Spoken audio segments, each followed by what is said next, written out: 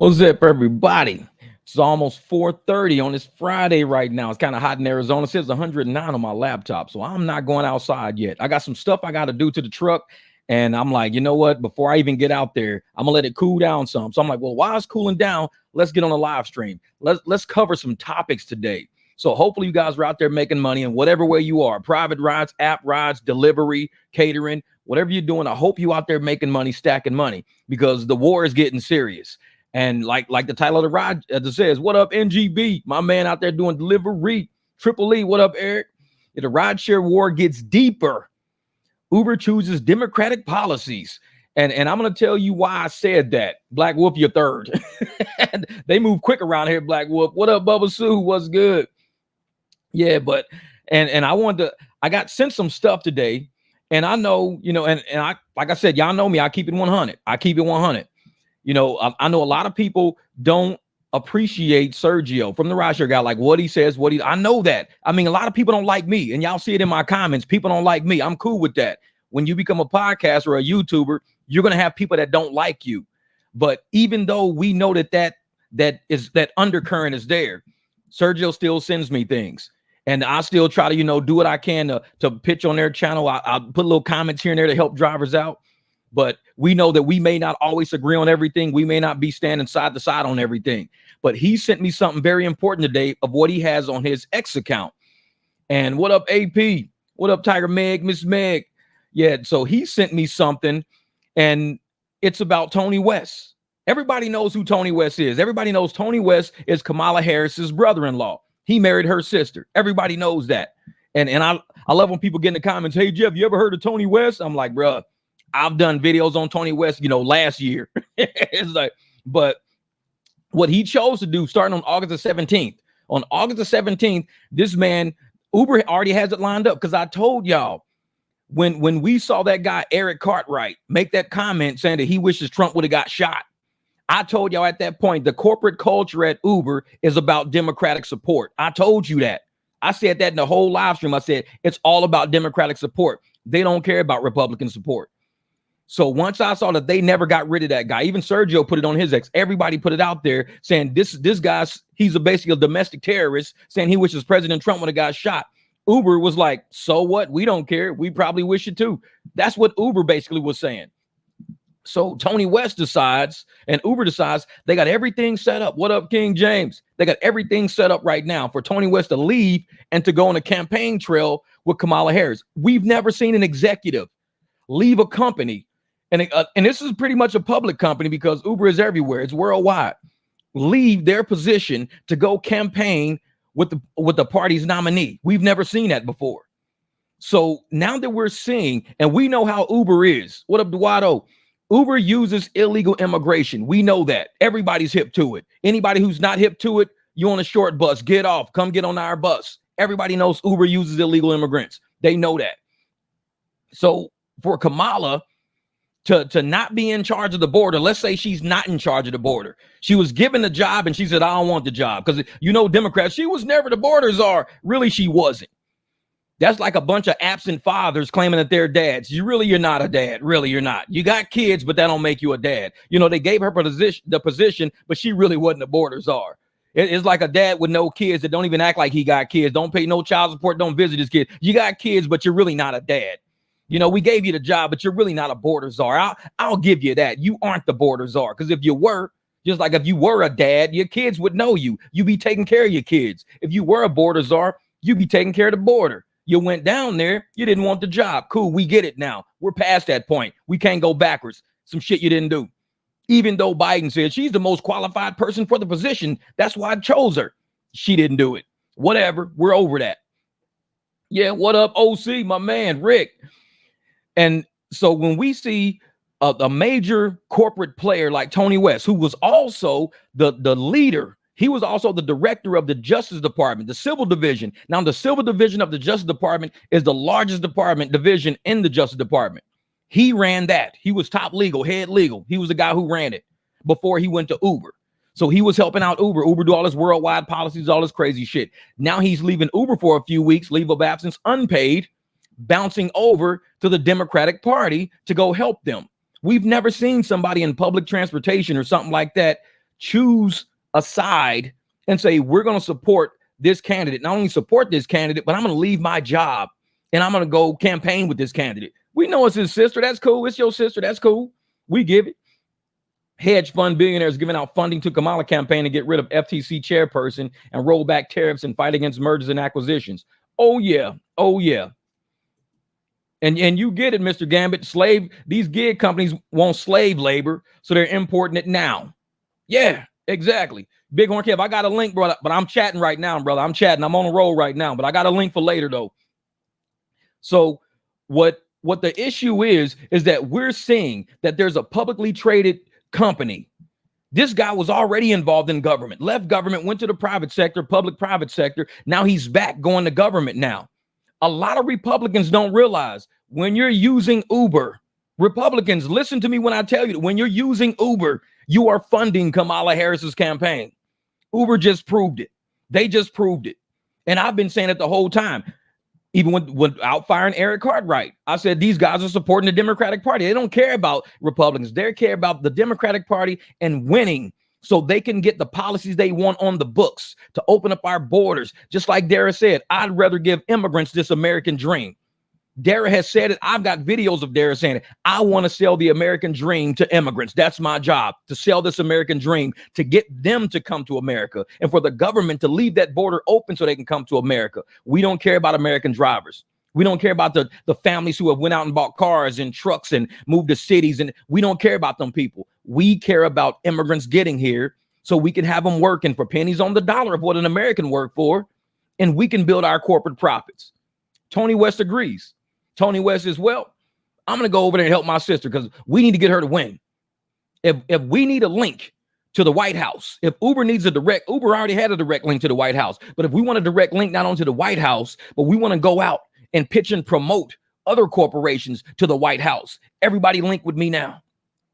Everybody link with Uber. If you want access to the White House, link with Uber. You want to get close to Kamala Harris, link with Uber. It's called selling privilege.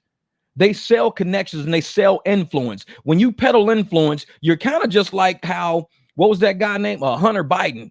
Hunter Biden was peddling influence to China and they got all the bank records. Even the bank says we got over 24 suspicious activities on Hunter Biden's account because he's getting all these wire transfers in big amounts from all these countries. He was peddling influence. My dad is Joe Biden. My dad is Joe Biden. And look what happened. Ukraine got the money they wanted. He was doing peddling in Ukraine. Ukraine got that money. Peddling in China. What's China doing? China is actually building a company next to one of our military installations here in the United States. Look it up. They bought land. China, a communist nation, bought land next to one of our military installations right here in the United States. And they're building right next, and it is one of our highly intellectual property military installations that do a lot with covert operations and shit like that. Why is a communist nation buying land, allowed to buy land and building next to one of America's military installations? Go look it up, Google it. People might think I'd be making this shit up because they're like, dude, that's incredible. You making that shit up. That's too incredible. No, it's really happening. When China is building military installations next to our military installations, what do you think is going on? It's peddling. It's peddling. Yeah, I want the old CEO back. Yeah, exactly. What up, Chris? The same thing happened with truck driving. They messed up. Yeah, the money per mile. Oh, yeah. Oh, yeah. And I'm sitting there going, if people aren't opening their eyes and seeing what is really happening out there in the political world. Now, I know we got a lot of people, Jeff, you should keep politics and rideshare separate. You got people saying that shit. Don't talk about politics and rideshare. Keep that separate. Don't talk about politics and rideshare. Yet Tony West, the head legal at Uber, is now involved in politics with the White House. So if we're going to keep politics out of rideshare, then that means people like Tony West shouldn't be involved in politics because he's rideshare, right? We've been involved in politics on this channel because we are ahead of the curve on this channel. We know what's going on. We stay in the loop. We're not a channel scared to talk, scared to debate and have conversation about something when we see something sitting in front of us. If I see something that don't make sense, I'm going to say something about it. I'm going to go find a video to support what I'm saying.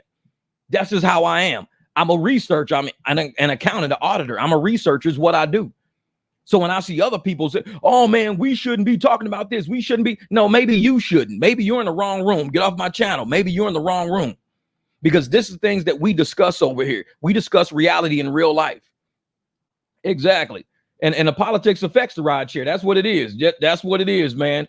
Creekside, what's good? What's good, brother? Hey, is it Jeff's a wise man? The truth, 300%. We the 300. Man. Oh, there right there. If the prosecutor isn't fired, you're not getting $1 billion. Sleepy Joe Biden. Rick, he said it. He definitely said it. And the prosecutor got fired too. Got fired. That was on that Hunter Biden case. The prosecutor got fired. They're peddling influence. So all the Republicans out there who are wondering, where's Kamala Harris getting all this money from? Every time you open that app and book a Uber ride, you're funding Kamala Harris's campaign. You think you're not? Then why do you think Uber's head legal is now on her campaign trail? Who do you think he's going to peddle and promote to? He's already got what? Meg Thee Stallion up there twerking. She got Meg Thee Stallion up there twerking. She got Offset on the microphone. He's another rapper. And yet now you got Tony West coming in. Uber, I guarantee they're going to do something in the community because Tony West peddles because he needs more immigrants to build their books. Without immigrants, Uber and Lyft is going to go into the hole. They are, because they can't afford Americans, not with all their corporate executive salaries at the same time, not with all the bad contracts they got at the same time. So I'm sitting there going, Democrats, wake up. Y'all being sold out. You're being played. Republicans out there, if you want to support Kamala Harris's campaign, keep using Uber. Just keep. I'm a private driver. And most of the people I'm a private driver for are Republicans. I mean, it's some of them might be Democrats and just not tell me, but it don't matter. I'm still their driver. But the point is, if you want to keep supporting Kamala Harris, then keep using Uber. If you think, that's why I say you only choose convenience. Like when you look in my description of my video, it says convenience or country. What are you standing up for? So if you want, oh, it's more convenient of me to use Uber. Is it going to be convenient of you to be evicted out of your house? Because right now, the landlords are evicting Americans out of their properties. Landlords are. And they're allowing immigrants because immigrants are getting government stipends that are higher than what the American family was paying. Y'all think I'm lying? Look this shit up. Look it up. It's all the information is out there. I'm an avid researcher. When I'm not talking to you online or I'm not making a video, I am researching. I'm researching. There are landlords putting out American families on the street because they can get more from the U.S. government for housing an immigrant in that exact same unit. They're putting Americans on the street. So every time you use Uber, you are funding campaigns like that. You are funding the government saying, we'll take care of immigrants. What about Americans? Nope. Okay, I'm going to get an Uber. Don't do it. Talk to an Uber to say, man, I need a card. I need a card. Because the less we fund them, the more they listen to America. And you have a company who is telling you right off the bat, we're for Democrats. I mean, they never fired Eric Cartwright. And he said he wished President Trump got killed. I even did a whole video about that. He said, I'm like, you're a domestic terrorist. We're supporting domestic terrorism. And then we turn around and now Tony West is like, you know what? I'm going to walk away from Uber, unpaid leave. Cool. Y'all not paying me, but I'm going to go help, a Democrat get elected so we can keep this Democrat shit going forward. What up, Rideshare, Lisa? So I'm like, man, Mark, hey, I got you, brother. You're going to love this shirt, man. You're going to love it. So I tell people, if you going to go for convenience, you can only be convenient for so long. Keep funneling money to people who don't want to support you. Keep using Uber if you want to. You need an alternative motion. You got to say, I got to do something different. Because if I keep funding these people, keep giving these people money, they're going to use that money against me. They're not giving that money back to our community. Uber ain't doing nothing in nobody's community. Only thing Uber is doing is making sure immigrants have a job when they get here. I did the past 2 videos I dropped, the past 3 videos I dropped actually have been showing how these illegals are on our apps, how they're getting into our country, what they make in their country, what they view the American dream as. I'm dropping real shit. I'm not dropping no bullshit videos. I'm not going to be, oh, you guys want to watch me go around and do every order with no tip? No, we're too grown for that. We're at a whole nother level of the game now. This is about American families. This is about people having enough money in the bank to say, hey, I got money for my grandkids. I got enough money set aside for my grandkids. Ain't nobody at that level yet. And the reason why we ain't that level, because all these taxes that we're giving away, all this money we're giving away, it ain't ever coming back. We'll never get a program in our community because the program is to get immigrants over here. And you see they're coming from India, Venezuela, Germany. They're coming from everywhere. Finland. They're coming from everywhere. They're coming through both borders, north and south. And the American people, the American corporations and American government is like, hey, come on over, man. Come on over. If you guys want to live the American dream, you want the American, come on over. One guy was in my comments on last video. Oh man, I got a couple of immigrant students. Man, you guys, you Americans are taking America for granted. I got 2 American students here.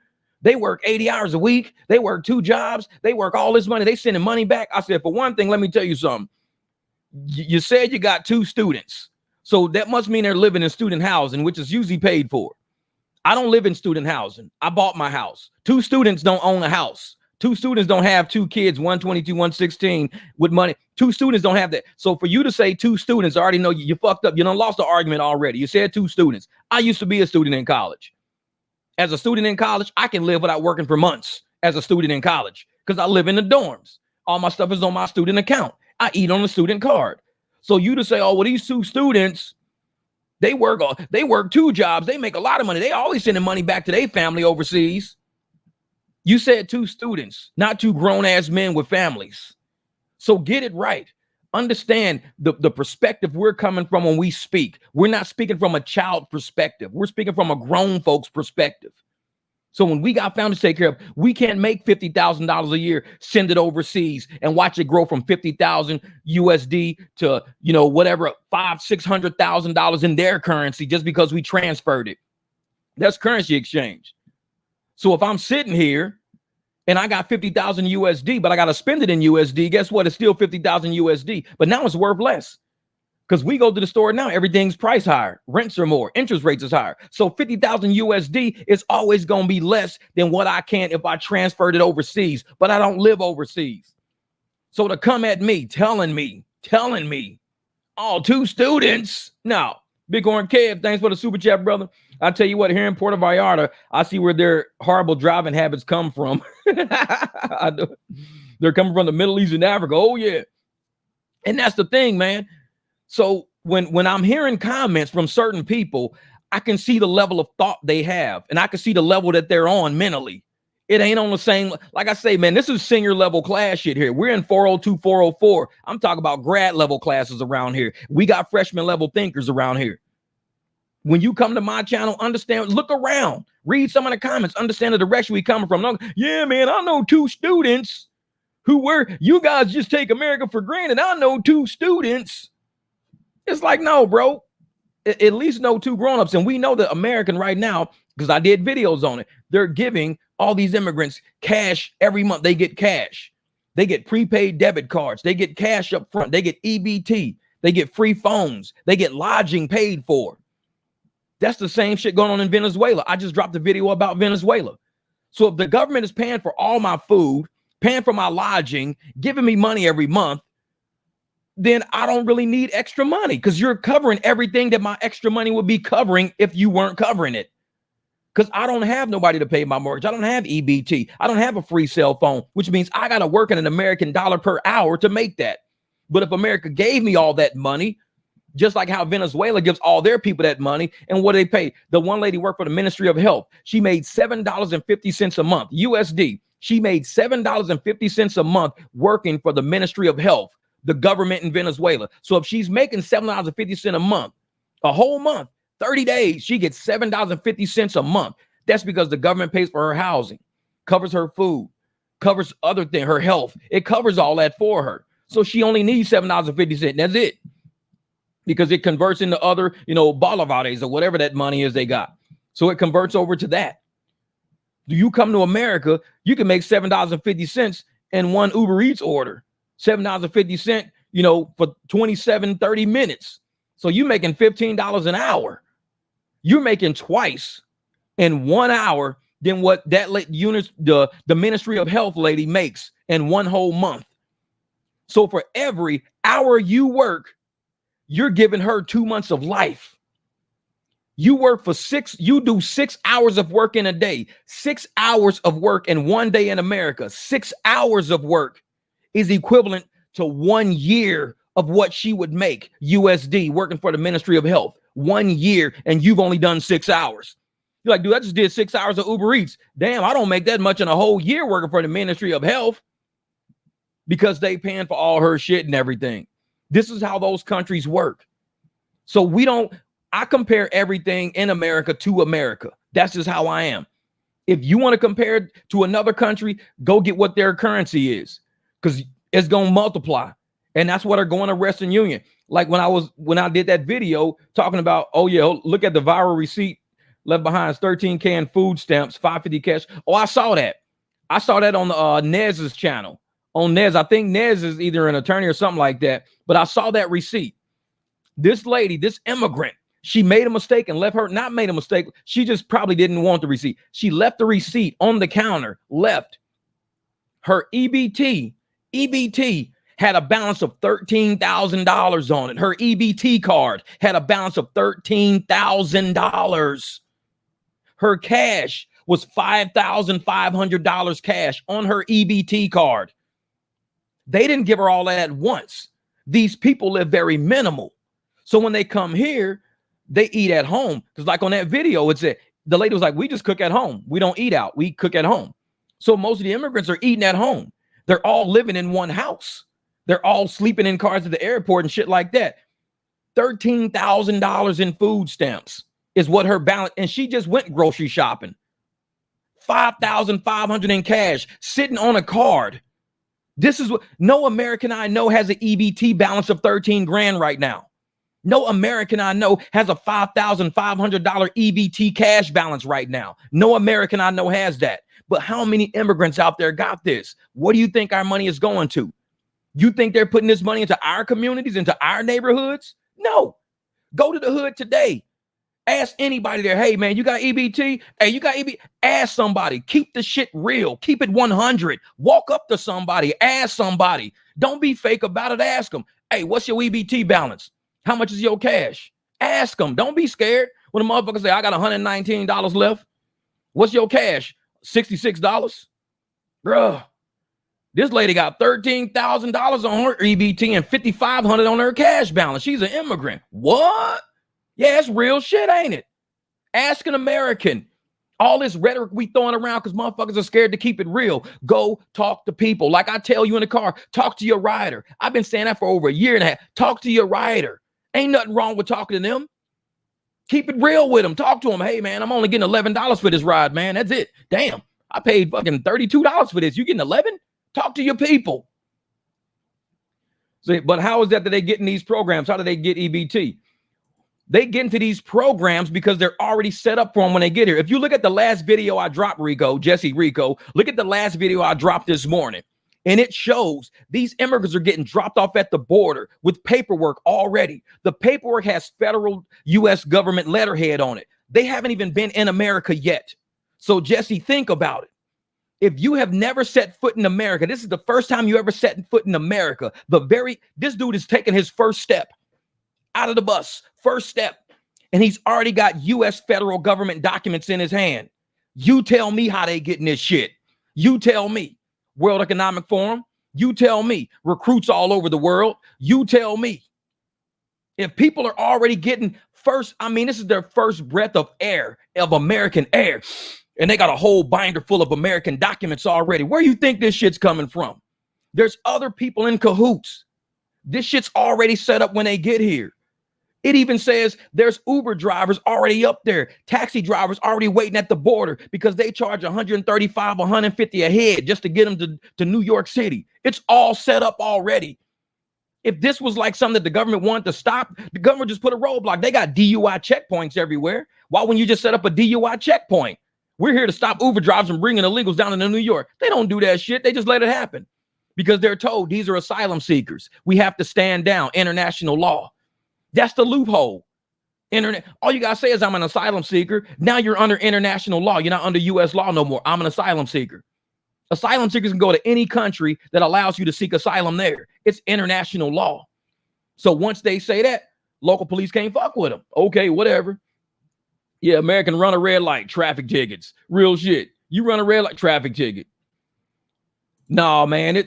Hey, Chris, it's Uber drivers, taxi drivers, anybody, because they don't understand. These people are coming off over the border already with binders full of documents, U.S. documents, fake documents, real documents, whatever they got. You don't think they got cash already? Chinese people are coming over already with cash in hand, US dollars in hand already. People are coming over here with resources already. They don't just have a bottle of water and some trail mix in their hand. They already got documents. This shit is happening outside of America, and they're being funneled to America. And you got somebody like Tony West going, this is what we need. We need people who used to make $7.50 a month willing to make $7.50 an hour with us. Because we can pay $7.50. Me as a driver, I'm making $80, $90 an hour. So if I make $80, $90 an hour, that's at least 11 immigrants. That's at least 11 immigrants doing the exact same trips I'm doing. You have 11 immigrants going in 11 different directions. We all doing the exact same trip. I get 80. They each get $7.50 and they're happy. That means Uber can do 11 times the level of business they're doing by not using me, just using immigrant. Now you can use 11 of them. Instead of using one American, I could use 11 immigrants. Drive the same amount of miles as Jeff, all 11 of them. Take 11 trips, exact same trips, same tip, same everything. And yet I'm doing 11x the business now. So your revenue, your profit jumps. When you can say, instead of paying Jeff 80, I could pay this dude $7.50. He's happy with it. Shit, he's glad. He's like, oh man, $7.50. Oh man, it take my aunt a whole month to make this. I just made this in one ride. Man, this is amazing. Then he go back to his government luxury apartment in New York, because you know they put him up in luxury apartments. He got his EBT with $13,000 on it, got cash $5,500. And everybody out there that knows they got this money is exploiting these people. Anybody who knows how immigrants are getting, it's like money laundering. You're giving people money who don't even know how to account for American money. If you sent me to China and gave me a bunch of yin yang and all this other kind of money, I wouldn't know how much shit costs. Hey, Jeff, that's 42 yen. All right, here you go. Motherfuckers say, you gave him 42 yen? Dude, that's a half yen. Well, I don't fucking know what a yen is. I just got here. Yeah, that's 45 yen, Jeff, 45 yen. Here, man, fuck, take 50. I'll give you a tip. You gave him 50 yen? Dude, it's half a yen for that, bro. What are you doing? I don't know. I just got here. What do you think they're doing? They don't know that they weren't taught American currency before they started walking through the woods. You think they got a fucking tutor on the way? Hey, now listen, I'm going to tell you about American currency. This is a dime. This is a quarter. This is a dollar. This is worth this. No, they ain't told none of that shit. They getting all this money funneled to them. They don't know shit about the calculation behind this money. Somebody say, hey, man, I'll rent you this room. How much? $1,000. Okay.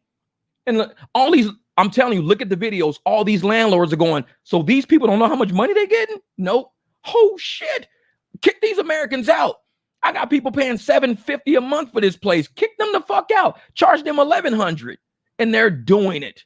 They're doing it. Why do you think Biden's just put out, just started trying to get a policy saying he wants to cap rent? He could have did this shit a long time ago. He's been here for 4 years. He could have did it a long time ago. The only reason why he's saying they should cap rent is because they don't want to run out of money. They know what landlords are charging the immigrants. They know this. And the immigrants are like, well, I'm running out of money. How are you running out of money? Well, we gave you $1,700 a month for an allotment. Oh, well, my place is $1,500 a month. Where are you renting for $1,500 a month? This guy, bruh. You're charging everybody else $800. Why are you charging him $1,500? Because he's an immigrant. He don't know. So Biden said, you know what I'm going to do? I'm going to put a cap on rent. Biden said that shit. Look it up. I'm not making this shit up, y'all. I'm really not. He said, I'm going to why didn't you put a cap on rent when you first took over and all these landlords was jacking all these Americans rent up through the roof? $935 a month, all the way up to $1,500 a month in a 1-bedroom apartment sitting over in Mesa. Houses that used to go for $1,400, $1,500, now going for $2,800. Why didn't you put a cap on back then? Because it wasn't about Americans. This is about immigrants. He don't give a shit about them. They need to drain all the American bank accounts because Americans are a liability. Drain all the American bank accounts, make everybody live off of savings, drain their pension, drain their Social Security. That's the trick. That way, banks don't owe anybody anything. All the liabilities are off the books. All the O's are off the book. So now you got immigrants coming in. You're using tax dollars. Americans are working 2 and 3 jobs just to make it now because everything's expensive. And you say, well, on immigrants, we're going to make sure we cap because we don't want the government to run out of money paying rent for all these people. We're going to put a cap on rent. And landlords are like, damn, well, it was a good run, man. It was a good run because we was getting these dudes like $1,500 a month. We was getting their ass $1,500 a month. Man, I'm telling you, this man. Hold up, Mark, what'd you say? I was told by one of the asylum seekers from Cuba, they get rent-free for 1 year. After that, they're on their own. Oh, yeah. I got a video about that, Mark. I got a whole video about that. We're in like either Massachusetts or Maryland. They built an entire apartment complex, a whole apartment complex for illegal immigrants, giving them a free, fresh start. Gave them free legal. They all get free legal counsel. They all get money from the government for food. They got a whole brand new apartment complex. These are people on our soil. I can go to the hood right now and see somebody's shit boarded up and ask, how come you ain't got new windows? I can't afford new windows. My landlord can't afford new windows, but you build a whole new apartment complex for some illegal immigrants that don't have to even pay to live there. Where's the money coming from? Us, Americans. It's coming from us. And it's coming from every company out there like Uber, every company out there like Lyft, who's willing to fund money to campaigns to tell them, we need to keep this going because we need cheap labor. What do you guys need? Kamala's like, well, we need some money for advertising. We'll advertise on every Uber ad. Whatever you need, we'll advertise Kamala Harris on every Uber ad. What do you need? Oh, well, okay, we'll pay each driver an extra $1 per ride if they put a Kamala Harris sign up in their car. What do you need? We'll do something for you. What do you need? This is what Uber is doing right now. They're helping the Democratic Party keep these policies going forward, which is why I say, as an American, not even as a Republican, but as an American, if you're going to go for convenience, you're going to conveniently get yourself put in poverty. Go for country. Fight for your country. A lot of people don't know what that means when I say fight for your country. They think it means go grab an AR and start shooting shit. No, you fight for it by your actions. Fight for it by who you support. When Trump says fight, fight, fight, this is what he means. Don't jump in somebody's fucking Uber car if you know they're going to use that Uber profit, Uber money to funnel a campaign that's going to help you. And you sitting in the back seat. You sitting in the back seat fighting to keep your job that you taking an Uber to. And the whole time Uber is funneling illegal immigrants to take that job that you taking an Uber to. Next year, you're going to try to go to that job. Oh, yeah, we're going to have to let you go. We let a whole department go. Why? We got new staff coming in. Wait a minute. We got a whole new staff. Yeah, we got new. Motherfucker, I've been taking Uber for over a year, wasting all my money on an Uber for over a year, coming in this job, and you telling me y'all gave my job to some other people? Well, cheaper labor. We got to make it. We got to make it. Cheaper labor. You using Uber for a whole year is what helped your ass get funneled out of your job. You sitting there funneling a campaign that they're trying to get to win the election to keep these illegals pouring in. So you got to make a choice, convenience or country. You got to make a choice. People don't even think of it like that because we got a lot of simple-minded motherfuckers out there. Oh, it's okay. It's fine. I don't see nothing wrong with it. Ain't nothing wrong. Everything's amazing. Everything's great. I don't see nothing wrong with it. Slow thinkers, man. Like I said, we deal with a bunch of people who don't think that fast. And it's cool because we got fast thinkers we make steps before that.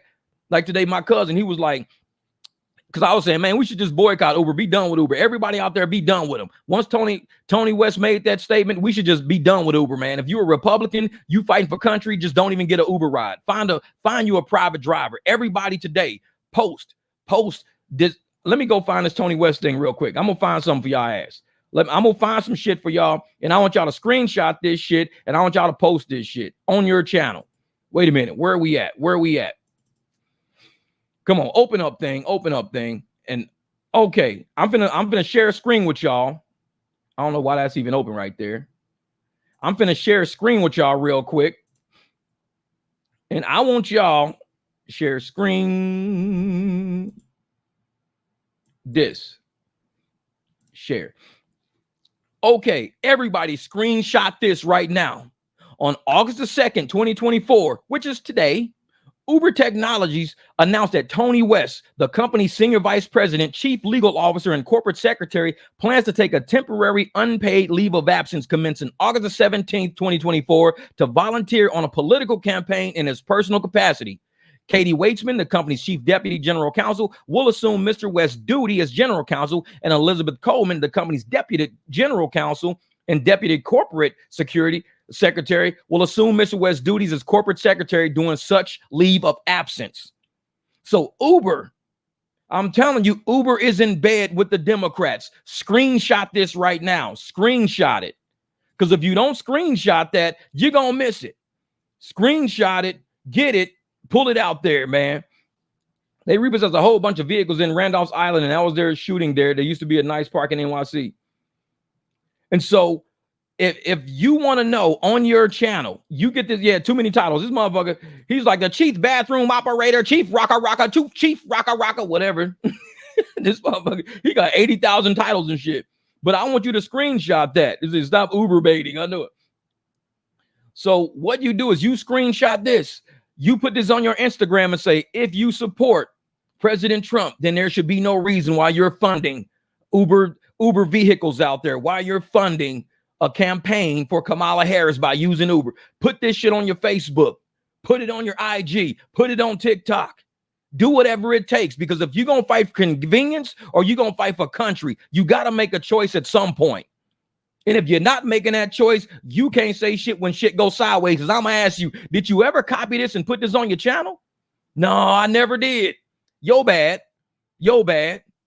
Did you ever tell anybody around you that Uber was funneling money from their pockets to the Democratic campaign? No, I never told nobody. Then yo bad. You got to fight for this. You got to fight so many ways. And we got technology sitting right in front of us. I'm on technology talking to you right now. I'm passing you information right now. Screenshot this information. Get this information out there. This is how we fight back. We don't fight back by complaining with poster boards and popsicle sticks and shit, walking up and down the block, eating snow cones and shit. No, that's not what we do. We hit people in the cerebral cortex. We get in their fucking head and let them know this is really real. This is what's going on. Oh, yeah, the president of Lyft stepped, because maybe the president of Lyft was like, I don't want to do that. I don't want to campaign for a party because I'm Republican. Latina Watch, I'm telling you, we on the same page, because I got a lot of thoughts in my head about that step down. I got a lot of thoughts. But you're right. Maybe this could be part of the reason. This could be part of the reason why she's leaving on August the 20th and he's starting his campaign on August the 17th. Makes me think. Because what if she decides to say, hey, I'm going to do it, but if I do it, I can't be the president of Lyft. Or maybe she's saying, I don't want to do it. And Lyft said, well, you got to get out of here. I'm telling you, Latina, this could go either way. It could go either way. It makes me think. And I'm one of those people that I truly believe that if you don't step up and use your voice, use your platform, each one of us on this channel right now, all 58 of us, we all got a platform. We all have a voice. It's not just a vote in a booth that's going to not be counted any fucking ways. It's not that. Your voice is your vote. And you don't have to vote in the booth to have a voice. When you vote for God, what do? You praise him. You walk around and pray and talk about him. You're voting for God, not the devil. That's what you're doing. You're making a vote. If you're voting for having a job, you post on your channel, just got me a second job. I'm happy, y'all. Now you're voting to get out of poverty. You're making a vote with your voice. When you're happy, it's your kid's birthday. Hey, happy birthday, kid. You're voting for your kid. When your kid wins a game, you're voting for your kid. If you want to vote for America, you got to speak up about this shit. Because if you ain't speaking up about it, you're really not voting. I vote every day. I fight for America every day. We got Americans in America hate the fact that I vote for America. They hate it. They hate that I'm sitting there hoping that other people go, that other people become wealthy. I want Democrats to be just as wealthy as a Republican. I want a Republican to be just as wealthy as a Democrat. I want everybody to be wealthy in this shit. And by wealthy, I don't mean so rich you can just piss on 100. No. I mean, you don't have to worry about your power bill. You can go out and buy a car if you need another car. You can afford a repair if you need a repair. Just that wealthy. That's it. Just that wealthy. But there's people out there that don't want that for you. They want to sit around and say, I want to undercut everything you're doing. I want free money. I want entitlements. I want a bigger Section 8. I want more on my EBT. That's what you ain't never going to get wealthy on EBT. That's plantation mentality. You ain't never going to get wealthy getting government funding. No, you're not going to get wealthy doing that. You'd have to take all that government funding, that $1,700 EBT, and transfer that shit overseas. You say, hey, I'm going to transfer this shit to the Philippines. I'm going to transfer this shit to Venezuela. Because $1,700 in America is $1,700 in America. You ain't going to get wealthy off $1,700. That shit don't go that far. But another country, it goes pretty damn far. So that's how you transfer your wealth. It's the transfer of wealth. Take it in this currency, put it in another currency. Say TLC asks for hire vehicles here in NYC captive to BS rules for using these crappy companies. Oh, yeah. And that right there, man, the way New York operates, the same thing. Say Biden touts low black unemployment but fails to disclose that they're mostly government jobs and not created in private sector due to Bidenomics. Yeah, and that's the thing. They count employment If you even work a gig, you are technically employed. Even though we're independent contractors, they call it employment, but we're not employees. It's independent contracting. There are more gig employees right now, gig contractors right now, than in the history of gigs. That's where all the jobs are coming from. They're low paid, slave wage labor jobs where people are renting Hertz vehicles and shit, running cars into the ground. They're not telling you that these jobs are not you clocking in and clocking out jobs. These are not old school jobs of you getting benefits and bonuses and shit. These are not the jobs they're talking about. They're talking about the fact that you're working, you're an earner. That's what they mean by jobs. There are so many layoffs every quarter, 300,000 layoffs every quarter of American jobs, 300,000 people laid off. When they get laid off, what do? They go straight to gig work. I'm not unemployed. I'm an earner over here now. I'm an independent contractor. A business owner cannot classify as unemployed. You're a business owner. When you do gig work, you're a business owner. So therefore, how can you be unemployed as the owner of an independent business? This is how they sway the independent number, the employment contract. Are you self-employed? Yeah, then you're not unemployed. Are you a gig driver? Yeah, then you're not unemployed. I'm telling you, man, you should understand how this shit works. It's all word salad. It fucks with people, man. Jeff, you should be a guest on a bigger channel than yours as a guest and talk about the exact issue. Man, everybody says that. But like I said, man, I'm a small energy person. I got big money energy. I got big ideas, big dreams, but I don't fuck with a lot of people. I don't. And I'm proud of that because I don't think I agree with a lot of people. You got the bell. I talk about the bell curve a lot. You got people at each end, 5% at this end, 5% at that end. 90% is in that bell curve. I do not fuck with 90% of the people out there. I really don't. Either I'm going to believe up here or I'm going to believe here. When that whole pandemic shit was going on, I was walking around in my conspiracy theory shirt. I knew I was a small number, but I knew I was in the right side of history. I don't fuck with a lot of people, and I'm cool with that. A lot of people want 1 million followers. I got some of the smallest channels out there. My TikTok only like 8,000 people on TikTok. I'm not a big TikTok person, like 8,000 people. This channel got like 10.6. My Facebook got like 600-700 people. I will never want all them fucking people around me. I just don't like people like that.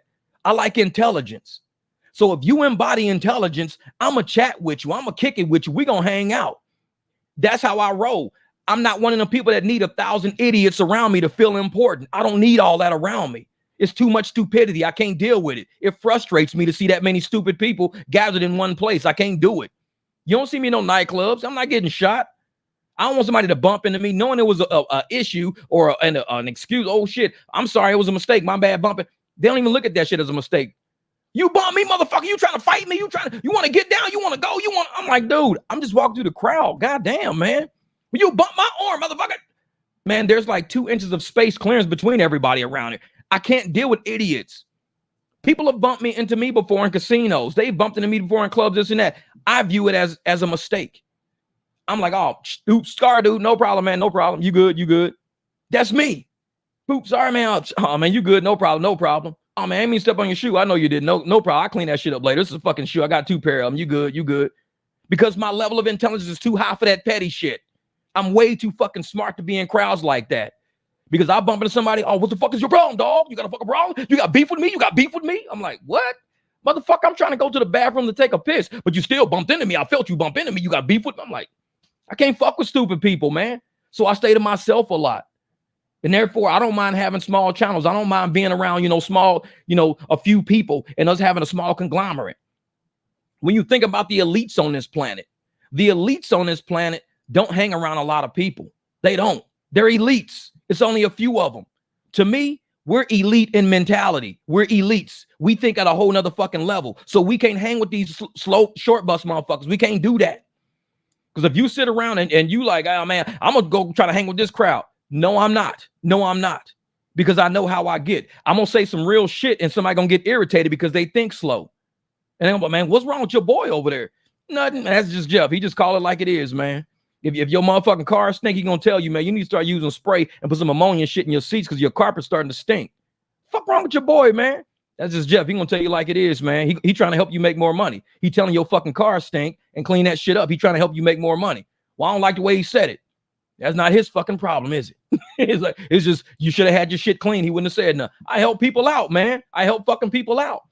And I know a lot of people ain't like that. We got weak ass people around us. We done pussified America to the point where I can't even fuck with people no more. I'm like, man, back off people for a minute, man. Let me back off people.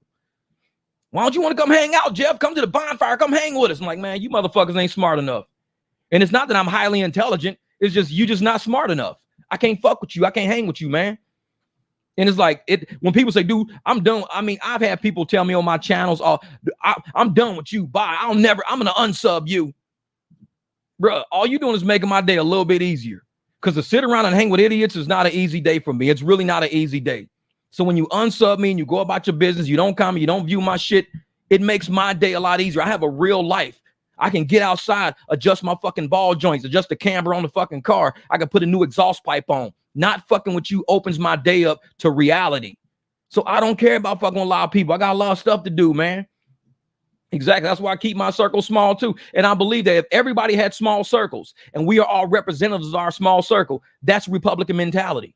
Democratic mentality is one huge big circle of people with one idiot in the middle going, yeah, watch me twerk, motherfucker. Watch me twerk. That's dumb shit.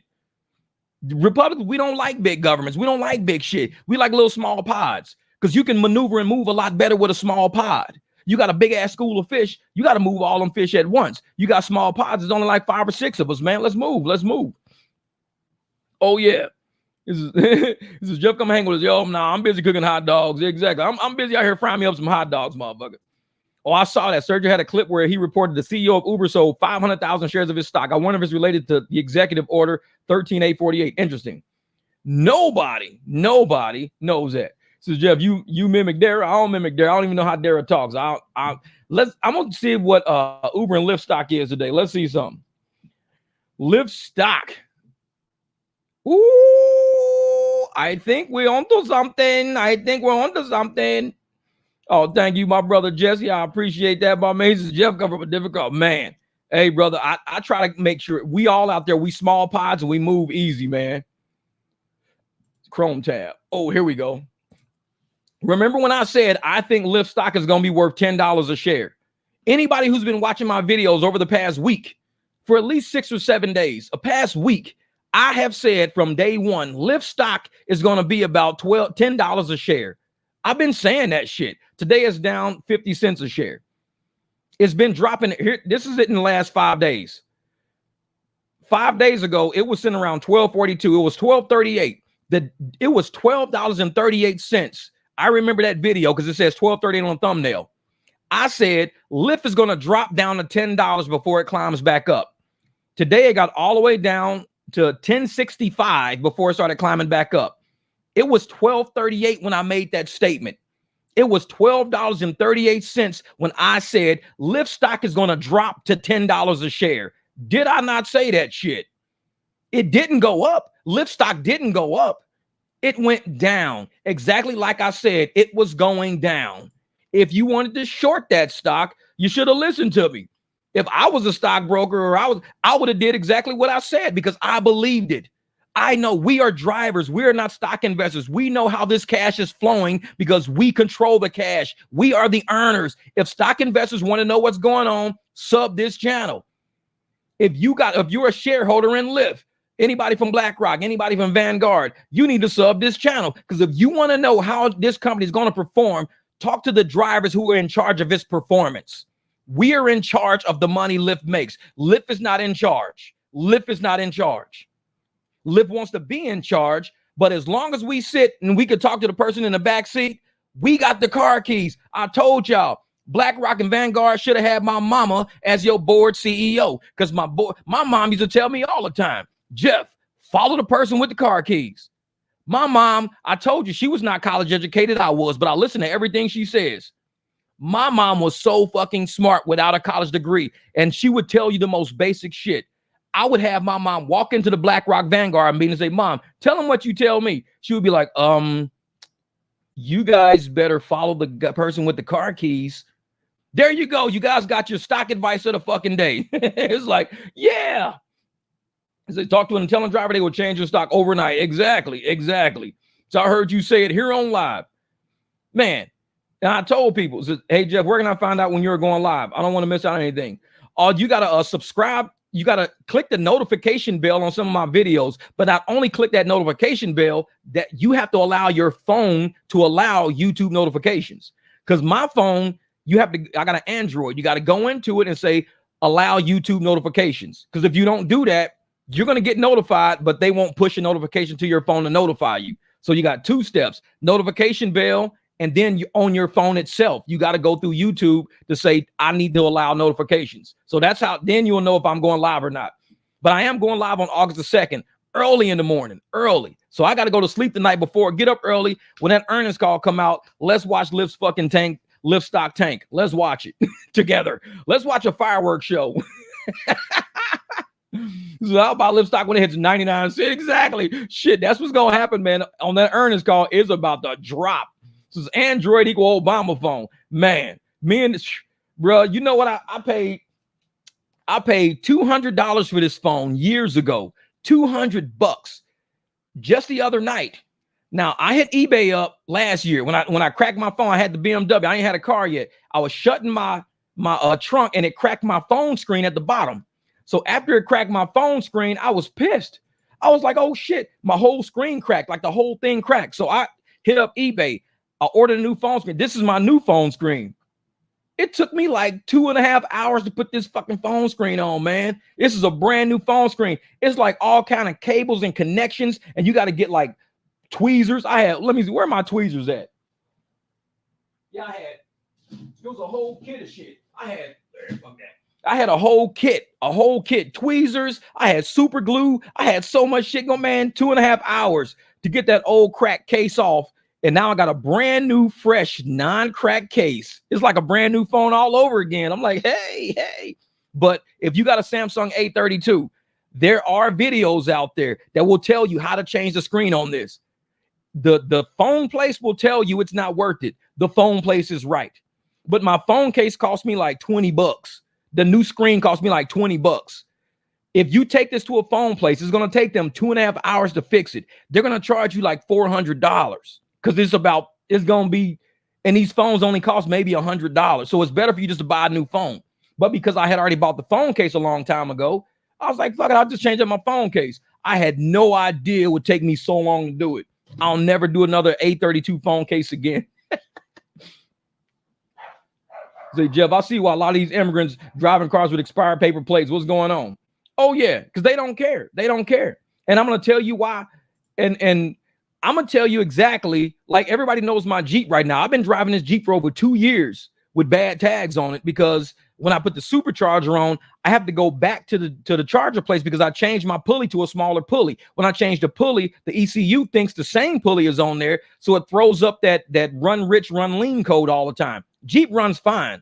But when he set my tune, he set it to a different pulley. So I can't even register the Jeep. I got to take it back so I can, have them retune it so I can go register it. But it's been 2 years. They don't care. They don't care. You can drive around with paper plates on, expired 2019. They don't care, man. He says, I'm an asylum seeker. Can I get a free phone? Yeah, exactly.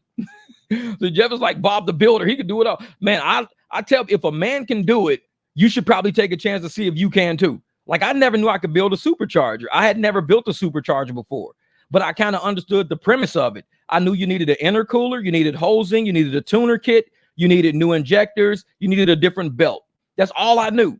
So because I knew that, I got a whole video on my channel that shows how I built the supercharger it took me 7 days to build it.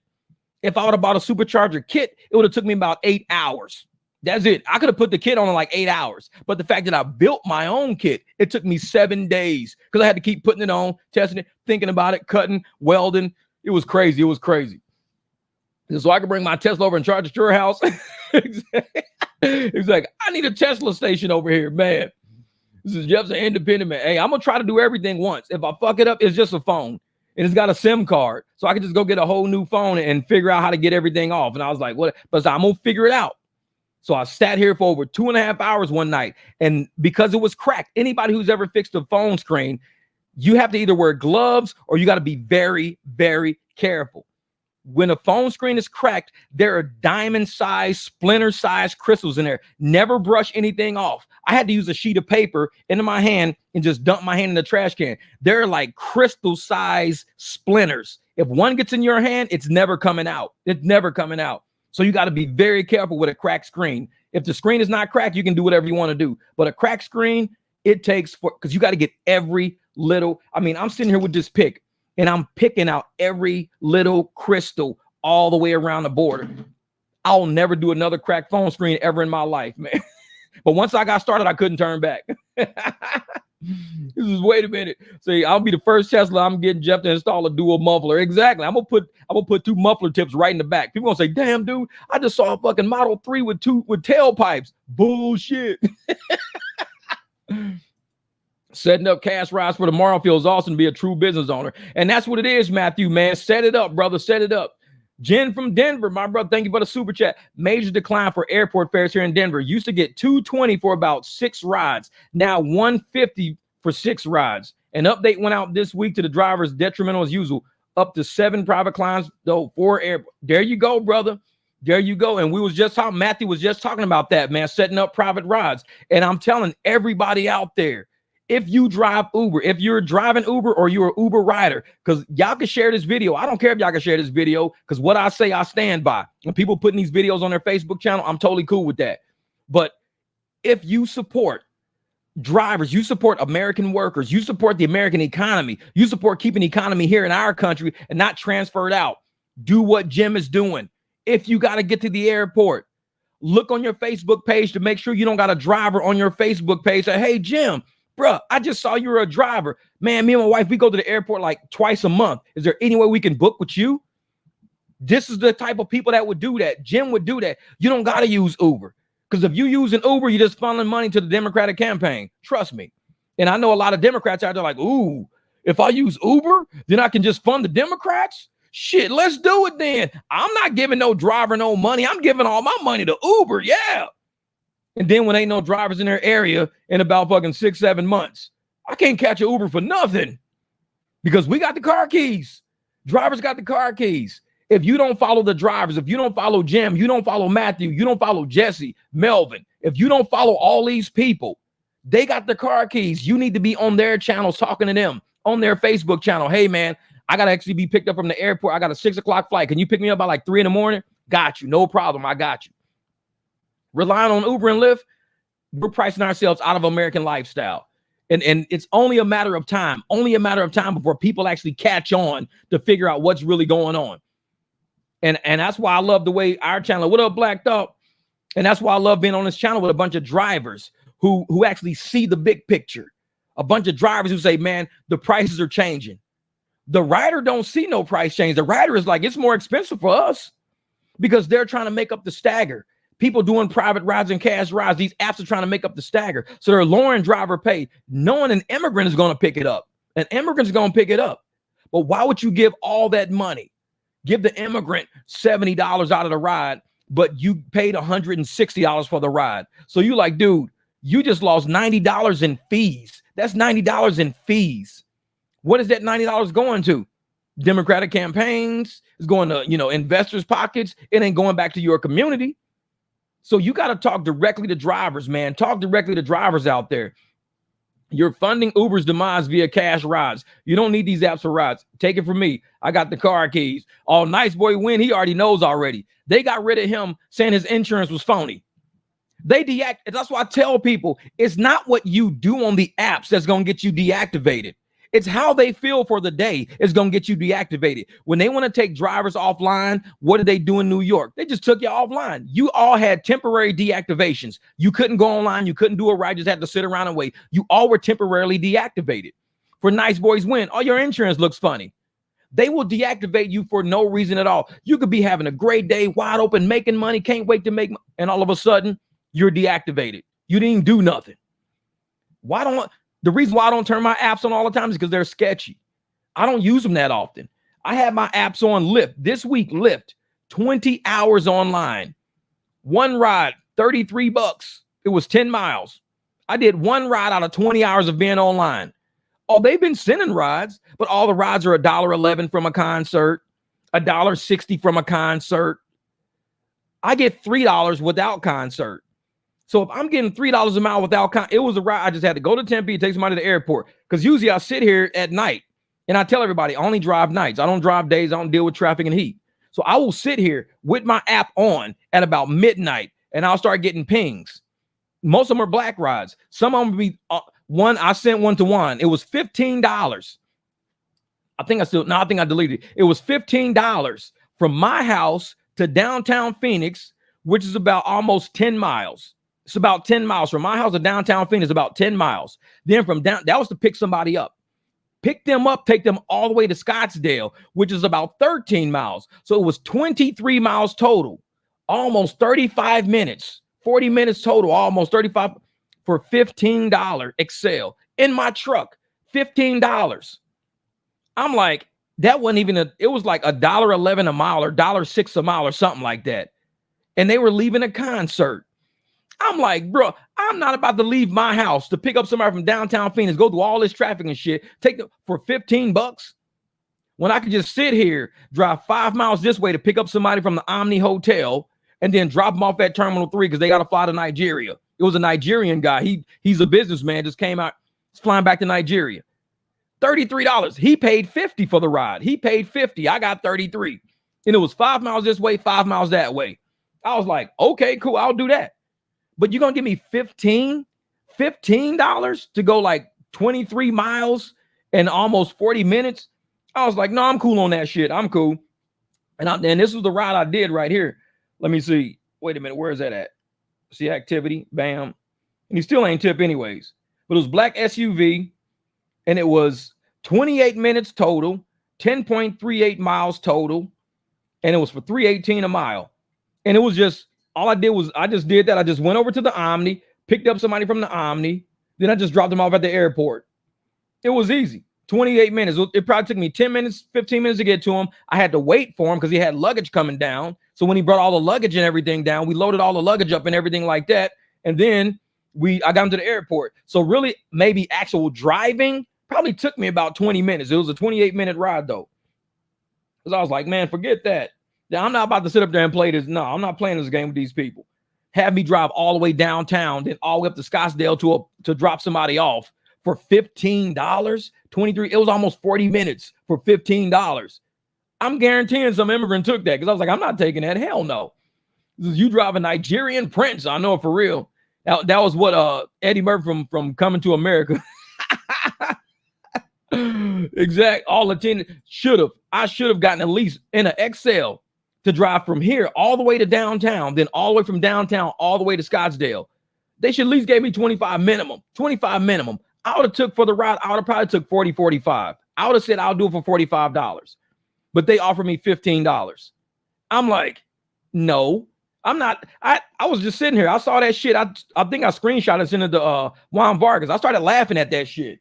I started laughing at it, and I think I sent it to Juan. Let me see. I don't remember if I did or not. But he was let me see something. Did I send it to Juan? No, but he sent me a ride. Juan sent me a ride. This is what Lyft sent him. Pick up somebody from Sky Harbor. Pick up, and he's got a Tesla. This was Lyft. He had a $4 surge with this, $4 surge. Pick up somebody from Sky Harbor that was 5 miles away from him. Take him all the way to Tucson, 110 miles away, 2 hours and 34 minutes. So 2 hours and 50 minutes one way. 2 hours and 50 minutes one way. 13 minutes to get to the person, then 2 hours 34 minutes to get to Tucson for $91. All that shit. 2 hours and like 40 minutes. Wait, yeah, 2 hours and 50 minutes. 2 hours and 50 minutes for $91. 116 miles total. One way. That was just one way. $91. Now I know that person probably paid at least $2.20 for that ride because they're giving him, and that was 78 cents per mile. 78 cents per mile. That was with a $4 surge. This is the kind of shit they send people. And a lot of these immigrants are like, oh, $91. Imagine somebody getting paid $3 a month. $3 a month. That's 30 months of work for them right there. Dude, this is 30 months of work in one shot. Not in America, motherfucker. It's not. You're going to get that money and be like, now I got to put gas in this car? Yeah, now you got to put gas in the car now. That's why we laugh at that shit, man. We laugh. It's like, nah, we cool. Yeah, 50. I'm telling you, Lisa, $15 in that big ass. I'm like, it probably cost me $15 in gas to get down there. No, I got a little V6, but still, I'm not doing that shit. All that driving through traffic up to 10, through down, and it was a concert at the time. I didn't get surge because I wasn't into surge because I was at the concert. So they were looking for the cheapest driver they could find. All the trucks and everybody down there had surge applied. Surge was like $13. Surge was, somebody said it was $19 at one point in time. So everybody had $19, $13 in surge. I'm sitting 10 minutes away down south. It's like, oh shit, there's a cheap XL just sitting there. Use him. Oh shit, that's Jeff. That's that 300 dude. God damn it. I was like, yeah, exactly. He's like, I ain't going down there. They fucking sent that shit to me. I looked at that. I was like, $15 to take somebody up. Nah, I'm cool. I'm cool. The LBC 300. Yeah. He said, I ought to put that in my trash folder, man. Was that? Hey, looks like you got an affiliate here in the LBC, Jeff. Please pass Daytona my info so we can link up. Oh, yeah, the LBC is in the house. The LBC 300. Abdullah taking that stuff. I know it. Forget that. 300 each, 200 easy. Exactly. That's $200 easy. That ride, minimum 200. I mean, minimum is 200 because you got to go 110 that way, then 110 back. So that's even less than $1 a mile. Even at $200, that's still less than $1. Because if you're going 220 miles total and you say, well, give me $1 a mile, give me $220. Cool. But if you say, I want $2 a mile, you got to be getting at least $440. So if you like, instead of 220, you got to get 440 round trips. I got to get 440 because I got to go down there and go back $2 a mile.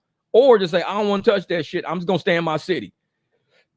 And somebody from Tucson, if they were here working, that was probably good money for them to go home. But even if I lived in Tucson and I saw somebody paying 91, I would say, nope. I mean, saw them paying me 9. I would say, nope. I know you paid about 200. Tell you what, you pay me what you paid them and I'll take you. Otherwise, I'm not touching it. I got to go to Tucson anyway, but I'm not letting this app use me like a slave. I'm not letting them do that to me. So if you're willing to pay them 200, give me 200. Oh, I'll give you 180. Cool. I'll do it for 180, but I definitely won't do it for 91. I'm just letting you know right off the bat. I'm not doing it for 91. Your private drivers in Fresno, busy here. Help. Yeah, man. That's what's up. I drive Tucson $50 an hour. That's about $150 right there because it's about 3 hours. 2.5 hours, and that's not even stopping. 2.5 hours, I would stop about halfway, use the bathroom, because you know we always drinking shit. Use the bathroom. But I'm not doing that shit for no $91. No. What's this? Uh-oh. Last night, downtown Phoenix, $8 surge. I'm still seeing $11.50 for 11.5 miles, bonus included. Oh, no. Hell no. Hell no. $11.50 for 11.5 miles. And that's with the $8 surge. That's what these apps are doing, man. That's what these apps are doing. They're playing drivers who don't know math. And usually it's the illegals that don't know how the American dollar works. They never gave me my credentials for the airport at LAX, so I can't wait at the queue. But when I go to San Diego, San Francisco, I can wait at the airport for a ride. Yeah, exactly. That's how they're getting people, man. But we got to fight back. We got to fight back. Because starting August the 17th, like I said, Tony West is going to be running around with Kamala Harris starting August the 17th. You know what he's going to be telling people?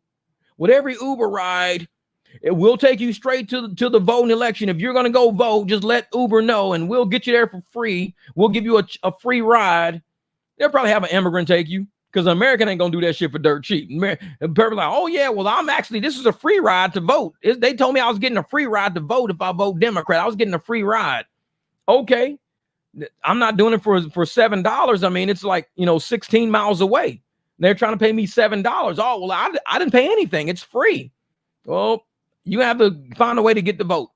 And everybody goes, oh, these Republican drivers drivers don't want to take people to vote, man. No, we're not going to play ourselves for that shit. We know how Uber is doing. Uber been giving us cheap shit rides. Uber been playing these games with us. So what do? We fight back. Talk to your riders in the back. Hey, man, listen, I don't want to support the demise of my own career. I don't want to support the demise of America. So we're going to have to do this ride like this. Uber trying to pay me 13. Oh, shit, I paid 36. Tell you what, you give me 30, you ain't even got to tip me. Just give me 30, no tip. You ain't got to add no $6 tip, no $10 tip. Just give me $30 and we good. And that's how we fight back. That's how we fight back. So if it's a win, it's over. Oh, yeah. And that's the thing, man. I'm not gonna sit up there and pretend that Uber, Lyft, and all these corporations aren't pitching for the Democrats for their own personal reason. None of these corporations care about America. Anybody who's worked for a corporation know they don't care about America. They care about their profits and their shareholders. So if you know this, and you still out here supporting Democratic applications like Uber, who are using our Republican dollars to basically get rid of us, I mean, you the fool. Stop using Uber.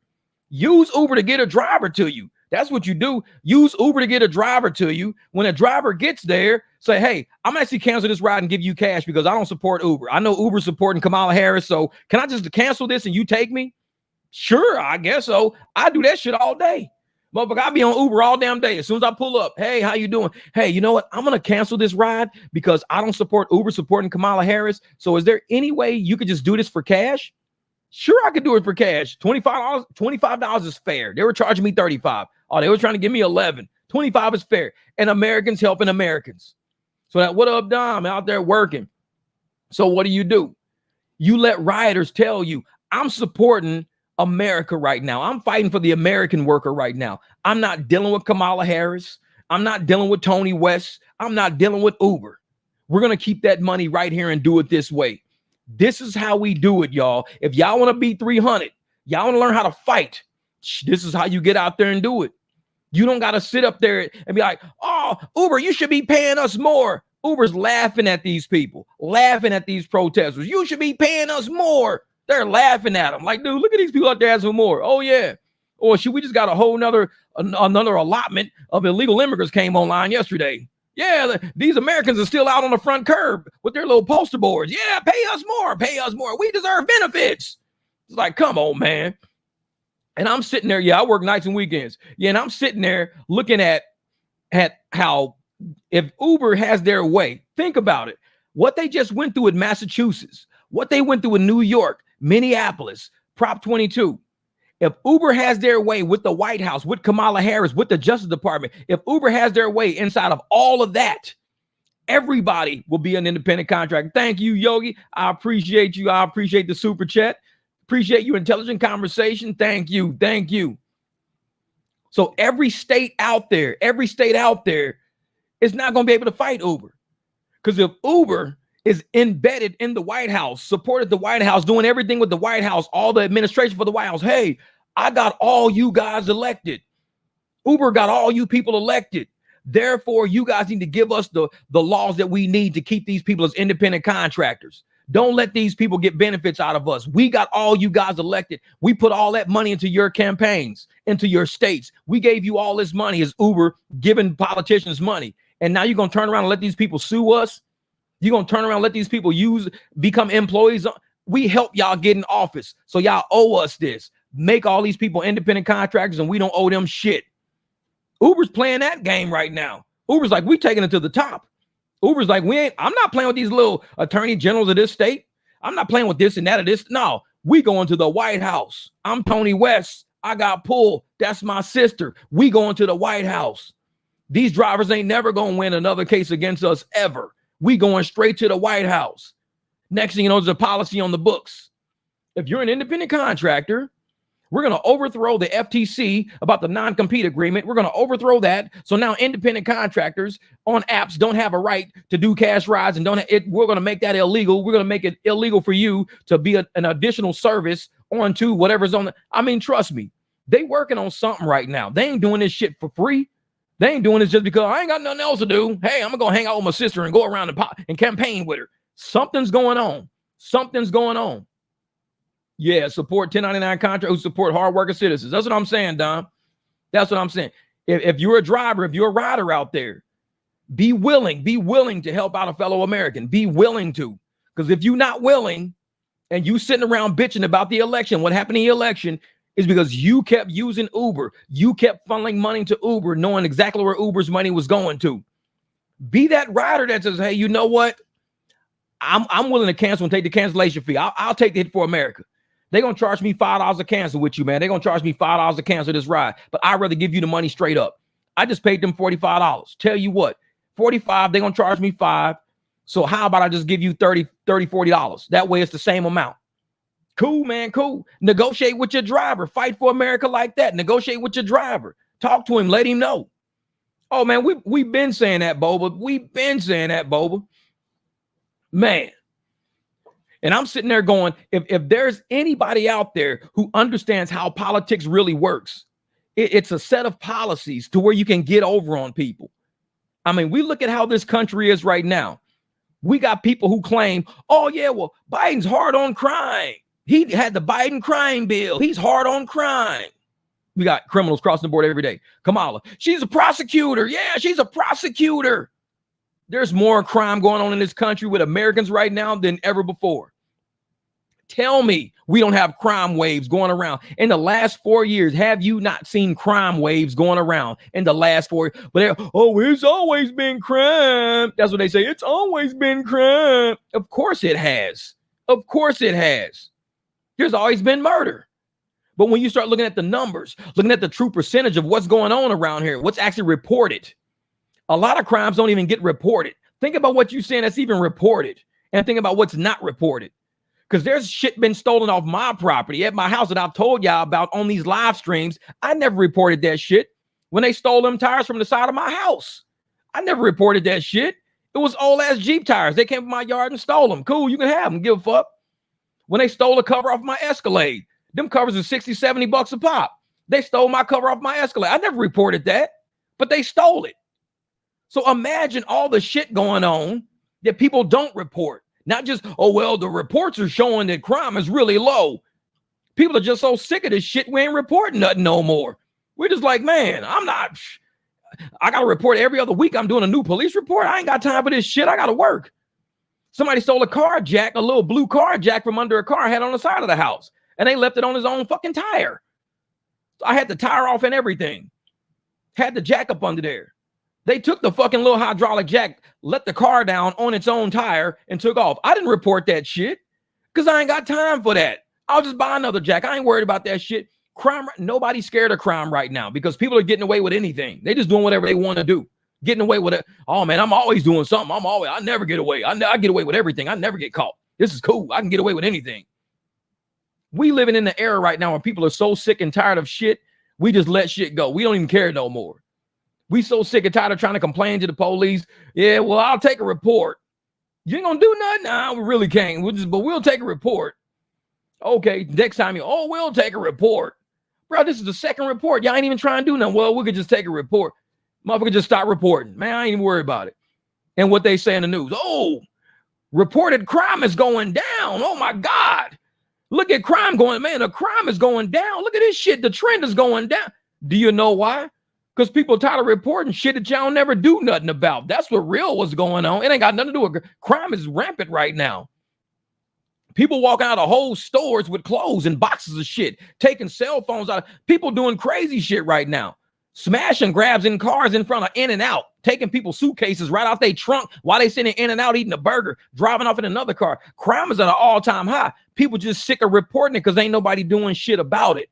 But yet you got Biden, crime bill Biden, prosecutor Kamala. Yeah, we got two of the hardest people on crime. I'm like, you motherfuckers is daydreaming. Y'all daydreaming. Yeah, I'm telling you, Having Joe, that's what it is, man. That's what it is. It's like reported crime, that's down, but crime is actually up. People just sick of that shit. And it's sad to the point where people want to fight and fend for themselves. The person fighting and fending for themselves is always the one that gets in trouble. The criminal don't get in trouble. Oh, he has a due process. I saw him stealing my catalytic converters though, but he's got due process. You have to report that and we have to do an investigation. What are you investigating? He's under my car with a saw cutting off my catalytic converter. Well, you have to have video evidence and report that. No, what I have to have is a 9mm and shoot this motherfucker in the leg. That's what I have to have. I'm not reporting shit no more. Look at the movie star that saw people fucking with his car, his catalytic converter, and he came out the house. They killed that man on the spot. He was a movie star. He came out. Hey, stop stealing my shit. Stop. Pow, pow. They killed his ass. They killed him. Nobody's like, oh, you should have went out there and just with a video camera, recorded it and just reported it to the police. The reason why criminals are doing shit like this is because they can. I don't even think they ever found the people that killed that man. They never found the people that killed him, coming out to defend his own shit. But if he would have shot the dude that was stealing his shit, he would have been in jail. Why'd you shoot him? He was stealing my shit. He could have came from up under there and killed me. He wouldn't have came and killed you. He only wanted catalytic converters. He didn't want to kill you. Why would he kill you? He just wants catalytic converters. Ain't nobody trying to kill you. You're paranoid. Yet dude that was stealing catalytic converters came from under there and killed the dude. I'm like, this shit don't. So we paranoid if we think somebody stealing from us will kill us. You don't know if they're trying to kill you. They have to kill us. And then people say, well, damn, they killed you. Yeah. Well, we only thought they were going to steal shit. Don't trust a thief. Why are you trying to gauge what a thief is going to do by that thief stealing? Thieves usually steal shit and they shoot you. How was XXX Tension? How was he killed? They were stealing shit from him. How do you know if XXX Tension would have killed them, he would have probably went to prison for killing them. But yet, defending his own shit, like his uncle took off running. They took the bag, had the bag, still killed him anyway with the bag. They didn't have to do that. But I'm saying when people steal from you, they gonna kill you. But if we sit up there and try to defend ourselves against all this crime going on, we're bad. We're bad for defending ourselves and our property and our lives. Because if somebody's stealing from me, my first thought in mind is if you're gonna steal from me, that means you'll kill me to get away with it. That's what I'm thinking. If you steal from me, you'll kill me just so you can get away with the theft. No, they don't want to kill you. They just want to steal what you got. You're paranoid, dude. You're paranoid. Why would they kill you? They just want to take what you got. That's all criminals do is just take what you got. XXX Tension, dead, taking what he got. Who else? The guy with the catalytic converter, dead, taking what he got. More people killed, taking what they got. Because that's what criminals do. That's what thieves do. They don't want to be caught. They'll kill you before they get caught. But here in America, we got exactly no witness, no crime. Here in America, what do we got? We got crime bill Biden running the show. Prosecutor Kamala, hard on crime. She's running the show. She's doing an amazing job. And we got the worst crime in the history of this damn country just happening every day right in front of us. Man, motherfucker just busted my window. It was news crews. News crews was out filming crime, came back. They news van got broken into. They're like, it's glass and shit everywhere. It's like, dude, we're out working. We out filming crime in the area. Come back, our fucking van is broken into. What the hell? This is how bad it is right now. Because these people, they know ain't nothing gonna happen to us. Bruh, they gonna let us out. No cash bail, no cash bond. We do the crime, we get out.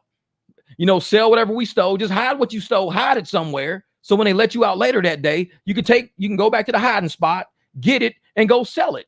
So basically, you just went and had lunch. You just went and had lunch. You ain't go to jail. I just went and had lunch. Why? I stole that shit out of the car. I hid it. They caught me. They booked me real quick. It let me back out. I came back, found a suitcase where I hid it, and I sold all the shit. That's crime now. That's crime now. Exactly. Crime is up.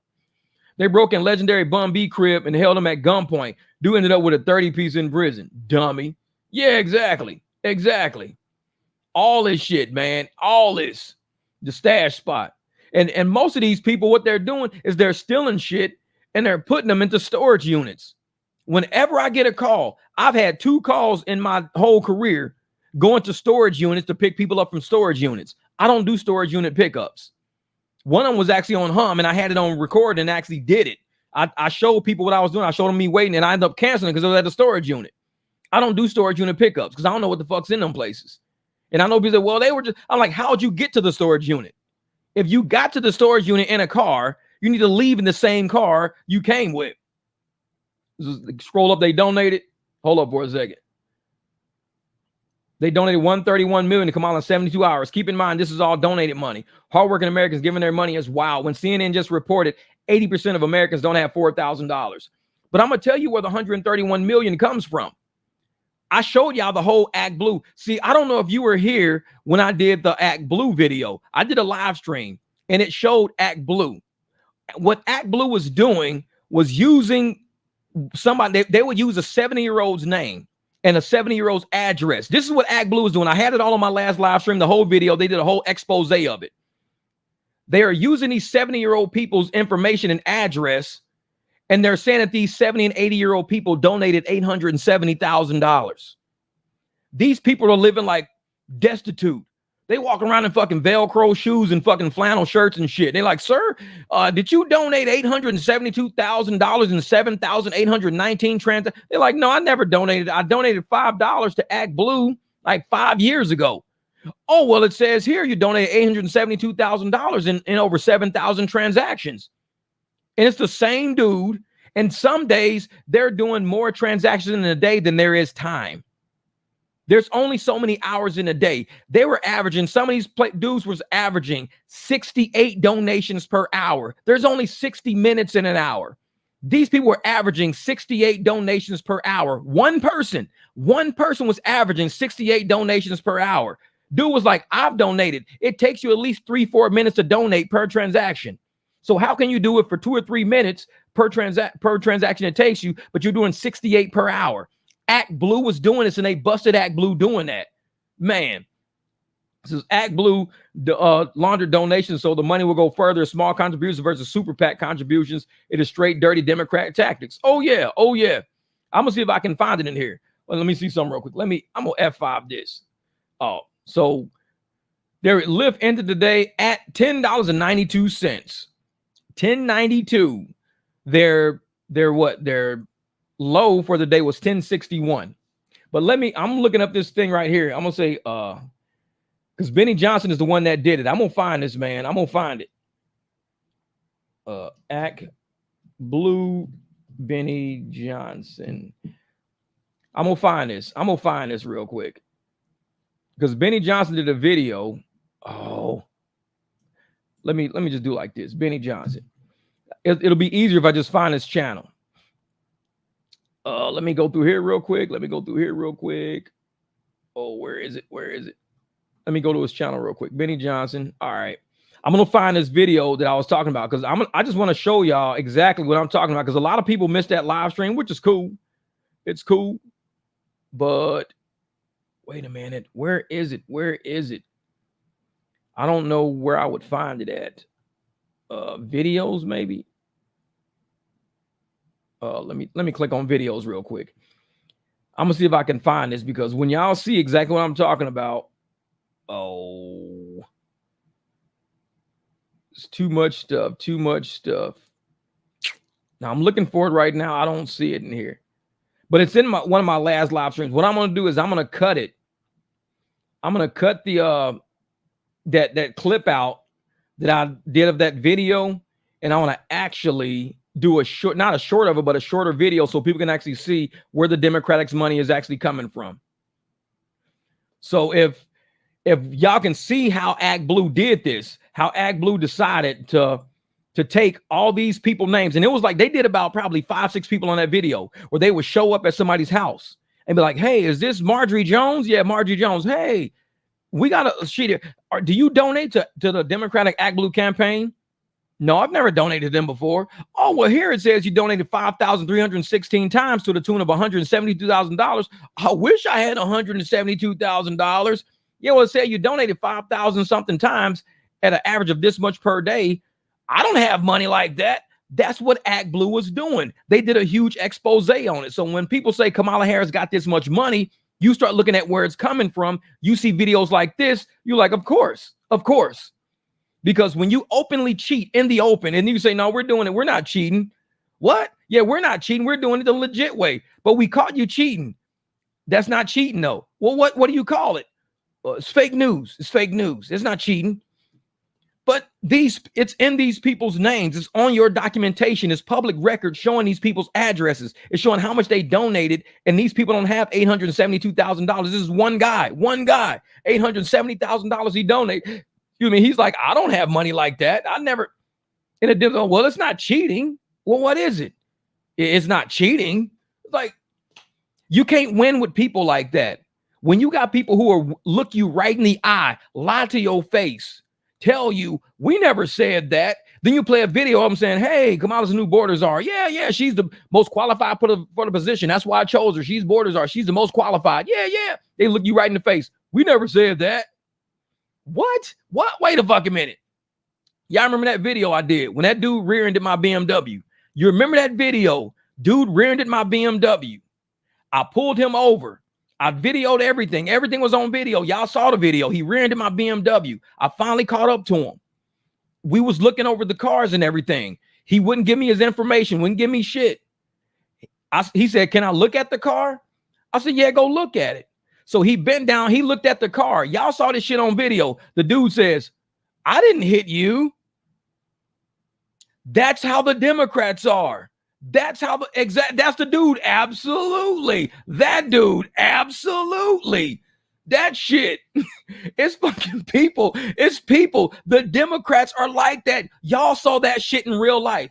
Y'all, Melvin, you saw it. E-Love, you saw it. Dom, you saw it. Y'all saw that shit in real life. People will do you like that. Y'all think I'll be making shit up like that. The Democrats are really like that. Y'all saw people do that. Y'all saw it in real life, and that's the Democrats will do some shit. We didn't say that. We don't know what you're talking about. Oh no, dude smashed my motherfucking car, tried to run, and then I didn't hit you. I'm like, you damn Democrat, you fucking Democrat. How you gonna fucking hit my car and try to outrun me? Give me some fake ass shit. He gave me a health card, not even a driver license. Gave me a health card. I said, dude, this shit's like Medicare, Medicaid. Fucking Democrat. You hit my fucking car, then you look at me in the face. I ain't hit you. Y'all all saw that shit on video. I sat there and videoed it because people would never believe me if I didn't video it. Y'all would never believe me. Y'all would never, nobody would, dude, there's no way somebody hit you. And then after all that shit, they look you right in the face and said they didn't hit you. Jeff, that shit don't make sense. That's why I be telling people the fucking Democrats don't make sense. It don't make sense. How can you sit up and do all of this shit? Say all of these things and then look at people right now. We never said that. Don't know what you're talking about. We never said that. We got you on video saying it. I don't know what I said. That's not me saying it. I think my lips were moving, but I was saying the opposite of what you said. I said my lips were moving, but it wasn't me. I'm like, that's why I be videotaping some shit sometimes, man. Yeah, motherfucker try to scam me. And that's the Democrats. They be trying to scam fucking people. Dude said that's called gaslighting 101. Dude straight hit my car, hit it. I chased his ass in my car, caught his ass, and he tried to gaslight me. This motherfucker looked me right in the face. I ain't hit you. Motherfucker, what? This motherfucker said, bam, right into the back of my car. Hey, man, just pull over right here. Pull over right here. We'll exchange information. Okay. I started pulling over. He fucking took off down the street. I chased his motherfucking ass. He got nerve after all that shit. I ain't hit you. I was like, you fucking Democrat? How the fuck you gonna sit up there and do that shit to me? I'm sitting there laughing at his ass, man. I'm like, dude, I had to make a shirt about that shit. You good? Absolutely, motherfucker. People don't believe it happens like that. They don't believe that people with a straight face will look at you in the face and lie to you as you're standing there with a wrecked car. I got the car parts in my hand. His shit is all on the. I'm sitting there like, hey, I ain't hit you, motherfucker. I'm voting for Kamala. I ain't hit you. I'm voting for Kamala Harris. The fuck you mean I hit you? I ain't hit you. I'm like, bruh, you fucking tripping. Mother tried to give me a student ID and everything. I was like, and people don't think in real life. We seeing this shit happen with the Democratic Party. People don't think it happens in real life every day. Motherfucker will gaslight you right to your face. Luckily, I had it on video and all y'all saw it. Can't nobody ever say, Jeff, that shit never happened. You making that shit up. We all saw it. And I was speechless. When he said, I ain't hit you, I said, what the fuck you mean? Man, I didn't know what to say. He stumped me. I ain't never been straight gaslit like that. His motherfucker, I ain't hit you. Fucking Democrats, man. Motherfucker, I never thought I was the border czar. I was just going to the border. I was going to secure it. I was supposed to secure it. I was supposed to be in charge of the whole Northern Triangle. I was supposed to do this. And I told people, don't come. I'm in charge. Don't come here. I'm in charge. But I never said it. We got all the shit on video. What are you talking about? And yet, even with it on video, what do they say? What do they say when it's on video? Well. It's always something. It ain't never straight up. You know what? I did say that shit. You know what? I didn't do what I was supposed to. You know what? I fucked up. When you got people that don't take accountability, they're not leaders. Anytime, any sport you've ever seen, what has the leader said? The leader has stepped up. The leader, you know what? Tonight, I just didn't play at my best. I didn't.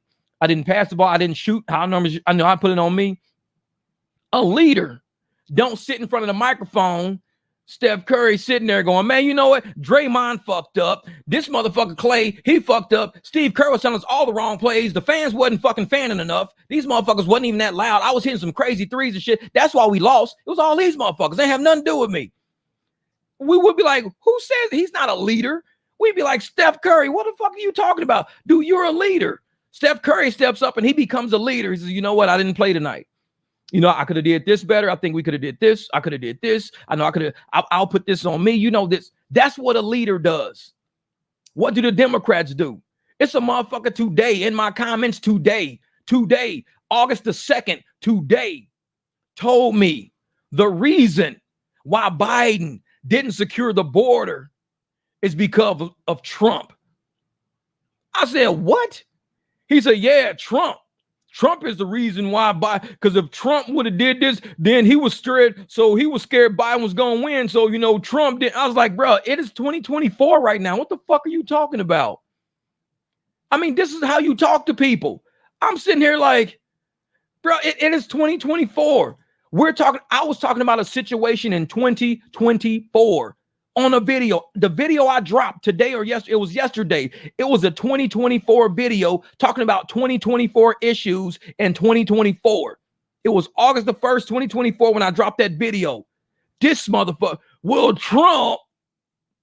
I said, bro, well, the reason why this and that is because, you know, Trump was scared that Biden was going to win and he knew Trump. And I'm like, what the fuck are you talking about, dude? This is what people do. They sound like Biden. These motherfuckers are trying to sound like Biden.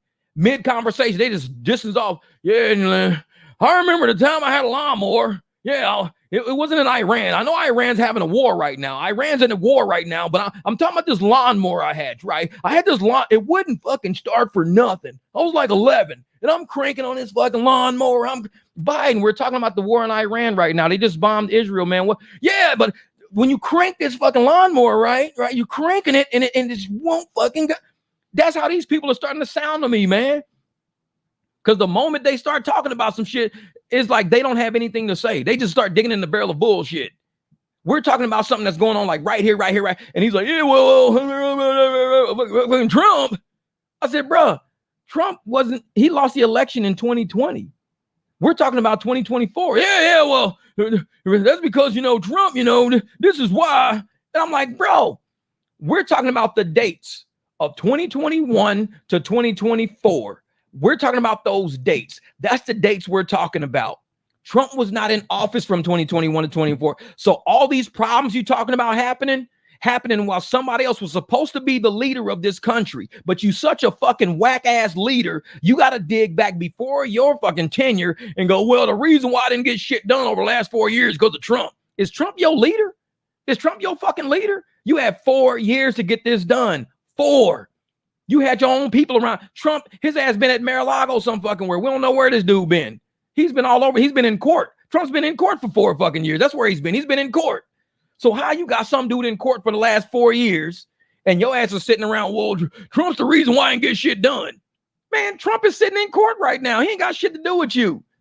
But this is, man, I'm telling you, I can't fuck with some of these people, man. I can't fuck with some of these people.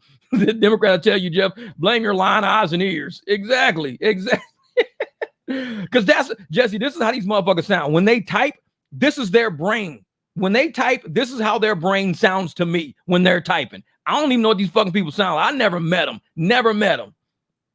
Yeah, but you won't understand, man. Fucking Trump, he's the one who sold me the fucking lawnmower. That motherfucker, I was 17. It's like, whatever, dude, whatever. So imagine with the cartoons here with all these boys. Man, they sound like some fucking they sound like some very unintelligent motherfuckers who's like 90-year-olds sitting on a porch with a fucking straw hat, but they're like 26-year-old people in real life. It's like, how the fuck do you sound like you 90 and you're only 26? I don't know why I sound like that. I have no idea. I was just born like that. It's like, okay, shit. Man, exactly. This is like my dad told me, there's no reason for lying, because once you start lying, you have to keep lying to keep the lie going. Man, it's a ball effect. Trump called Mike Johnson speaker and told him to kill the border bill. That was in 2023. But what was in the border bill? See, that's the thing, Bo. That's the thing. You have to understand what was in that bill. You called it the border bill, but there were more words on that sheet of paper than just saying border bill. It didn't just say border. That's like me writing border bill on a sheet of fucking paper. I'm like, hey, what's that? It's the border bill. Like, no, motherfucker, it's a dollar bill. You wrote border bill on it. It's like, what is it about? There was a lot involved in that border bill that why Trump ended up getting impeached. Do you know why Trump got impeached? Because Trump was trying to do something and they were trying to give money to Ukraine. That's why that bill didn't make it through. Trump says, I'm not giving money to Ukraine. You got to say the whole gamut, dude. Don't just say border bill. It was shit in that bill. There were pages of it. Way more. Border bill is 2 words. Border bill. You can't just say, he said kill border bill. No, there was other shit in there. They called it the border bill because they wanted to wrap shit into it. They call it pork barreling. They do it all the fucking time. If you know how laws are made, if you know how these people get shit passed, you know they do it all the time. They call it border bill. They call it education bill, infrastructure bill, but then they throw some shit in there. When you start reading through all that shit, that's when you know what? Kill that infrastructure bill. Kill it. Why? Because I can't believe you motherfuckers said put all the money in here to go rebuild Venezuela. What about America? Oh, well, we didn't think it was going to read that far into it. So why did he say he didn't want that deal? Why did he say that? He didn't say, oh, yeah, man, kill that border bill. I don't want to secure the border. No, there was shit in there. You need to go look at that because you know how we roll on this channel, Bo, but you ain't new here. You've been here. You know how we fucking roll. So if you're going to sit there and say, he said kill the border, you better go find that motherfucker. And you better say everything that's in there because you know it's more than just the words border bill. That's 2 fucking words. There's more words was on that bill than border and bill. You know that. Say, what's in needs a 3,000 couch in his office? Exactly. Because we all know why he got impeached. And people keep forgetting that shit. We're not idiots. We know why he got impeached. It's because he wouldn't pass shit because he was not funneling money to Ukraine and they kept throwing that shit in all these bills. And he was like, I'm not signing that. No, come back with something else. Man, I'm not signing. Come back. You know what? Fuck it. We're going to impeach him. Let's just impeach him. We remember that we were alive back then. If you were involved in politics like all of us usually were back then, we were involved in politics. This ain't some new shit. We were involved in it. We know why he didn't sign that shit. We know why. Says, yo, Harris is apparently the migrants was her responsibility. Now she's saying, don't come here. Exactly. Man, so people stay having a revisionist history. Yeah, exactly. And I'm one of those people, man. When Trump was in office back then, I still had Facebook because I had my Facebook up until like the pandemic started because I couldn't, you understand, I could not take stupidity and I couldn't take lies. It was fucking my day up. To be around so many stupid people was fucking my day up. And I'm telling people, do your research, do your homework. This is not what they say it is, y'all. They fucking with people, y'all. They doing this, they doing that. You don't know what you talking about, motherfucker. You're not a doctor. You're an accountant. You don't know shit. Now we got congressional hearings about it. Everybody's like, Jeff, you was right, man. You was fucking right. I'm like, I know I was. But when you hang around slow ass people, it irritates you. So I got off of Facebook because I got sick of slow fucking people. I couldn't do it no more, man. Couldn't do it. Even with me liking Trump, even with me saying, you know, I support Trump and what he's standing for, fighting for this country, trying to get somewhere. Everybody else, all they say is, he's racist. He's racist.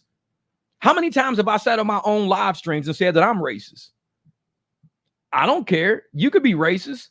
Racist is a belief that one race is better or more superior or inferior than another race in certain aspects. I always say I think Chinese people are the smartest when it comes to math and shit. That's some racist shit right there. Chinese people are smart as motherfucker when it comes to math, man. Damn, these motherfuckers smart. That's some racist shit right there. Because there's probably some Chinese people that ain't that fucking smart. But they probably don't mind me being racist, thinking that they're the smartest motherfuckers. They don't care. I like, man, Chinese people are the smartest motherfuckers when it comes to math. Jeff, you a racist motherfucker, man. Chinese people make some of the best Chinese food. They make the best Chinese rice. Man, that's some racist fucking shit, man. My cousin Sonia, she can make some killer fucking wok rice. She gets in that wok and walks that shit. Walk it like you're talking, motherfucker. Walk it like it, man. I don't give a fuck. I'll be racist for a minute. Because sometimes me being racist might help a motherfucker out. Some black people are racist. Black people are the toughest. Black people are the strongest. Black people play basketball better than any other race. Black people, that's some racist shit. That means the black person got to be an MVP every fucking time. Only black people can win. No, that's racist shit. But people don't care about being racist. They don't call it racist. They say, well, it's still racist because you're saying black people are better than. But a lot of people think racism is only about one aspect of it. Racism is all across the boards. You have to have the belief in your head that one race is better than another race, inferior or superior in a certain aspect of something, of anything. It could be, man, Mexicans cut grass and better than any fucking body. I'm hiring me a Mexican gardener. Fuck that. That's racist as a motherfucker. But it helps out Mexican people because they never have to worry about a job. Every single person that's ever did my yard work over here, every single person that's done my yard work, 100% have all been Hispanic. 100%. Is that because I only hire Hispanics? No, their price was fucking better. And they do a great fucking job. The only time I did my own yard work is when I got to do all the weeds. I do all my own weeds. I pick all my weeds. I kill my own weeds. I do all my own anything that's on the ground, I do it myself. Because I'm not paying nobody to do shit I can do. I do it myself. Even if it's a shitty job, I still do it myself. The palm tree that was in the backyard, when it was little, I would cut it myself. I would get my sawzall, cut it myself. I'm a black dude doing yard work. I do yard work. So I'm cutting the palm tree. The palm tree started getting too fucking big. All of these were too big. So I started making phone calls to companies. All the white companies were too expensive.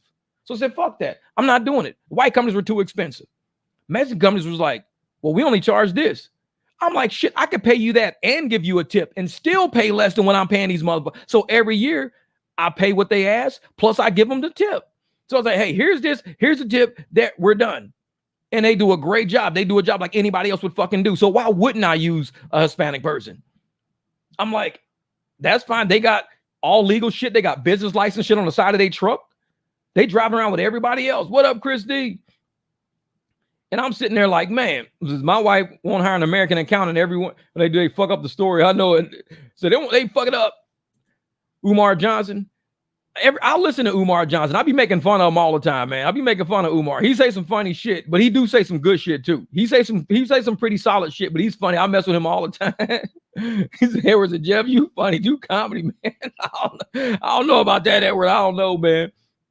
What up, Fair TV? I don't know about no comedy, man. Walk up the walk. Yeah. But for real though, man, if we're gonna sit up there and have people doing things with us and for us, it's got to be in our benefit. I don't mind using racism if racism benefits the person who I'm being racist to. It benefits them. I might say, hey man, I only trust, if I got a Honda or a Toyota, I only trust, a Japanese kid to work on my shit because his dad worked on shit, it's a Honda, it's a Toyota. The Japanese dude is probably happy as a motherfucker. He's like, man, I'm so glad you racist. Because if you trusted anybody else, your Honda, I wouldn't have a fucking job right now. See? Motherfucker happy that I'm racist. I tell people all the time I'm racist. And nobody gives a shit. And people be like, black people can't be racist. I laugh.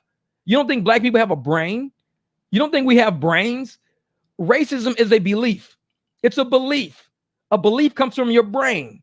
So if a black person can't be racist, then a black person don't have a fucking brain. Because you have to think in order to become racist.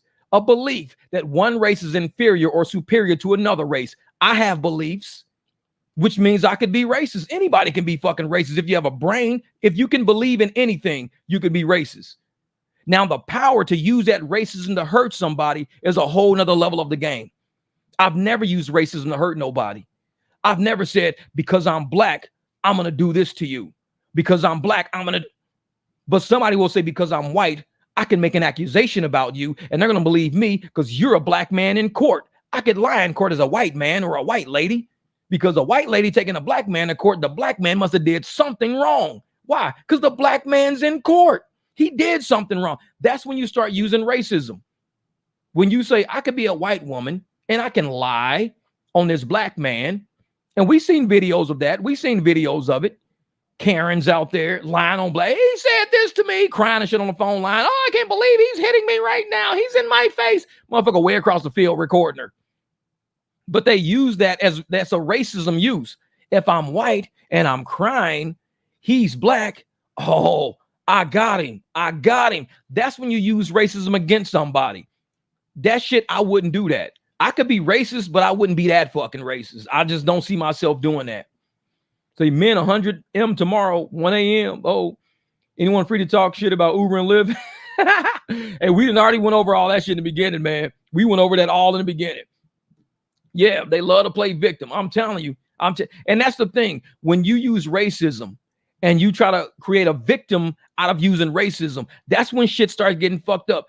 Ain't no racism. I have no problem with somebody being racist. I really don't. I've always said that my whole life. Ain't nobody being racist ever stopped me from starting my car every day. Nobody being racist ever stopped me from making pancakes in the fucking morning. Nobody ever being racist stopped me from getting my clothes out of the washing machine and putting them into the fucking dryer. When your racism prevents me from living my life a certain way, that's when I have a problem. I ain't got no fucking problem with you being racist. I don't even know half the races on it. I probably know 1% of the races on it. If there's 7 billion people on this planet, and I only know a very small percentage, and even the small percentage that I know, all of them aren't racist. That means I don't know a lot of races. Out of 7 billion people, it might be, let's say, 2,000 that I know that might be racist. Out of 7 billion. That's not a lot of fucking people. That's not a lot of people to me. 2,000 people out of 7 billion, and only 2,000 is racist, and I might know 100,000 people. Cool. Out of 100,000, maybe 2,000 of y'all is racist. But out of the 2,000, maybe only 100 will use that racism against somebody to harm them. So it gets smaller and smaller when you start whittling down what exactly is harmful racism versus beneficial racism. Some people call beneficial racism privilege. That's what they call it. Oh, you're privileged. You're Japanese and you work on fucking Hondas. Everybody keep bringing you. You got a Japanese fucking Honda shop and everybody keep bringing their Hondas here because you Japanese. You got racial privilege at that point. They call it white privilege. I call it racial privilege because I think every race has a certain privilege. When you're an athlete, we have racial privilege as a black athlete. I have racial. When I'm at the basketball courts, I'm black. I'm bald. I got little muscles. I have racial privilege at that point because they going to choose me before they choose this white dude over here. Because they're going to let me fuck that white dude. They found out the white dude is Jason Williams, white chocolate one day. They're like, oh shit, he fucking, yeah. But I had racial privilege. I probably got picked up first because I'm black and I look, like I can play basketball and I got muscles. And it's a dude, pick that dude up, man. Yeah, get him. What about that white kid? Jason? Ain't fuck him. I don't know that dude. He get picked up last. Jason Williams been fucking killing the whole game. So racial privilege, everybody has it. Everybody has it. Don't let nobody tell you no. When you try to apply for a job and this and that, they call it affirmative action. It's racial privilege. That's all it is, racial fucking privilege. If you want to, join a gang or do this or do that, whatever, you got racial privilege. If I want to join a Mexican gang, I'm going to have a hard time too because I'm not Mexican first. So I don't have the privilege to join that gang. I might like everybody. I live in a Mexican neighborhood. I hang with Mexican people. I don't know Mexican language that much, but I like Mexican food. I like Mexican people, but I can't join a Mexican gang. I don't have that privilege yet. But a Mexican person can join that Mexican gang and probably be worse than me. Like, dude, I'm a better fighter than this motherfucker. So you going to hire this? You going to let this dude join a gang just because he's Mexican? I can whoop his ass. I'm black. But yet you say, well, you black, you can't join it. They're going to give him racial fucking privilege. He's in a Mexican gang now. He can't even fight and he in a Mexican gang. Says you need to be deaf comedy. I don't know about that shit, man. Yeah. The Indian customer himself. I'll talk about yoga and get a tip. Never thought I wasn't possible, but I keep trying. Yeah, exactly. So there's a lot of people out there who don't understand, that racism is never going away. People are, yeah, let's do away with racism. Do away with racism. Well, that kind of hurts some people. If you completely do away with racism, that hurts a lot of people. We kind of need a little racism from time to time. We need that shit. Because like motherfucking comedians leave that, hey man, have a black friend, have a white friend. That's racial shit. Go somewhere, have a Japanese friend. If I ever went to Mexico, I'm gonna take somebody Mexican with me.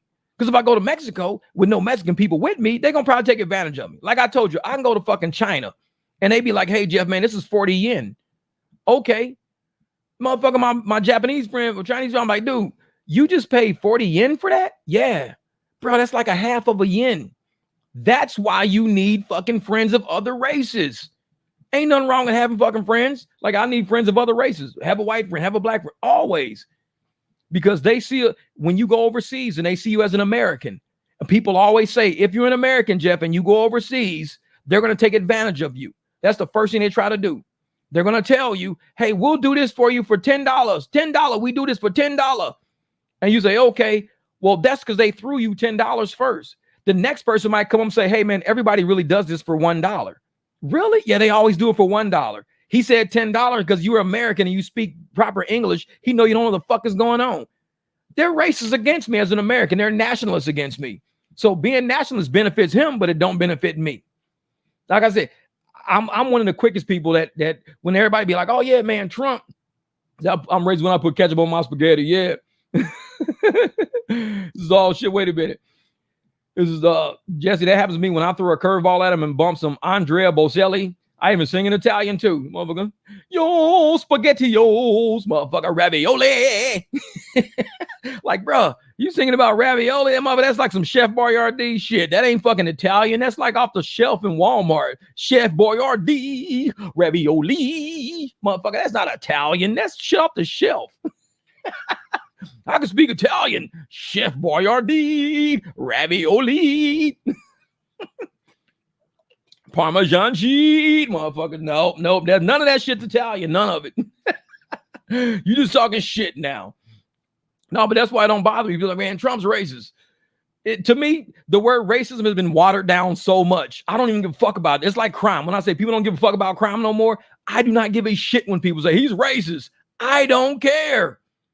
Just like when the cops say, hey, man, fill out a report. Next time the motherfucker say, hey, man, I don't like Trump. Trump is racist. I'm going to say, fill out a report. Just fill out a report. Fuck that. Fill out a report. Chris, I love all these discussions out here. My girl, Chris D. Chrissy, hey, be looking for something in the mail pretty soon. I already shipped it out. It should be coming to you anyways. You should get it. If not tomorrow, Monday for sure. But yeah, because I'm not racist. I eat fried rice with a spoon. Because that shit's good. You don't want to drop that shit. You want to get as much in your mouth as you can. Fuck that shit, motherfuckers. Like, man, I need all of this with a spoon. Eat spaghetti with a spoon. I need all of this. Cannolis. That's funny shit. So who's dumping tons of drivers on rideshare platform? Uber or Lyft? Both. You got to remember, Uber is worldwide, Lyft is not. So yeah, either one, either or. Yeah, so next time somebody tell you, hey man, Trump is racist, say, do a report. Let me file a report with that. Yeah, man, he's fucking racist. Let me file a report. I'll file a report for that. Like, just like the cops say when all this fucking crime going on. Well, just let me do a report. Just let me do a report. All right, whatever. Nobody cares no more, man. See, I'm black and I don't eat chitlins or pig feet. And you know what? When I was little, I ate chitlins. When I lived in Memphis, I ate chitlins. My mom used to clean out 5-pound buckets of that shit. 5-gallon buckets. I used to eat chitlins until I found out what chitlins were. The moment I found out what chitlins were, I ain't ate them motherfuckers since. I was like, chitlins is old school fucking slave food, man. It's pig intestines. It's the shit that the people at the big house didn't want. They like, man, eat this. I'm like, I'm not eating that shit. And some people, like I said, they made it a delicacy. Totally cool. Knock yourself the fuck out. Totally cool. I don't knock nobody for eating it. Just don't feed that shit to me and say, well, you ain't black unless you eat some chitlins. No, motherfucker, I'm not a slave, so I don't eat chitlins. I'm going to go eat me a fucking hamburger. I'll be back. It was like, I don't have to eat that shit. Don't let nobody force feed you nothing. Just like if they force feed you, well, you a Democrat, so you better fucking vote Democrat. You black, you better vote Democrat. People will force feed you shit based on your skin color. Like you black and you ain't got a brain to make a fucking choice for yourself. Like, I could choose for me. If I don't want to do it, I don't want to do. Oh, that's good. You ain't really black. I guess not. I don't know what to fucking tell you. You want me to do a report? Want me to do a report for you? Because let me file that shit in my other report file with the rest of the bullshit about racism and everything else. I'll do a report. No. This is Jeff. Do you watch the Judge Joe Brown interview about Kamala Harris and Trump? No, I didn't watch that. But I will tell you, I've watched a couple of Joe Brown interviews. Man, I'm going to tell you something about Judge Joe Brown. I like him. I really do. I like him. I thought I was hard. I thought I was harsh. Judge Joe Brown, he's an old guy. He's old school, very old school. But man, I think if people understood him from a comedy light, he could say a lot more shit. Because some of the shit he says is it's something that you would hear like Paul Mooney say. Paul Mooney would say it, but maybe George Carlin would say it, stuff like that. Yeah, he's very old school. But when people say Judge Joe Brown, they don't think him in terms of George Carlin, Paul Mooney. They don't think of him in those terms. And then there's a couple of Dick Gregory. They don't think of him in terms like that. They think of him as Judge Joe Brown, a judge, a legal guy, a law enforcement guy. I look at it as almost like comedy. The dude is fucking hilarious. You have to understand when you're watching him, he will say some very, very hard things, and you have to learn how to take that as you take Paul Mooney saying something, or you take George Carlin saying something. But you can't sit up there and say, oh, this is a cop talking, he's a judge talking. Do not look at it like a judge is talking. That's when it's going to go. You're not going to get it. You won't get it. Yeah, we have more intense arguments over football. Yeah. So he does his love it. Say, I'll take a pic with a shirt on and send it. Thank you. Do it. You're going to love the shirt. You're going to love it. Like I said, it came out a lot different than I thought, but I had to do something to the design to make it that way. So it's not in the system like that, but I had to do something to that design to make it how you're getting it. And I like how it came out. I was like, this is pretty dope. And I think I can even expand on that design to make something even better than that. There's so much. When I do designing, I'm thinking of a future design with the design as I'm working on it. So you got version 1, and version 1 will be out for a while. Version 2, trust me, what you're wearing is a brand. That shit is sick. I'm like, dude, I kind of like this. I might need a fucking sisterhood shirt. No, I'm gonna stick with the brotherhood. I'm walking around with a sisterhood shirt on. They're gonna say, Jeff, you good? Oh, I'm good, motherfucker. Absolutely. You got a sisterhood shirt on and shit. I like the design. It's like, nah, I'm cool on that shit.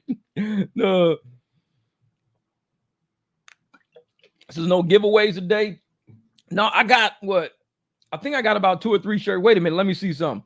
Who do I got in here that I need to? I need Josh. Let me see. Josh. Yeah. Josh, I do not have. Josh, you never emailed me your address. I shipped everybody's else's out. Everybody's is gone. So everybody's shirt is shipped out except Josh, because Josh, you never sent me I told you, email me your address. Everybody else's is gone. So I've shipped everybody except Josh's. Once Josh's is out of here, then I can start looking at what I got left. But I do want to start working on those orange shirts. I want to work on the orange ones. I got something that I want to do to them, but I'm going to try something. And if it comes out okay, man, we got to give away old hot dogs and vaccines. Crusty Dusty giveaway. Exactly. Come on, man. Yeah, Josh is slow, man. Josh is slow. Everybody else is already shipped out and on the way to their house. Probably there already. Who knows? I got all the tracking numbers behind my computer.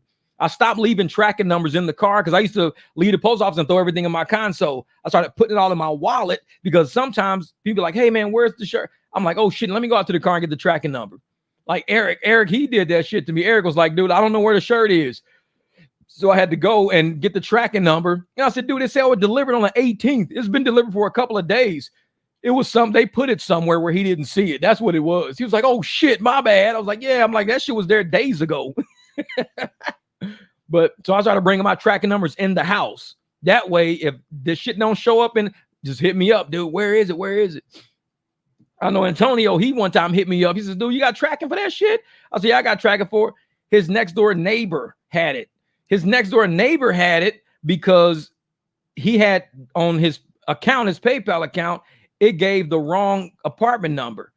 So it was one apartment off. He was like, oh shit, my bad, I forgot. So he ended up changing it, and now I got his right address and everything. But I was like, yeah, I'm like, dude, I shipped that already. It's already been gone. Where the fuck is it? His neighbor had it. I keep track of everything, man. I know I do a lot of shit around here. I'm always dropping videos. I'm doing edits. I'm working on cars. I'm driving. I'm dealing with clients. I'm setting appointments, doing everything I can do. But I try to keep that shit together, man.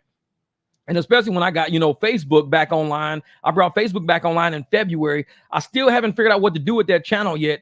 TikTok is kind of going crazy. So I got to sit down with anybody that knows what TikTok is about. Like, how does this shit work?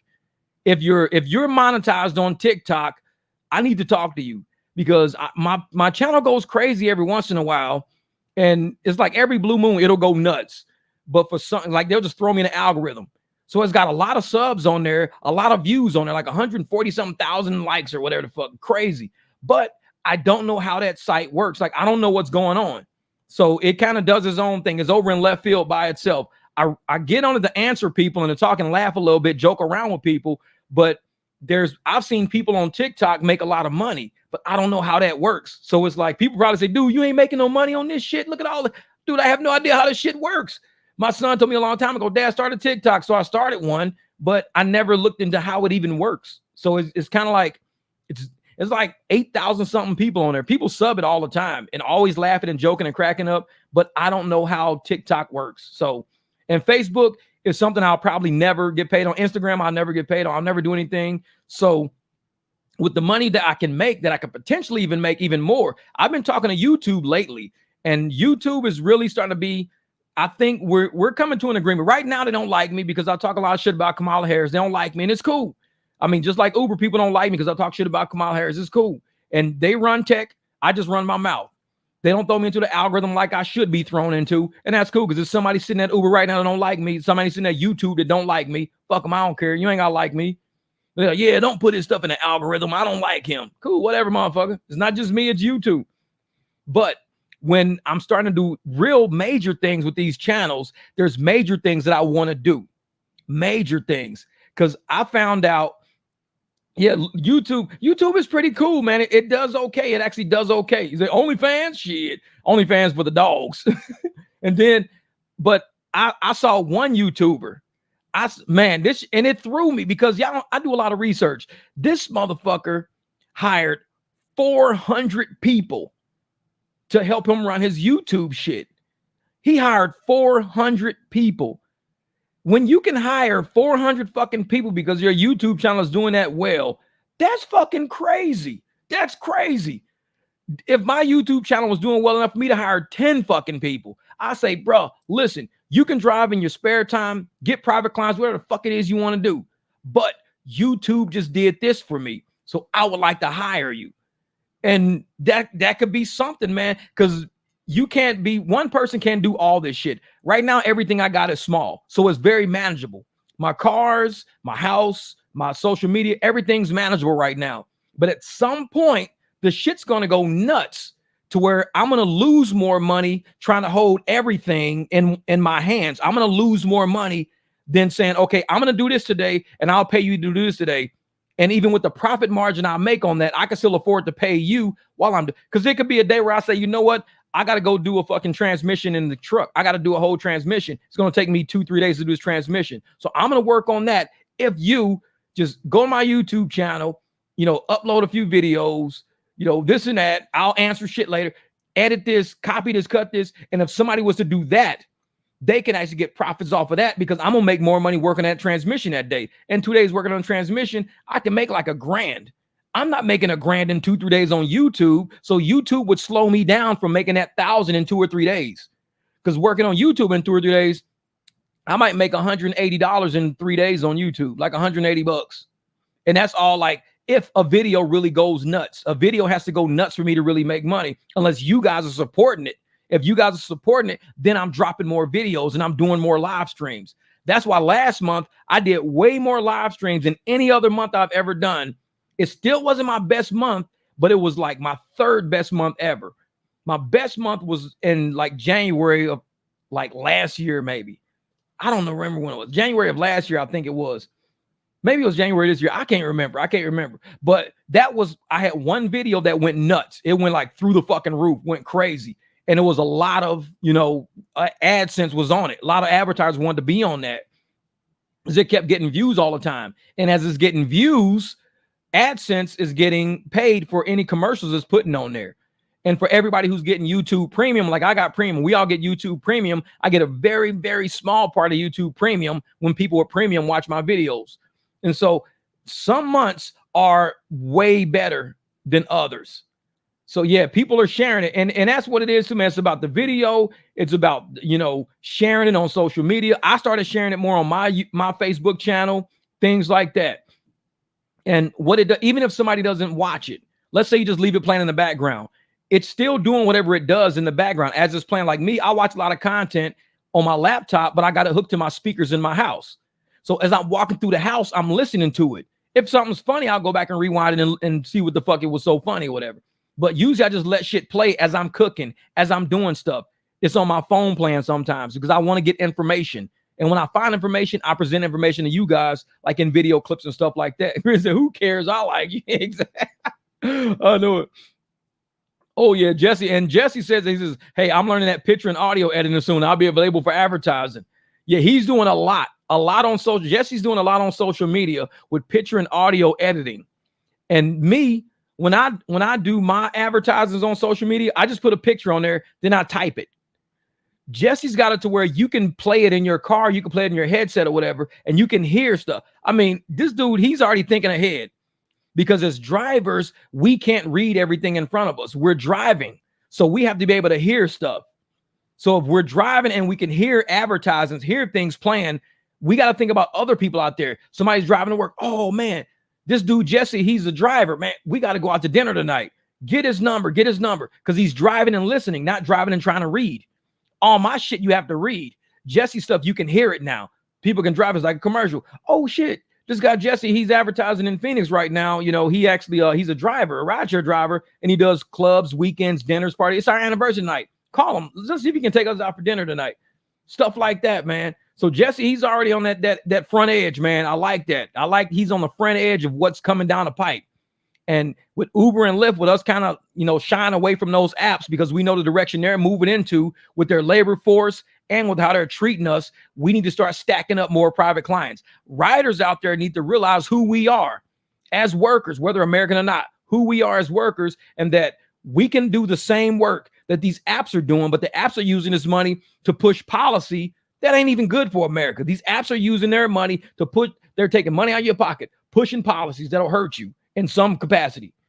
And we're saying, just give us the money as Americans. We keep it here in our community. We can shop in our community. We can actually, come to your store. There's a ladies who channel I just subbed the other day. She actually does insurance. So I'm going to look more deeper into her shit now, because I want to see exactly what she's about. And she's based here out of Phoenix, but she does insurance. Because if we all get off the apps, everybody's off the apps, completely off the apps, we're going to have to go to another level of life. She does auto insurance, life insurance, medical insurance. She does all these kind of insurances. I need to look deeper into it to make sure I know what I'm getting myself into before I present it to anybody else. So I don't need her hitting me up going, hey, let me get on a live stream with you. Motherfucker, I don't know you like that. Like, let me look into you first before I present you to the people I know. Let me look into it and see what's going on. Then I'll say, you know what? I trust this shit. Okay, cool. Let's do it. Let's rock with it. But I'm really working, man. I'm really out here working. And it's not easy to be an independent contractor, a business owner, and every dollar we make rests on ourselves and rests on us supporting each other, rests on riders supporting us. When a rider gives me a tip, $5 tip, $10 tip, I let them know right off the bat, hey, that shit's going into an envelope. That $5, $10, that's going to an envelope, because I will have a slow day come up and I will not make money doing rideshare. Like yesterday, I made $30 all day yesterday in rideshare, $30. But I was busting my ass on YouTube trying to crank out content and getting things going, because I need to keep that money going, because the day will come when I won't make nothing. It'll be zero. And so I got to pull out of that envelope and say, today was a 0 day. I got to go pay my phone bill. And if I can't go buy another phone, then I have to buy another phone screen and fix it myself. I'd rather spend, if somebody gives me $20, that investment is $20 is good. I'm not going to use that 20 to go buy a $12 telephone. I'm gonna use that 20 to buy me a new phone screen, and I'm gonna sit my ass here for 2 hours to fix my phone. Your investment is good. And I'm like, man, Joe said his show grew organically with no algorithm targeting. Exactly. And that's how it is, man. I don't target the algorithm. I know the algorithm don't like me. The people at YouTube don't like me, and it's fucking cool. I'm still gonna do what I do over here. There's nothing I can do differently to make them like me more. I'm not going to be phony. I'm not going to be fake. I'm not going to be a kiss ass. I'm not going to do that. I'm going to drop the content I drop. If they see value in it, totally cool. If they don't, shit, I'm still going to drop it the way I drop it. I can't change anything. I'm out there finding information that we can use in our real lives. So when I'm talking about converting rides, when I'm talking about, people doing things this way, that's money today. There's people out there doing 3 rides, making $175 off app. 3 rides, $175. Then you got people on the app doing 3 rides, making $19. It's like, I'd rather you make the $175. Just me to you. I'd rather you make the $175. So, what's up, bro? Don't tase me, bro. Tangible assets till 2025. Markets overbought. Oh, yeah. Oh, hell. What? Uber changed my status from advantage to standard because I declined a lot of garbage. And I'm going to tell you, I thought about that advantage and standard. For anybody out there listening right now, the advantage and the standard is not what you think it is. Advantage and standard is not what you think it is. Let me tell, because I'm telling you, they're never going to put shit in front of you. You got to figure it out. I figured out what advantage and standard is. Standard is American. Advantage is metric. Think about it. Metric is international. Standard is American. So when they put you on standard, like when they said they name shit after video games, when that engineer said they name all their programs after video games, I thought about it. I'm like, so everything they got, the coders are coding things in code by using code words. So standard and advantage, they're coding things using code words. It's not what you think it is. Standard are American drivers because we decline a lot of shit because we know what the value of a dollar is. Advantage are people who are immigrants. So they're going to pull up the advantage and be like, this is how much money we make using advantage. All our advantage drivers make this much. Advantage drivers are basically immigrants. So standard drivers are basically, you're a pigeon. Standard drivers are basically American drivers. So they're going to say, okay, in the American tier, they're naming all of these things after video games. They're coding shit in video games. It's all code. That's why this engineer said they can't figure shit out there because you don't know why somebody named something a certain way unless you knew why they like that fucking video game. He said it in his article. I had to leave Uber. It was too fucked up. I figured out what standard and advantage. I didn't tell nobody. I didn't make a video about it. So I'm glad you said it. And I'm like, standard is all the Americans because we have standard tools over here. Metric is overseas. So every American that likes to decline rides, who knows these rides ain't worth shit, you guys are one bank of people. You can get into the immigrant level if you start accepting shit. The advantage, when they pull up the whole advantage portfolio inside of their ride algorithms, who in advantage, how much are we making an advantage? Okay, what percentage of advantage people are immigrants? It might be like 87% of the people in the advantage are immigrants, 87%. The other 13% are Americans. Damn, so in standard, how many people are in standard? There's, 97% Americans, 3% immigrants. Damn. Yeah. So therefore, you start looking at advantage and standards. They're going to send advantage directly to riders, directly to immigrants who won't convert, won't cancel, will complete the ride. Standard is trip radar. It's a bunch of people who just get desperate and be like, oh shit, I need a ride. Take it. So they'll take that ride. Standard is people who do cancels, cash rides, and got low ARs. That's standard. That's all American shit. And this is how they doing it, man. Oh yeah, 5% extra. And I'm gonna tell you what 5% is. 5% on $100 is $5. So you telling me you doing all of this crazy shit to make $5 more than me, when I could just have somebody tip me $5. I say, man, I only made $100 a day. This guy did all this crazy shit and made $105. And they go, oh, well, shit, here's $5. Now you match him. Cool. So I match him and I didn't do all the crazy shit. No, you ain't gotta do all that crazy shit. I just give you $5. Okay. This is on my way to an audio gig playing a live stream loud as fuck in my truck. They told us, like, there you go, brother. Hey, everybody gonna be listening like, dude, what the fuck is standard? What the fuck is advantage? Look, you should roll the windows down and point at somebody. I'm like, hey, I'm your private driver, you motherfucker. Here's my card. And just hang a card out the window. Be like, hey, Jeff, I'm finna give my card to somebody. Say that shit again. Hey, I'm your private driver, you motherfucker. Here's my card. They're gonna look over at you like, did you just say that? You just got your card hanging out the window like this. Man, they're bringing in Chinese electric cars for Uber. Oh yeah, that's a big deal. That's a big deal right there. Because what they're doing with Uber, they trying to do that. Uber wants a partnership with China so bad because China don't want shit to do with Uber. They want a partnership. So they're willing to say, hey, man, this is what we should do. Bring your cars over here. We'll prove that, we could be good partners. We'll prove that we could be really good partners. Because China's like, we don't want Uber over here. No, we got Didi. We got other shit going on. We don't want Uber over here. Uber's like, but we want a team with you guys so bad. Let's just try something. Let's just do something. It's like a girl that, girl, just let me take you out. I don't want to date you. Girl, just let me take you out. I don't want to date you. Can we just go have a motherfucking hot dog? Can we just go get some popcorn? Even a little shit. Now, we don't got to have a steak dinner. We're gonna go have a Red Lobster. I don't need to take you to the carnival. I just want to take you go get let's go to hot dog on a stick, just something little, hot dog on a stick. We just go there.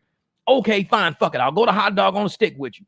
That's Uber in China, because China don't want shit to do with Uber. Like, no, we don't. We know you guys are fucking cons. We know that, and so it's like, all right, this is what we'll do. We'll let you come in, and you can bring your Chinese cars over, and we'll prove to you how transparent we are. Prove to you how good of a business partner we are, and then you guys let us come over there. You give us something, we'll give you some. It's kind of back and forth, right? China's like, okay, we'll see how this works out. It's like, yeah, I knew you like that topic. That's China, man. Uber in China, the motherfuckers, man. Saying they think driver will buy them. YouTube has some great videos of the problems with those pieces of shits. Yeah, exactly. $2.15 fare. Lyft not going well. Wait, $2.15. Jeff, don't say you just got something for $2.15. You did not get nothing for $2.15. Let me go I'm gonna look at something real quick. Let's look at Uber stock real quick. Uber stock. All right, let's share a screen with you guys. Oh yeah, Chinese companies near military bases. Oh yeah. Share a screen. Bam. Here we go. This is what we got, y'all. Uber stock. Let's look at Uber stock real quick. They're down $2 today, $2 whole, 3.33%. Imagine $2 times billions of shares.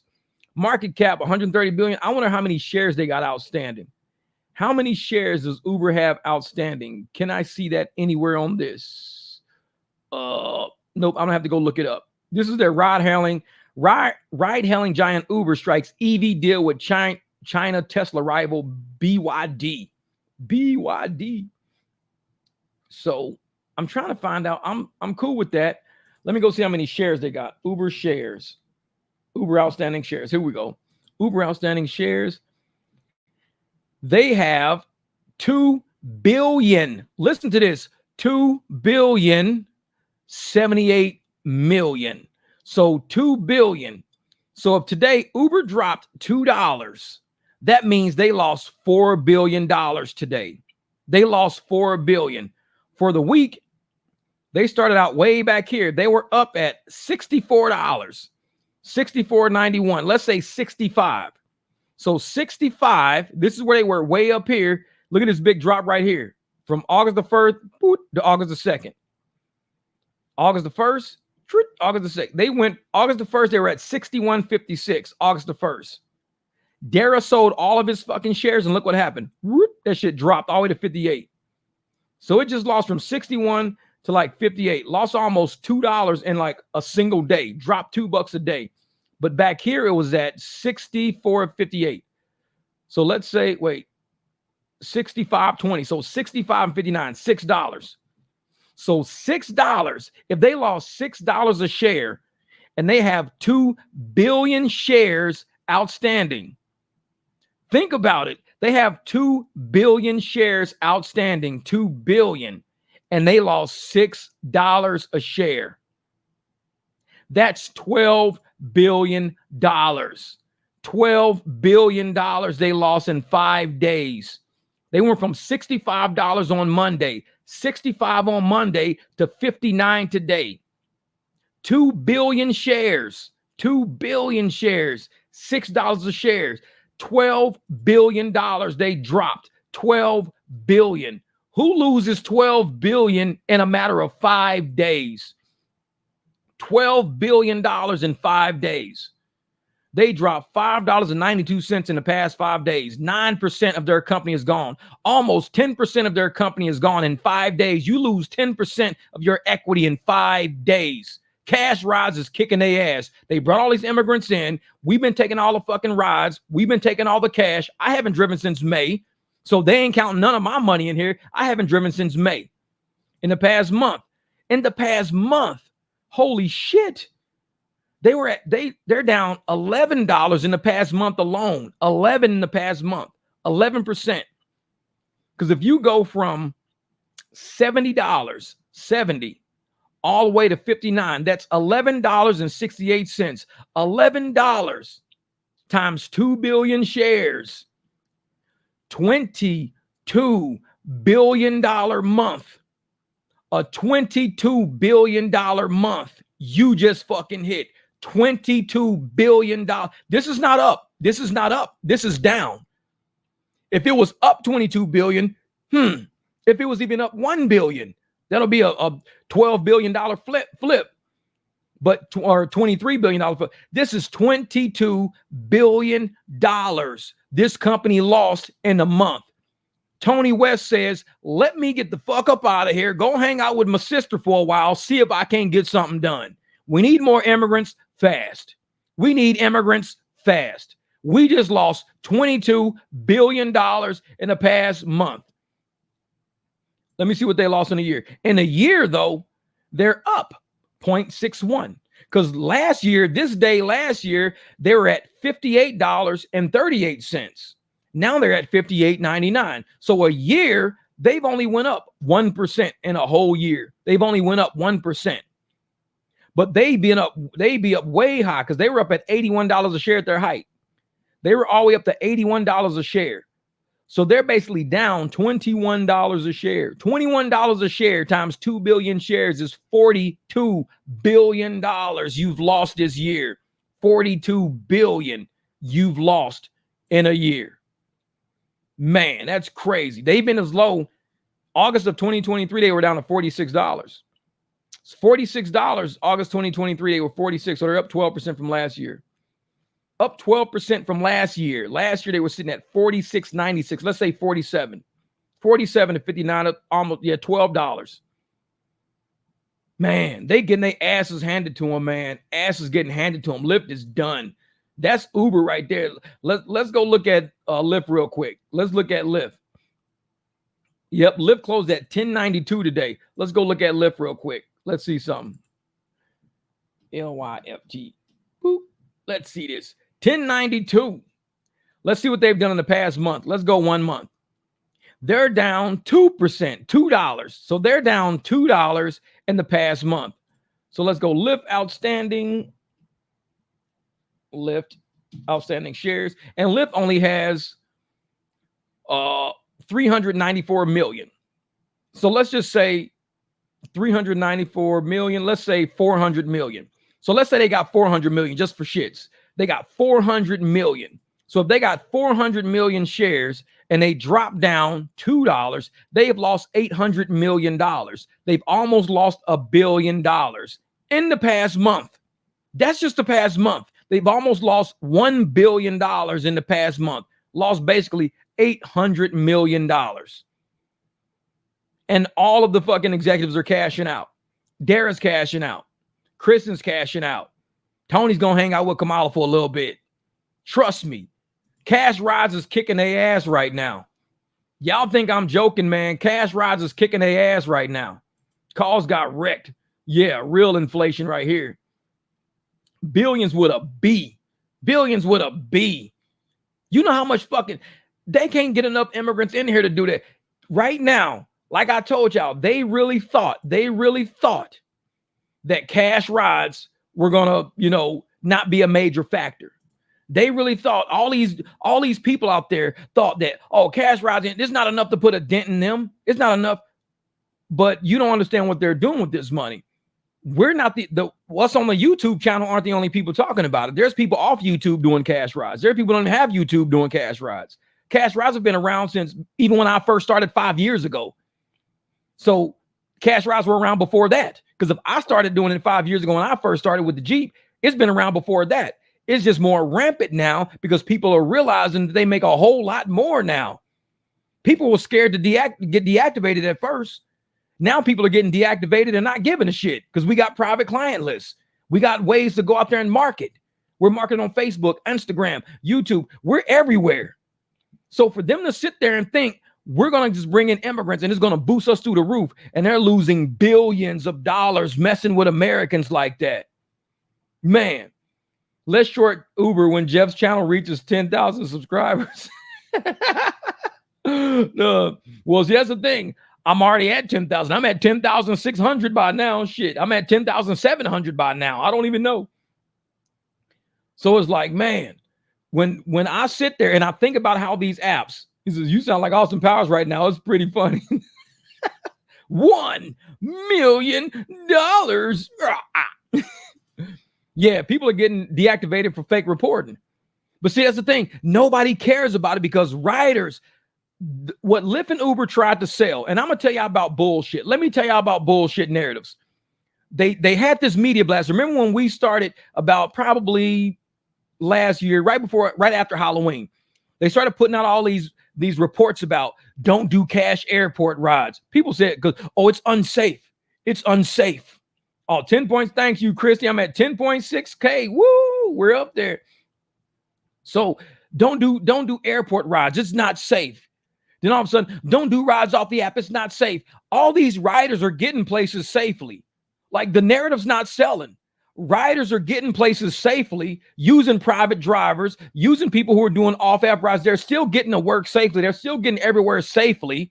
And Uber's not getting the money. The drivers are getting the money. So the bullshit narrative didn't sell. It didn't work. The media blasts about, you can't do cash rides because it's not safe. You need insurance. You need commercial insurance. You need this. You need that. None of that shit's working. Everybody's standing up and fighting for themselves. Everybody's like, you know what? And why you think they're such in a rush to get autonomous cars out here? They want to get rid of drivers so bad. They want to get rid of drivers because drivers are waking up. Drivers are hitting their bottom line. They want to get rid of drivers so bad. And I need riders out there, all riders. Like I said, when y'all share this video, I will make a clipping of this shit, making sure that anybody out there who supports the Democratic Party or doesn't support the Democratic Party needs to realize who Tony West is, how he's related to Kamala Harris, how Uber supports the Democratic Party, how now we have the lead counsel, the guy who makes law and policy for Uber is now with the Democratic Party, campaigning with the Democratic Party. If you are a Republican, you should not be riding in no fucking Uber, bottom line. If you are a Republican, let him walk. You go campaign with Kamala if you want to. You bring in more watered down immigration. You bring in more policies that won't help America but hurt America, but it'll help your corporate books. You bring in more people like that. We will not be sitting in the backseat of an Uber. Get in the Uber. Like I said, people, use Uber. Get in. Tell the driver, sorry, sir, but I'm going to cancel this ride. I'm going to tell you where to go and I'm going to pay you in cash. I'm going to cash out Venmo. I'm going to square you, Zelle. I'm going to give you money. This is what I'm going to do. Because I don't support what Uber is doing. I don't support them involving themselves in Kamala Harris's campaign. I don't accept that. I don't like that. I'm not funneling money to people who are riding with the Democrats who try to assassinate Trump, who's sitting up there trying to annihilate the American working class, the middle class, and I'm going to sit here and allow you to complete this ride on their fucking raggedy app? No, I'm going to cancel it. How much were they paying you? 17? I give you 40. Okay, I'll even cancel. Okay, cancel. Here's your 40. Take me to the airport. Thanks, appreciate it. No problem. Good luck today. I hope you get more rides like mine today. Good luck today. I hope you make $500 off app today. Good luck. And that's how everybody should be. If you do not support this fuckery going on with Uber involving themselves in what we know to be bullshit, we know it. This guy's riding around right now with this party. He's going August the 17th. He's going to be rolling around with this party on August the 17th, telling Americans, make sure we bring in more immigrants. Telling America, make sure we water down our economy because corporate is dying down. We need more profits. We need you guys to pay more for rides as we pay the workers less. We need that. We need that. My bonus needs that. I got a $10 million bonus on the table. 10 million with an M, motherfucker M. I'm trying to get this money. Vote for Kamala so we can get this money back in corporate America. The plantation has to blossom. The plantation has to bloom. We got to get this money. And if you close these borders, you don't allow us to get immigrations to come across, then you put us at jeopardy with all these other countries around the world who have low paid labor and America has high labor. You're putting us at risk of failure now. We've got to pay people back. And we need to use this government platform right now to boost our corporate platform right now. So if you support Uber and you support us funneling money to the Democratic campaign to ensure we get our way in this country, pay the driver. Just let the ride go through as it is. Pay the driver. If you don't give a shit about your life, just let it go through. But if you want to fight for this country, way beyond where you want to fight for your convenience of, I just want an Uber to show up. Get that driver's phone number. He'll be convenient. Even my man Jamil was out of town. Ask Jamil, was it convenient, Jamil, for your people to call me when you were on vacation? It was convenient. They didn't lack. Man, Jamil's out of town. Shit, what are we gonna do? Jamil's out of town. Holy shit, what are we going? Jamil's like, dude, I'm out of town, but I got a team. You ain't got to call Uber or Lyft. I got a team. Jeff, do me a favor. I got guys flying in. This is the time they'll be flying in. Here's their phone number. I can do it. Thank you.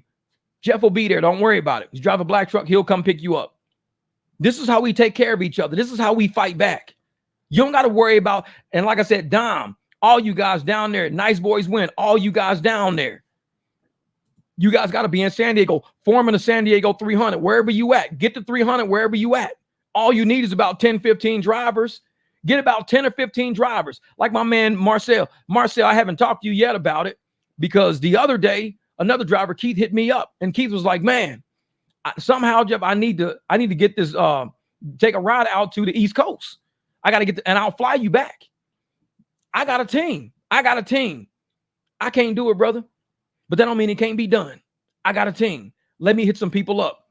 Head up Marcel. Marcel said, hey, me and Ruben can do it.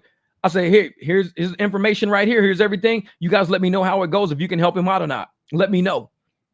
This is how we take care of each other. We don't need apps to take care of each other, whether you're a rider or a driver. Get you a team around you. Riders, have you a team of drivers. Have at least 4 or 5 business cards. But if you got a driver who has a team, then that's the only number you need. I don't need none of Jamil's people. I don't need none of their phone numbers. I'm helping Jamil. When he's out of town, his people have to call me. My girl Jamie, same way. When she's out of town, her people can call me. I'm out of town. I got to give my number out to people too. I haven't been out of town yet, but I'm planning on it. Then you give it out there. That's right. Time to wake up. Know your truth, brother. Know your wealth, brother. And so when we sit there and we helping each other out like that, that person only needs one phone number. Call Jamil. Jamil's like, hey, you know what? Actually, I got to pick up tomorrow at 2:00, but I got somebody for you. Let me call you right back. What up, Victor? And that's what we do, man. As it's a hostile takeover, man. It's a hostile takeover. Globalist corporation with the help of government is a new communism. I believe that. I believe it.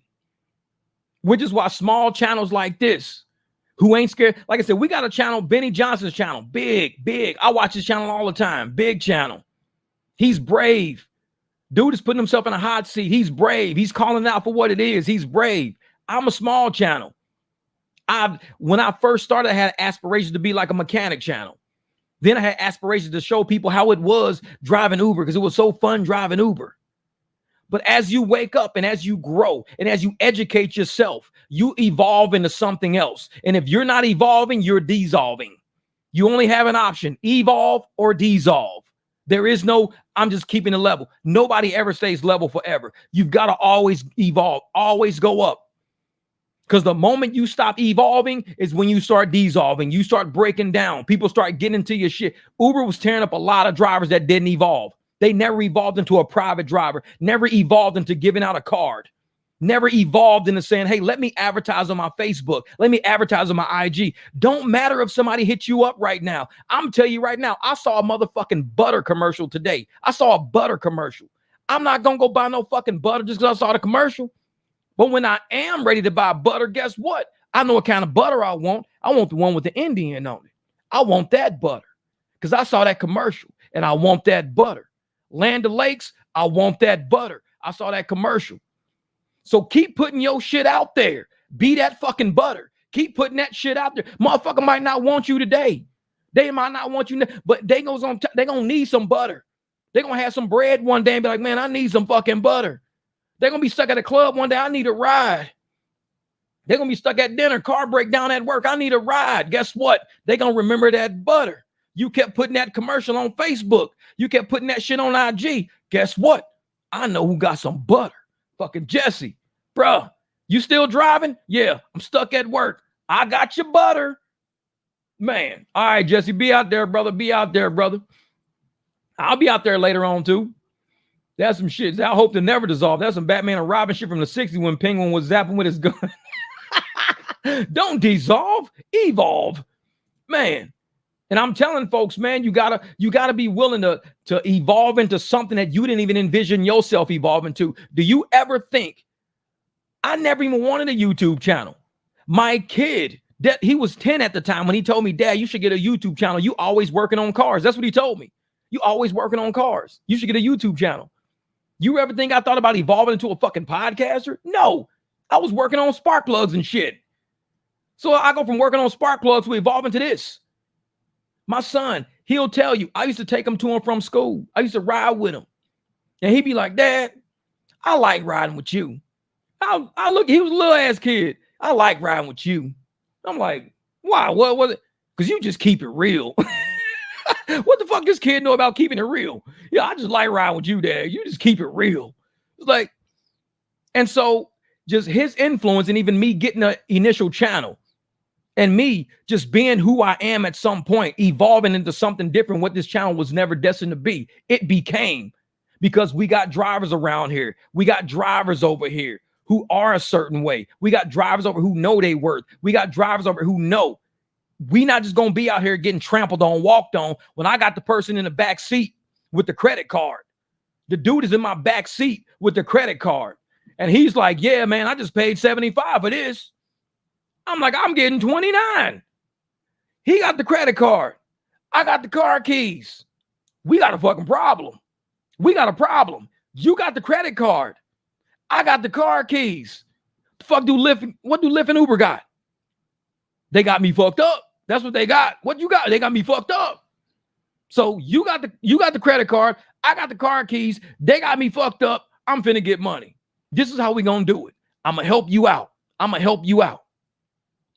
I'm only gonna charge you 60 for it. That's it. Really? That's it. 60. That's it. Every time. $60. Flat rate. $60. You ain't even gotta tip me if you don't want to. Well, I really appreciate that. I'm gonna give you 75 anyways, just because you're so nice.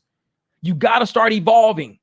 When you evolve into a business, when you evolve into something different, these apps ain't gonna be able to keep up with every American that evolves into who they're supposed to be. We are not slaves. We've been that shit before. Whether you Irish, whether you African, whether you're Ethiopian, whether you're Indian, Chinese, Guamanian, slaves were in every single country on this planet. Egyptian had slaves. Every single country on this planet had slaves. Every single country. Not one did not have slaves. We evolved from that shit. Here we are now. Here we are now. We're different now. We run our countries with the government that we elect. We don't let the government say, we ain't gonna hold no election. We are gonna give you Kamala Harris. We don't need an election. We're a dictatorship. We'll tell you who your leader is. We don't need a primary. We don't need to run a caucus. What is this election shit? Kamala's your next president. Oh, yeah, thanks. I was so hating the vote because I'm sitting there going, why in the fuck? Like I told you already, black people don't read. Let's get that shit out the way. Look at the reading level of black schools. Look at them. Look at them. Don't look at me, motherfucker. Look at the reading comprehension of black schools and tell me black children aren't failing in school of reading and comprehension.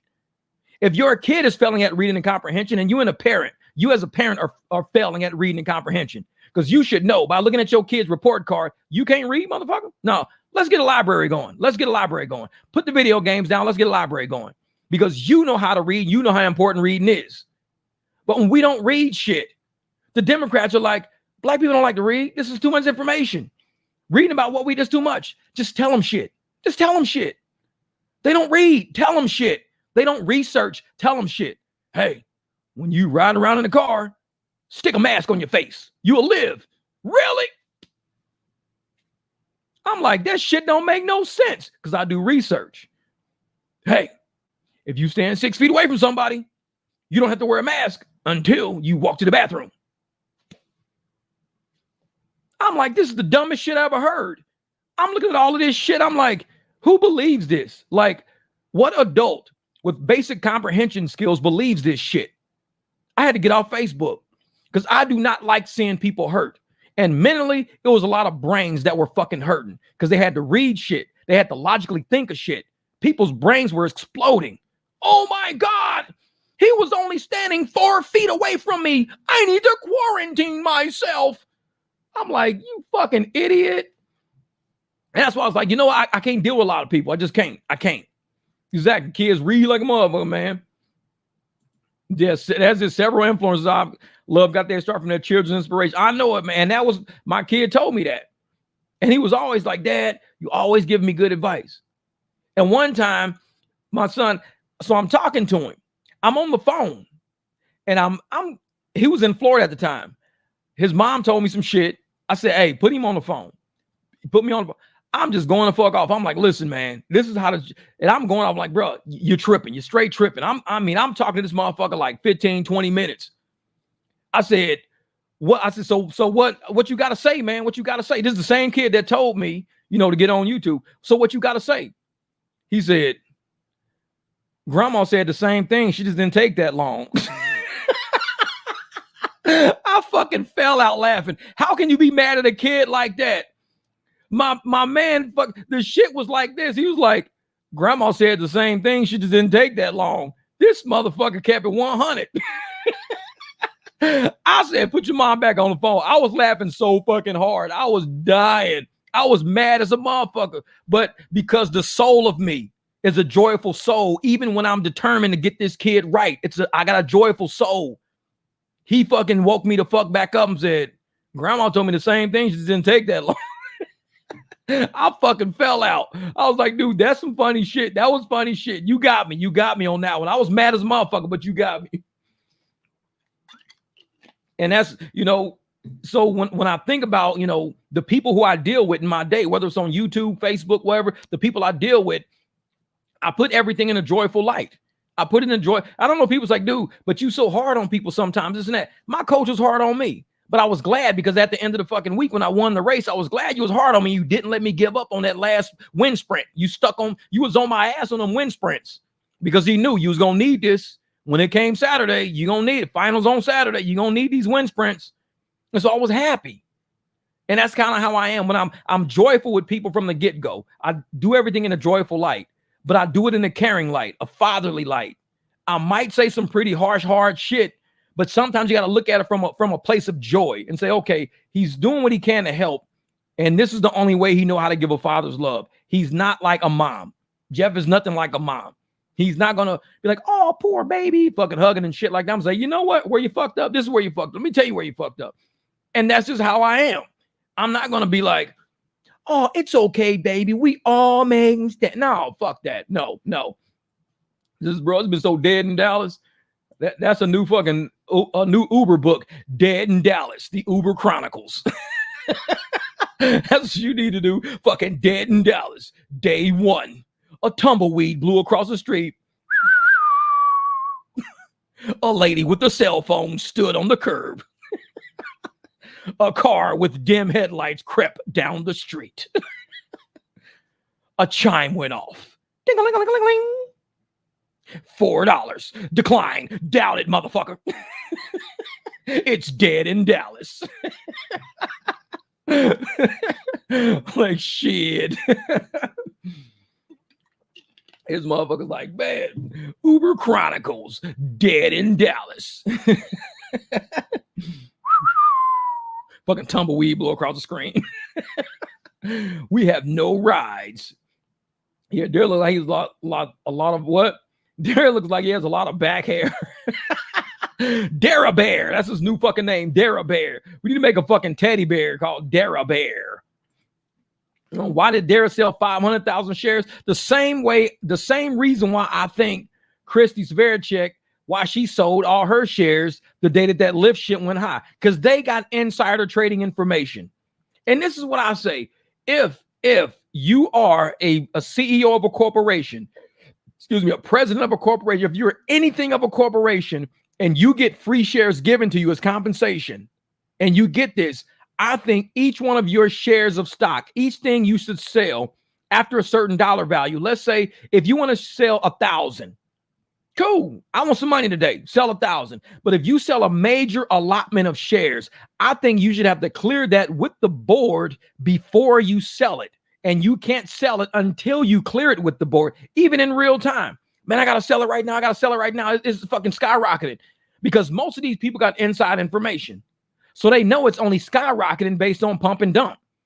Oh, we're going to do this. We're going to have China come in and China's going to help us with all our auto cars. So we don't have to worry about cash rides anymore. China's going to help us. So what does he do? Everybody said, ooh, China's going to help. People that's sitting at home reading the news and shit. Ooh, China's going to help. Everybody's reading, oh man, China, oh man, let me buy some Uber shares. Uber's going to do what I'm about to, and the price is going up. Everybody's buying. Looking like the company's getting more, buying. And there it says, ooh, we're good. Sell 500,000. Shit tanks. And that's what just happened. Ooh, man, China's coming in to help. Okay, if China's coming in to help, then why is Dara selling his fucking shares? Why is he selling his shares if they're here to help? Let me share a screen again with this shit. Uber stock. Bam. So, like I said, this right here was all last week. So $65 a share, 64. This blip right here was $65. It was all hovering around $65 a share. All this shit was $65 a share. Even at July the 31st, it was $64.97. So on July the 31st, it was $64.97. Dara sold some shares all of a sudden. Look at that. August the 1st, it went down.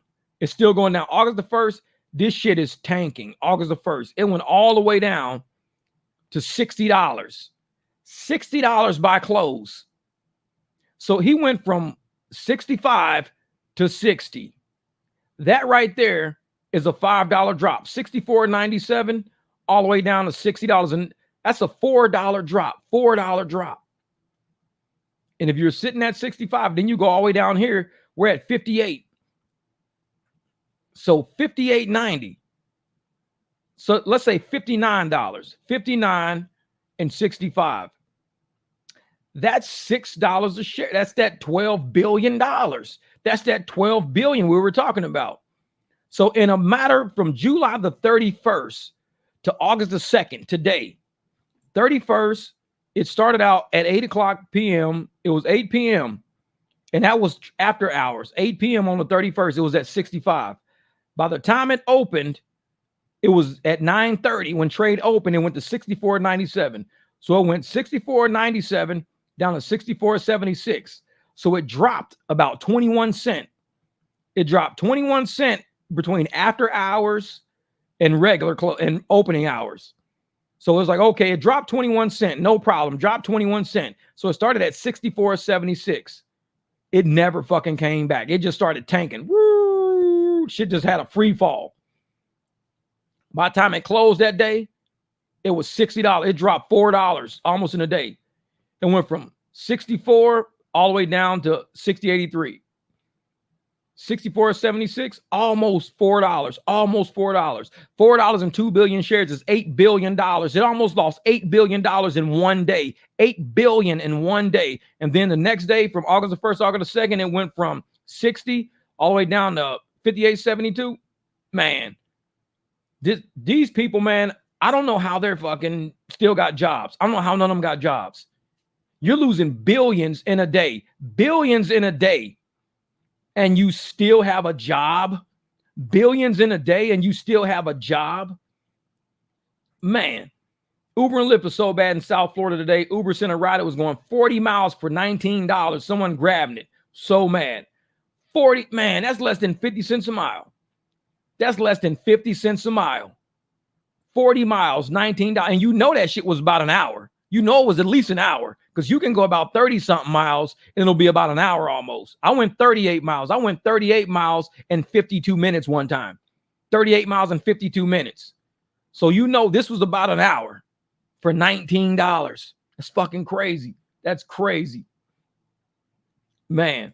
I wish I'd have bought stock in Snickers bars when I was a little kid. Think I'm single-handedly responsible for that success. Snickers do taste good. Every Halloween. Good point. Just buy Dara selling Wall Street, follows and sells while they continue. Yeah. Good point. Just buy Dara selling Wall Street, follows and sell while it continues. It's going to keep crashing, man. Like I said, I think Lyft, like I said a week ago when I was doing my shit, I said, I think they're going to be like $10 a share. And they were almost $13 a share when I said it. It was like $12 and like something, 38 cents. 12.38 is when I said they're going to be $10 a share. These motherfuckers are $10.92. Lyft is going like straight down. If somebody was watching that damn live stream and said, you know what? I'm going to short this stock just to see if he's right. I'm going to short it.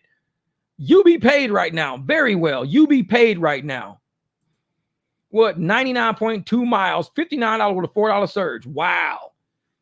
100 miles for $60. 60 cents a mile. You know what I would have told? And that was with a $4 surge. I would have picked the person up. I would say, listen, I don't know how much you paid for it, but I'll do it for $2.50 a mile. I'll do it for $2.50 a mile. So I tell you what, they'd be like, all right, bet $2 a mile. Give me $200. Bet $200. The oligarchs are playing with our lives in our face. Third party and no more make up old-fashioned politics and self-determination for American citizens. And I'm going to tell you something, Mama Yoga. This is what I was telling people. And I was saying, like I said, I have a lot of conversation outside of, YouTube. These people are so bold after what they did with COVID. They are so bold right now. They will lie directly to your face, know they lying, and know that you're going to believe it. They've already tested us already. They've already tested us on stupidity. They have lied right to our face. Hey, here's a guy, Dr. Fauci right here. He's going to tell you some shit. And Trump used to look at him like, dude, him and Trump never got along because Trump was like, I think you're fucking shady. I'm not shady. You're shady. So they both acting like each other shady. But in the end, it came out to be Fauci was really fucking shady because he ended up in front of Congress lying to everybody. Emails jumping left and right, payments left and right. This dude made like $400 million on bullshit or something crazy like that. Who knows? And everybody's sitting there like, so all we got to do is tell these people something and they believe it? Yeah. This is what we do. Tell them Joe Biden's okay. Tell them Joe Biden's okay and he's going to win the presidency. Okay, Joe Biden's okay. And I just did a whole post about bait and switch. Imagine, let's do bait and switch rideshare. Then I'm going to apply it towards what happened with Biden. Bait and switch rideshare. Let's say somebody tells you, I'm going to give you $100 for this ride. It's 50 miles. $100, 50 miles. Yeah, bet. So you go there to go get I'm good with that. You drive there, do it. All of a sudden you get there and it's like, okay, we told you 100 miles for $50, but really it's like, 7 miles for 15. And you're like, well, I drove 10 miles to get here. Yeah, I know. You're going to be pissed. You'll be pissed because they told you one thing, you invested into it. You were excited about it. You were ready to do it. You campaigned for it and you get there and it's not what they said it was. So you're sitting there, you're going, yeah, corporate America is just bullshit. Yeah. So you sitting there going, well, you sold me some bullshit. A normal person would be like, you know what? On principle alone, fuck you. On principle alone. Because you sold me some bullshit. You know that was wrong. That was wrong. Biden. This is what everybody did with this. Biden's going to run. But everybody's like, yeah, everybody's donating money, throwing money in. Yeah, corporations throwing money in. Hey, man, we're going to give you some money, Biden. This is what we're going to do. We're going to pay for access to this. We're going to pay for this. We need these kind of policies. Okay, just so they keep donating. Biden's going to give us all these policies, man. Biden's going to give us all these policies. Biden's fine. He could run. Biden's like, I'm running. I'm fine. I can run. At the end, Biden goes, actually, I'm not running. Everybody's like, are you fucking? Yeah, I'm too fucked up. I can't run. I'm too fucked up. I know we lied. Everybody saw me going downhill and everybody was talking shit about me. And everybody's like, Biden's fine. Biden, he's okay. He's yeah, but he's like, actually, I'm fucked up. I'm not running. Well, damn. We just gave you all this money. The fuck, man? We gave you all this money. He's like, I know, man. I know. You Democrats are pieces of shit. We just gave you all this money. There ain't no other Democrat that is going to give us what you said you was going to give us. All the other Democrats are saying this, and this. We gave you the money thinking you was the Democrat that was going to do this for us. This is what I'll do. Consolation prize. Kamala, she's not that bright. She has no true political career. She's only been my VP. She don't know what the fuck she's doing. We can make her do it all. Biden, you guys are fucking clever. I was about to say, bait and switch. You're clever. So you sat up there, you bought into something, you weren't going to get your money for it. So they said, instead of us having a whole nother election, a primary, a caucus, and getting in a Democrat who ain't along with the Biden program, instead of doing all of that, We're going to just give you Kamala. Dictatorship move. Dictatorship move. Dictators, they delegate power down to people. Hey, y'all, since I can't run no more, I'm going to give it to my cousin. Oh, I can't run. I'm going to give it to my son. My son's going to run. My son's going to run. Okay, my daughter's going to actually do this. Okay, I got 2 friends who are going to run the country now. Okay, there's no election for that. Kamala, there was no election. What she is a carrier of policies. Kamala the carrier. That's what she is. Kamala the fucking carrier. She is a carrier of policy. She has taken whatever Biden promised all these people, her whole team.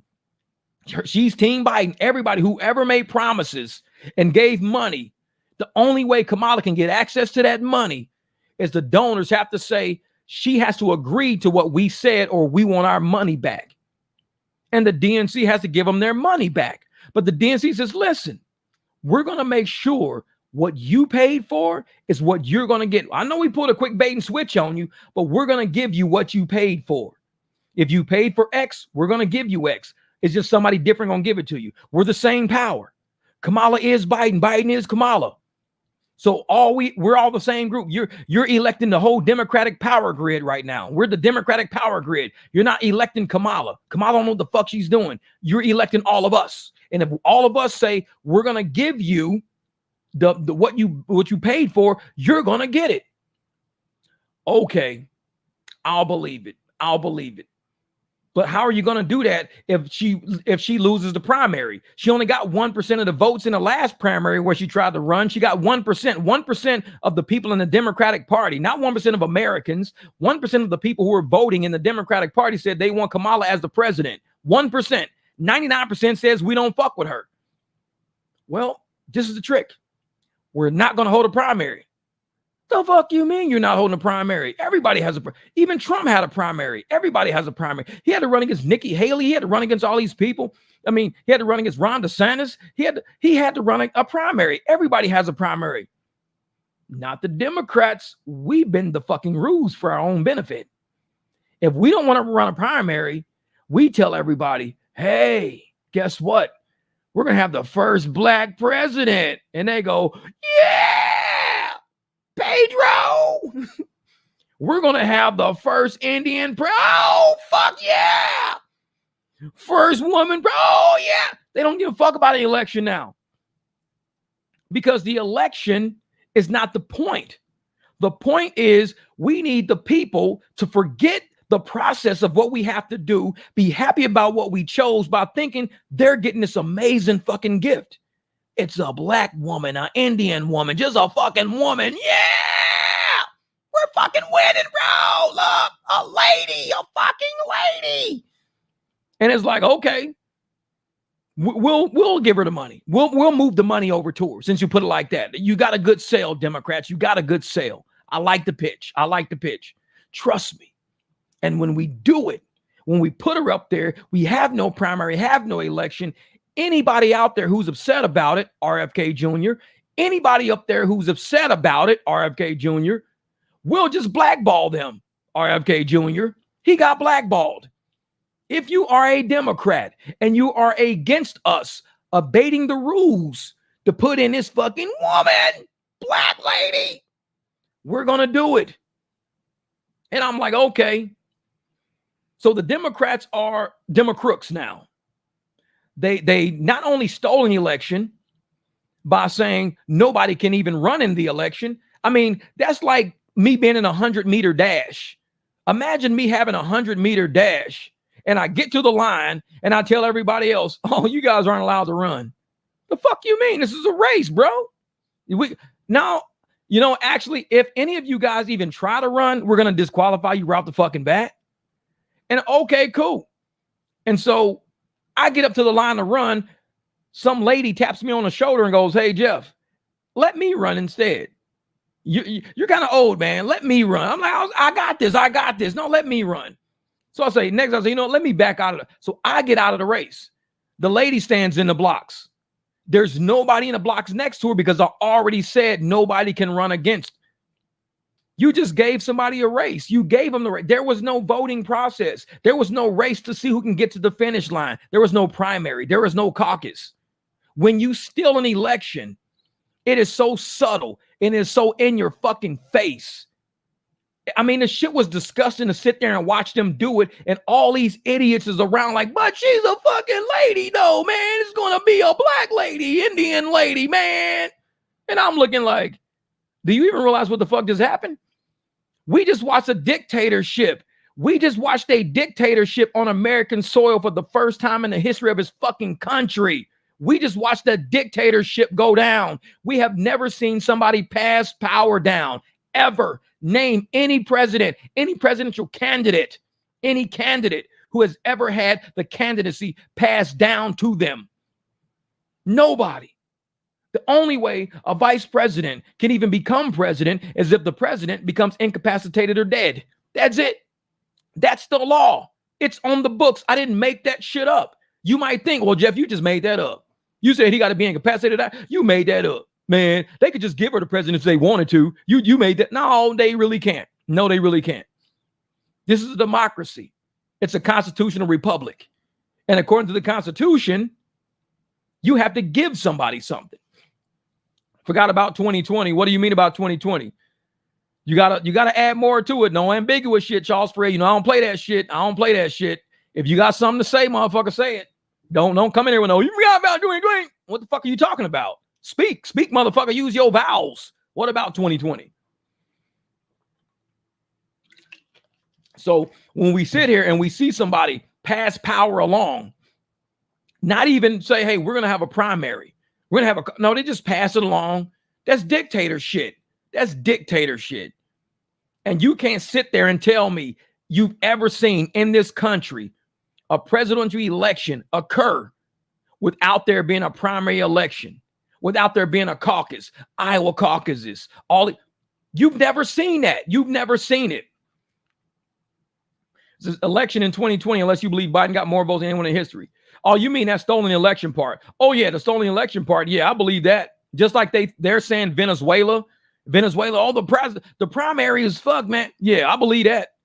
Because I already know the election in 2020 was a complete farce. It was a complete, and everybody knows that because there were powers that be had to have Biden in place because Biden is a lame brain. They had to have a lame brain in place, not a strong leader in place to do the shit that they did. I believe that. I believe that, Charles Fred. And it's funny because anybody who's a Republican who denies that election is automatically bad. But right now, the Democrats are denying the Venezuelan election. The Democrats are denying the election that just happened in Venezuela. The Democrats here in America sitting on this fucking soil that says you can't be an election denier, denying the election that happened in Venezuela. Not only that, the Democrats on this soil sat there and said Stacey Abrams' election was rigged. They sitting there going, no, we think Stacey Abrams won. So how can Democrats be election deniers? But yet when an election don't go their way, they can deny it and nobody says shit about it. We let them deny it. Deny it if you want to. That's how you fucking feel. Deny it. Deny it. Go for it. You don't think Venezuela was right? Deny it. Then go fix it. You don't think Stacey Abrams shit was right? Deny it. You have a right to deny. It's a right to a belief. But yet, if a Republican says, I deny, oh my God, you're an election denier. You're a fucking election denier, bro. You can't do that. It's a crime to deny the election. The results are the results, bro. You can't deny that shit. That's an election, bro. You can't. But yet, they deny all of these fucking elections. Do you see the game in front of? When I say fuckery, I mean it with a capital F. Do you see all the fuckery in the games in front of you? And they do this shit because they know they have a very low IQ base. And it's not that everybody in the Democratic base is low IQ, but if you say that Democrats are predominantly black people, and you say black schools are predominantly failing students, and you say black students do way worse, then they are a lower IQ base. I mean, it's fucking science. It's not racist shit. It's reality. If you say, well, black schools are failing its students, black students don't do too well. Black people aren't that educated. Our educational system in the blacks is fucked up. So you're saying the IQ is lower, which means these people are easy to fucking get over on. Yeah, well, don't keep them smart. Bring a motherfucker in to twerk. Hey, twerk, motherfucker. Hey, vote for me. Vote for me. Vote like a motherfucker. Yeah. She ain't saying no fucking policy. Yeah, Trump's a racist. Vote for me. Vote for me. Fucking twerking and shit. Yeah, Trump wants to get rid of illegals. Vote for me. Vote for me. I'm like, this is the level of thought you couldn't bring a fucking somebody in that can actually speak a sentence. Somebody that can come in and articulate a paragraph, prepare a speech. You brought somebody in to come sing a fucking song, body, yada, yada, yada, yada, yada. I'm like, are you fucking serious? This is your speech? Body, yada, yada, yada, yada, yada, work for me, vote for me. I'm sitting there like, y'all treating black people dirty, man. Y'all really treating black people like low IQ motherfuckers. And black people don't even see it. They in the background, yeah, fucking Meg Thee Stallion, yeah. I'm like, this is a political event. This ain't no goddamn concert. It's a political event. It's politics. It's for votes. They giving you motherfuckers cotton candy and girls twerking and shit. And y'all like, you got my vote, goddamn fucking twerking like that shit. You got my vote, motherfucker. Body, yada, yada, yada, yada, yada. I'm like, are you fucking serious? I'm like, man, these people. So I can't fuck with these people. So Jeff, that means Joe Biden passed away. Who knows, man? I don't even get into that shit. I don't know if Joe Biden passed away or not. Everybody say he did. I don't care. Left or right. I don't even know. He passed away. He didn't pass away. People pass away all the time. People don't get shot in the head all the fucking time, but people pass away all the time. So whether he passed away or not, I don't know. He could have, he didn't. So I think they're pretty intelligent, but they're made to put their focus on other things. Like, don't worry about reading, worry about the streets. Exactly. And Charles, and I say that shit all the time, man. And people always call me racist, but I'll say something and then I'll talk about what they think the problem with the community is. It's the exact same fucking thing. I'll say something, you racist, you fucking racist. Then as soon as test scores come up, well, the reason why our test scores are so low is because you guys don't focus on black students like you focus on white students. And then, you know, our kids don't know shit. We don't got the right books. I'm like, what? Not just saying that black students aren't educated in the same manner and have the same comprehension levels. Yeah, but just the way you said it. Give a fuck how I said it. I don't care how you feel. I only tell the truth. If we invested more time, effort, energy, and focus on the things that mattered, then we'd be at a place where we would really make a difference. Right now, we don't make enough difference. They won't even let us vote. And you take away the black vote by appointing somebody. You basically took away the black power to vote by saying, we don't want y'all to vote. Last time we gave you black motherfuckers a chance to vote, only 1% of y'all chose Kamala. Only 1%. We gave you a fucking black woman, Indian woman, a fucking lady. We gave her to you on a fucking platter. Hey, she's running for president. Black people vote for, and 1% of you motherfuckers voted for. We're not taking that risk again. No, we're just gonna put her in place. We don't need you guys to vote. Fuck y'all. Y'all don't know the homework assignment. Y'all not that smart. And that's how they treat black people. Like if you let Kamala go in a primary debate against other Democrats who aspire to be president one day. Oh, I want to be president too. I want to be president too. I want to be. So they all want to aspire to be president. Let them debate each other. Let Kamala debate, RFJ Jr. Let RFK Jr. Let everybody debate everybody and let the American people see which policies stand for better. They don't want to do that because Kamala's an idiot. Everybody knows it. I'm not saying some brand new shit like Kamala's very smart. Yeah, right. Everybody fucking knows that. She's only in the political position that she's in right now. I guarantee you, everybody out there gets upset when you talk about a woman's sexual history, but they allow you to talk about a male sexual. You talk about Stormy Daniels.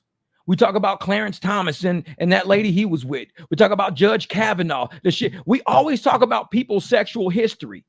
But if you bring up a woman's sexual history and how she got the position she even got, this lady wasn't even in fucking politics. She was fucking a dude in politics.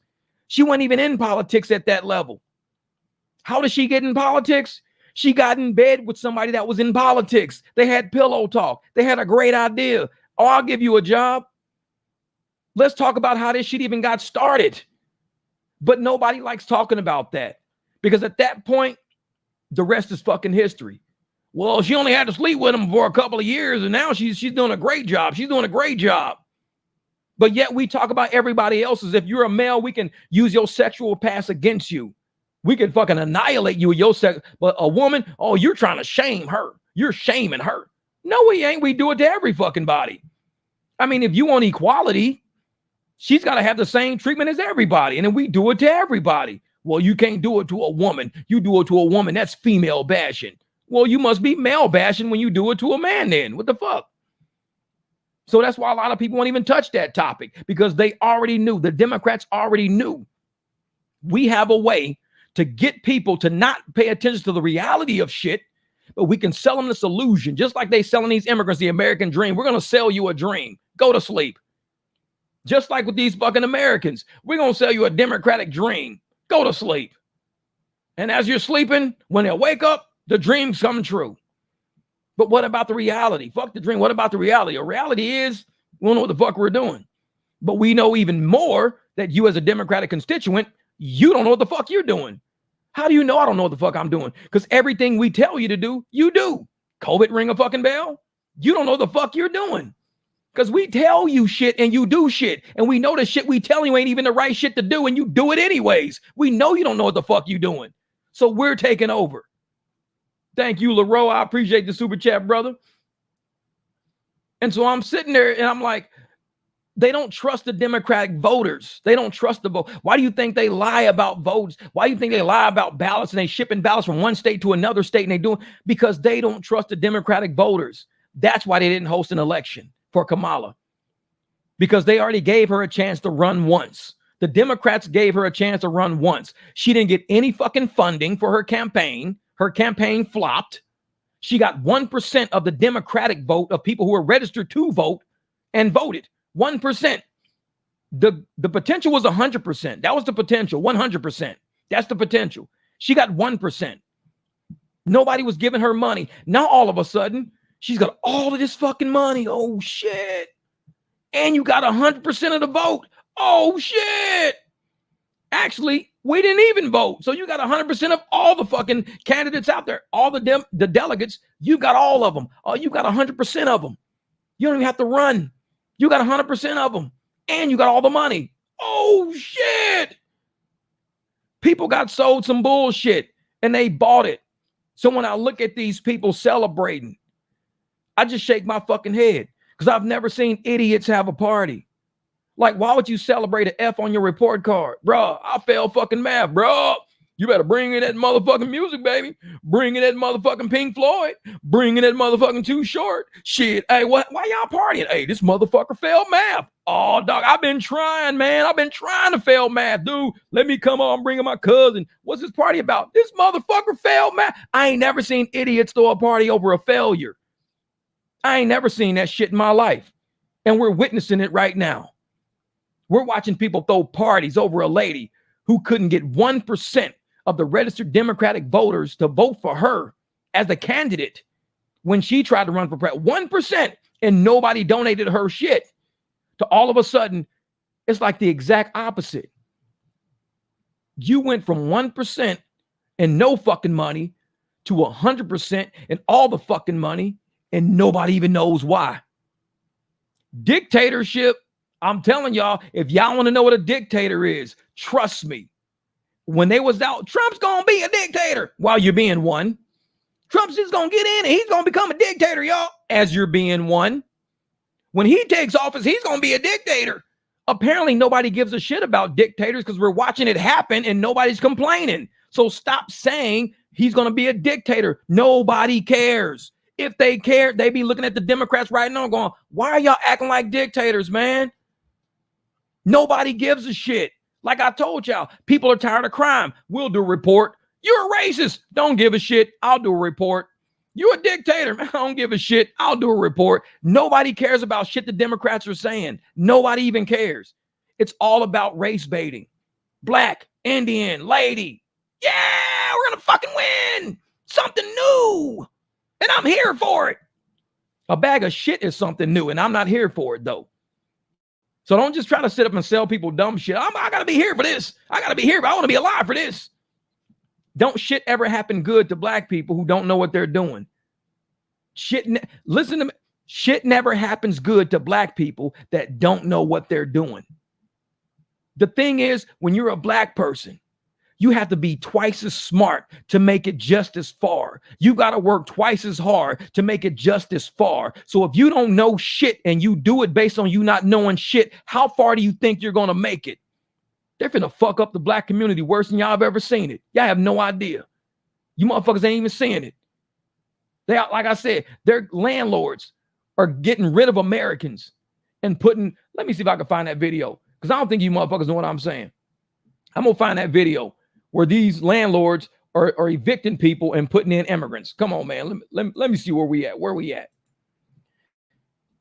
Okay, here we go. Oh, wait a minute. Let's see what we got. What we got? Oh. These are all migrants leaving shelters. Wait a minute. Let's do landlord, because it was under landlords or whatever.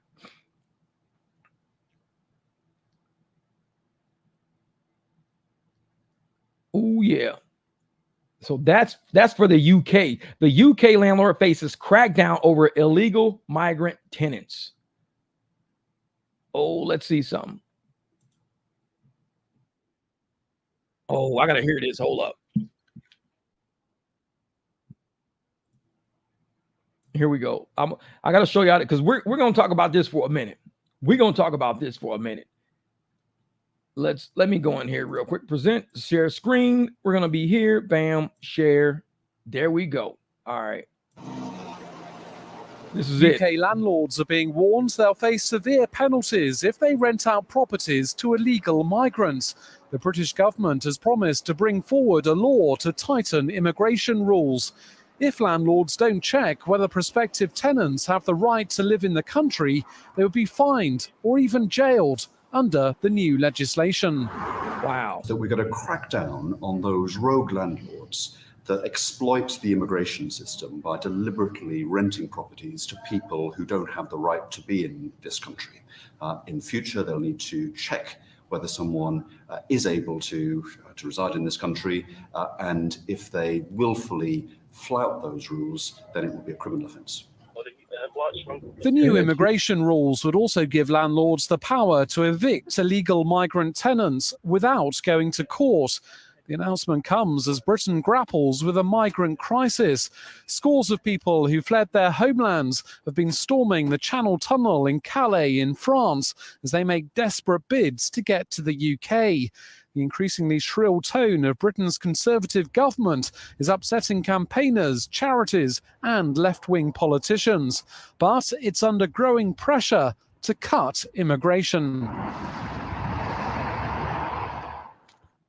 So basically, that was because what landlords are doing over there in the UK, and I'm going to try to find the one that was in America that I saw. But in the UK, what the problem is that their immigrants are coming over and they got all this money. They have all this government assisted money, all this kickback money, all this money from their friends and family everywhere, and they're renting places. And these landlords are like, I can get more money renting to an immigrant than I can to a regular person. So they're jacking the rents up through the roof. Like I said, Biden is going around going, well, we're going to put a cap on rent. Instead of doing what Europe's doing and saying you can't rent to an illegal immigrant, what they're doing is going, we're just going to put a cap on rent. Because Biden and the Democrats here want you to rent your place to an illegal immigrant to get money from the government and shit like that.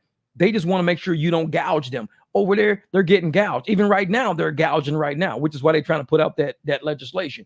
But if they're kicking out American families on the street, American families are like, you know what? I'll give you the 900, but they're like, dude, I can get 1,400 from an immigrant. Why am I only taking 900? So they don't renew the lease. We're not going to renew your lease. So why are you going to renew my lease, man? I've been here for like 3 years. Yeah, we're going to do something different. I might sell a house. I might do something. They give you some bullshit story to get you out of the house. So when you get kicked out of the house, what happens? You end up, all right, I got kicked out of the house now. Now you go back and there's immigrants there. And you're like, holy shit, you told me you were selling the house. Yeah, we thought about it. We decided not to sell. We're going to keep it, actually. This is what I'm talking, man. They be fucking up people, man. They be fucking people up like that. A perfect test for the powers to be fully acknowledged and confirmed that over 90% of the population is sound asleep and not capable of critical thinking and has no common sense. Oh, yeah. that was that whole COVID test right there, man. So everyone needs to listen to George Carlin's American Dream bit. That's it in a nutshell. America was highly jacked by billionaire corporations over 100 years ago, all to their benefit. They run it all. Real shit. All right, I swear, man, I'm gonna find this thing, because if I could just locate it, you guys are gonna be like, wow, that's fucking crazy. Let me see something. Let's see. Let's go. Come on, thing. I don't know why this thing says 36 in there. I'll just say 36. 36 YouTubes. What?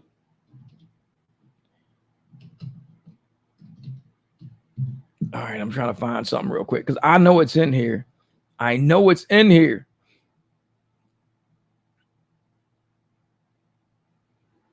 Oh, this is even better. This is 4 months ago. Wait a minute. Hold up.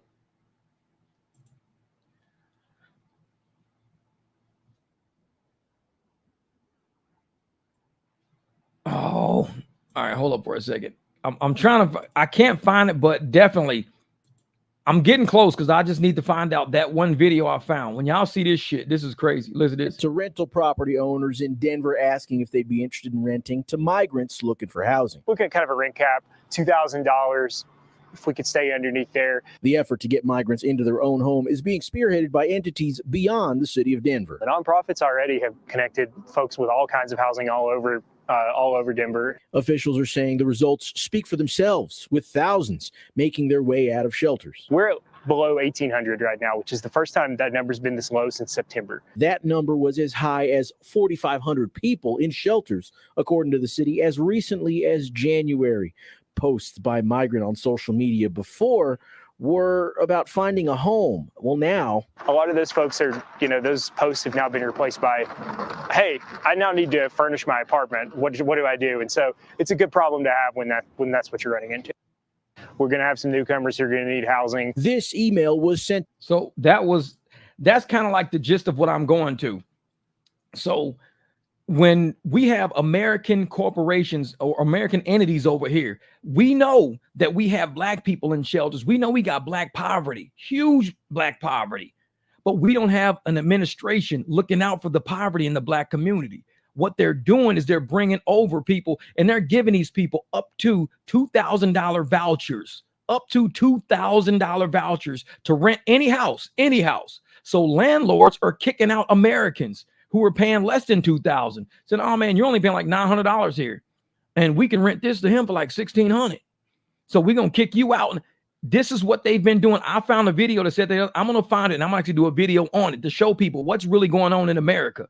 And nobody's talking about it because everybody's, ooh, a black lady, ooh, an Indian lady, ooh, is a lady. But they're not paying attention to what the fuck is really going on.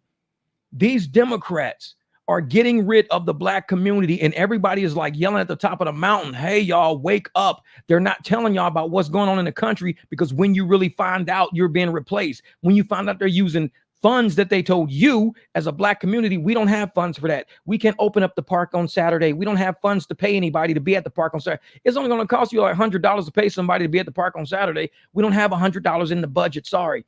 But they're giving all these people 2 G's a month. And guess who's buying up all the property? BlackRock, Vanguard, all of these property companies. So the property companies are buying up all of the property, the houses, the units, the condos. They're buying all this shit up. And guess what? The government says we're gonna put 15 immigrant families into this housing. So 15, and we'll give you $2,000 for the 15.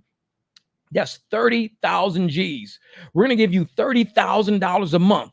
You as a owner of all these properties, you're a rental corporation, and you say, bruh, we can kick out all the black people, and the government is going to send us 30 G's to house these 15 people.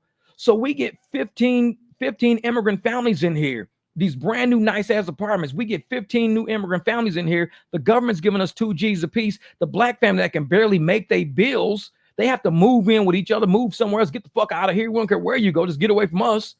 And you guys can go fight and fend for yourself somewhere in the hood. Why don't they give that same money to underprivileged families here in America? They never thought about that. The Democrats never thought about that, because they sat up there and said, black people want too much money. Y'all got nice ass cars, your own motorcycles and shit now. All you motherfuckers got pit bulls, and all y'all pit bulls cost $2,000 a piece. No, we need to go for some cheaper fucking people. So this is what we're going to do. We're going to bring immigrants in. We're going to put them in shelters. We're going to figure out what to do. Go to a shelter. We'll cover the shelter. All the little people, all the administrations like Goodwill and all these places, they're giving money, giving clothes and shit like that. And then they're going to say, when it's time for you guys to move, we'll pay for your apartment, but we can't help you furnish the apartment. So these people are getting brand new apartments, nice ass apartments. They got EBT. They got all, but they have no money to even furnish these apartments. The government is paying for it all. Meanwhile, you got black people who've been here, 7 generations fucking deep, 7 generations deep, voting Democrat. They don't get that same deal. Oh, we'll give you Section 8. How much? We'll give you $380 a month. 380? Wait a minute. You give me, but you get these motherfuckers, 2 G's? You told them we'll give you up to 2 G's?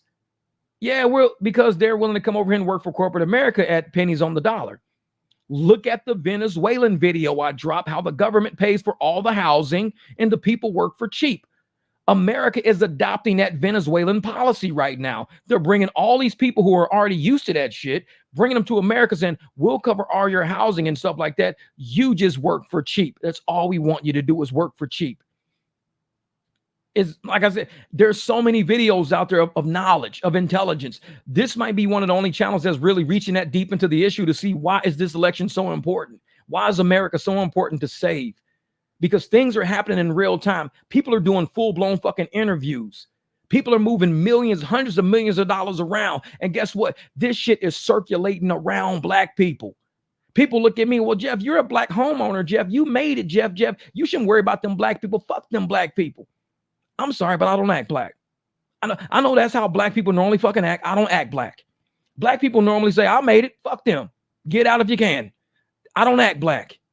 I act like I care about black people. That's how I act. I act like their life matter just like my life matter. We black. So when I'm sitting here fighting for somebody that don't got, even though I do got, is because I care about them to that degree. But when you got Democrats out there who ain't fighting for these black people, I'm a Republican and I got it, but I'm fighting for Democrats that don't got it. And I'm sitting there and I'm looking for these fucking people, looking out for these people. And the Democrats are circulating hundreds of millions of dollars around all these fucking people.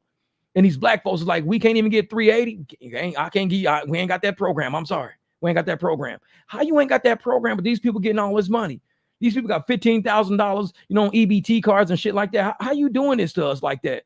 My ancestors built this country. I've been here. My great-grandparents, everybody, we all been here. How you going to do us like this? America, how you gonna do us like that? And they just look at you sideways like, go to work. The fuck you doing sitting there? Go to work. Go get you another job. Go get you a second job. How am I gonna get me a second and third job when y'all keep jacking my rent up? Y'all not giving us no rent. Y'all giving rent to everybody else. The Democrats ain't even seeing it though, man. I say the Democrat powers are seeing it, but the Democrats voters, they're not seeing it. Because they watch CNN. CNN don't show the shit that I show on this channel about reality. Like my girl Robin said the other day, Jeff, you starting to become the news. I'm like, you're probably right. I probably am. This channel was turning out to be something that I didn't even intend. Because all I'm showing are interviews, news. I'm showing political parties actually giving interviews places. I'm showing, charitable donations and charities and shit, giving interviews. I'm showing migrant day camps.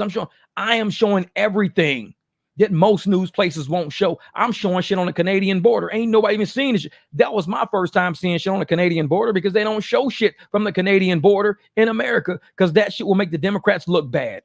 Especially when you got somebody walking around who was appointed to be the border czar because Joe said she's the most qualified person for that position. She's the most qualified for that position. But yet you see all this shit going on. Oh, that wasn't her job. She ain't got nothing to do with that. But somebody got something to do with it. Who's got something to do with it, Joe? You? Who did you hire to do that? Point out the border czar on your team because everybody had one. Point out the border czar. It was Kamala. But now she's saying, I ain't my job. Typical black shit.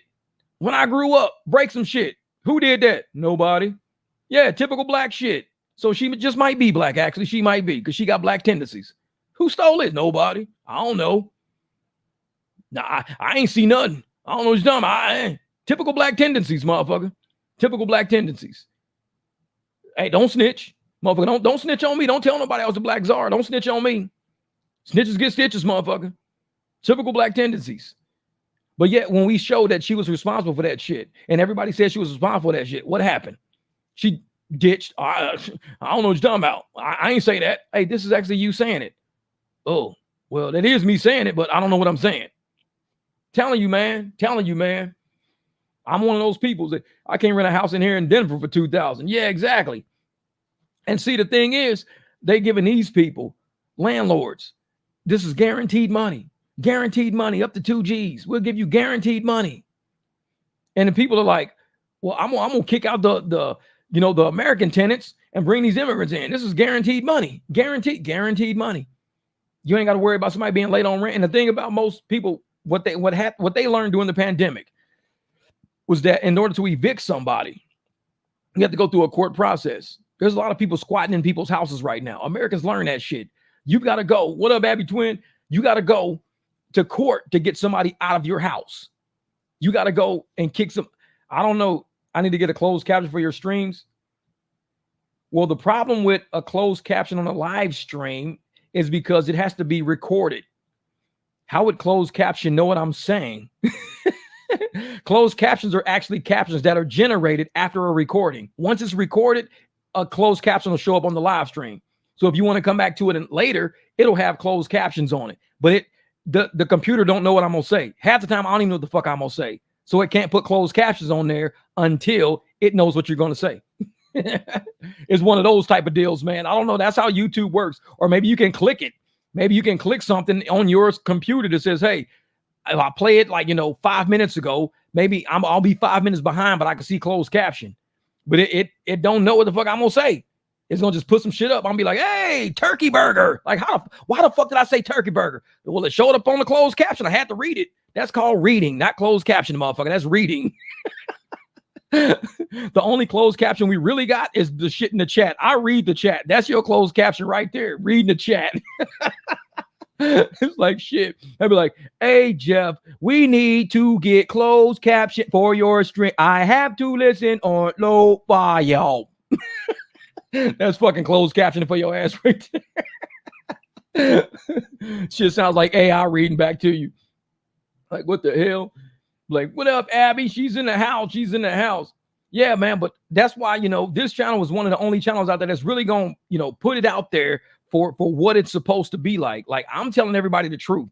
And if people don't like the truth, they don't like the videos I put out, they ain't got to look at them. But I'm not going to change. I'm not going to back down. Every day I'm coming with the facts. Every day I'm coming with the truth. I'm not backing down and saying, well, I don't want to show that because it makes Democrats look bad. Fuck it. If you look bad, it's because you did something to look bad. If Trump did some shit that made him look bad, guess what? You don't think it's on video somewhere? Somebody's going to play it. Everybody's been playing that interview with him when he was at the National Black Journalist Convention. Everybody's playing that. If he was going to make himself look bad, that would have been a good time too. Trump just got up there and just didn't give a shit. He was like, y'all not going to disrespect me. It's like, try me again.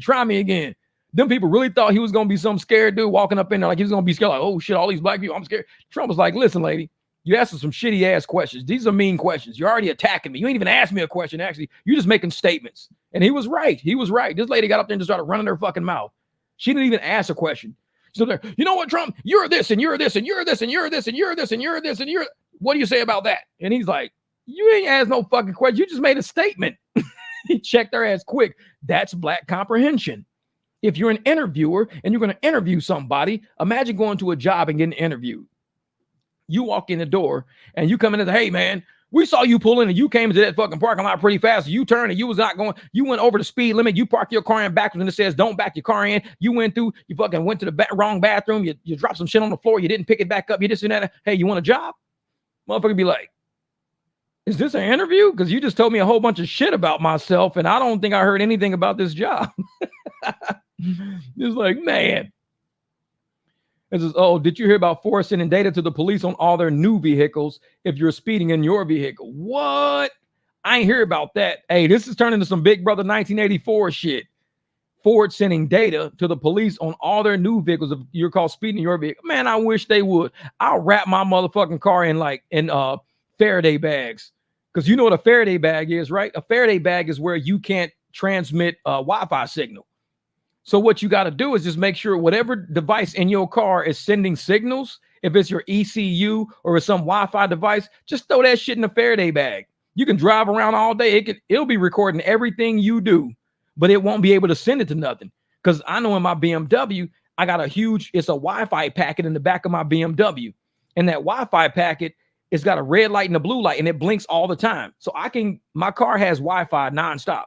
If I wanted to stop Wi-Fi in my car, I could just put that Wi-Fi box in like a little Faraday pouch, and my car won't be transmitting data no more. It can't, because a Faraday bag prevents data. So all you got to do on these cars is find out where your data transmission thing is, get you a Faraday kit, whether a box or a bag, and put it in there and just start driving.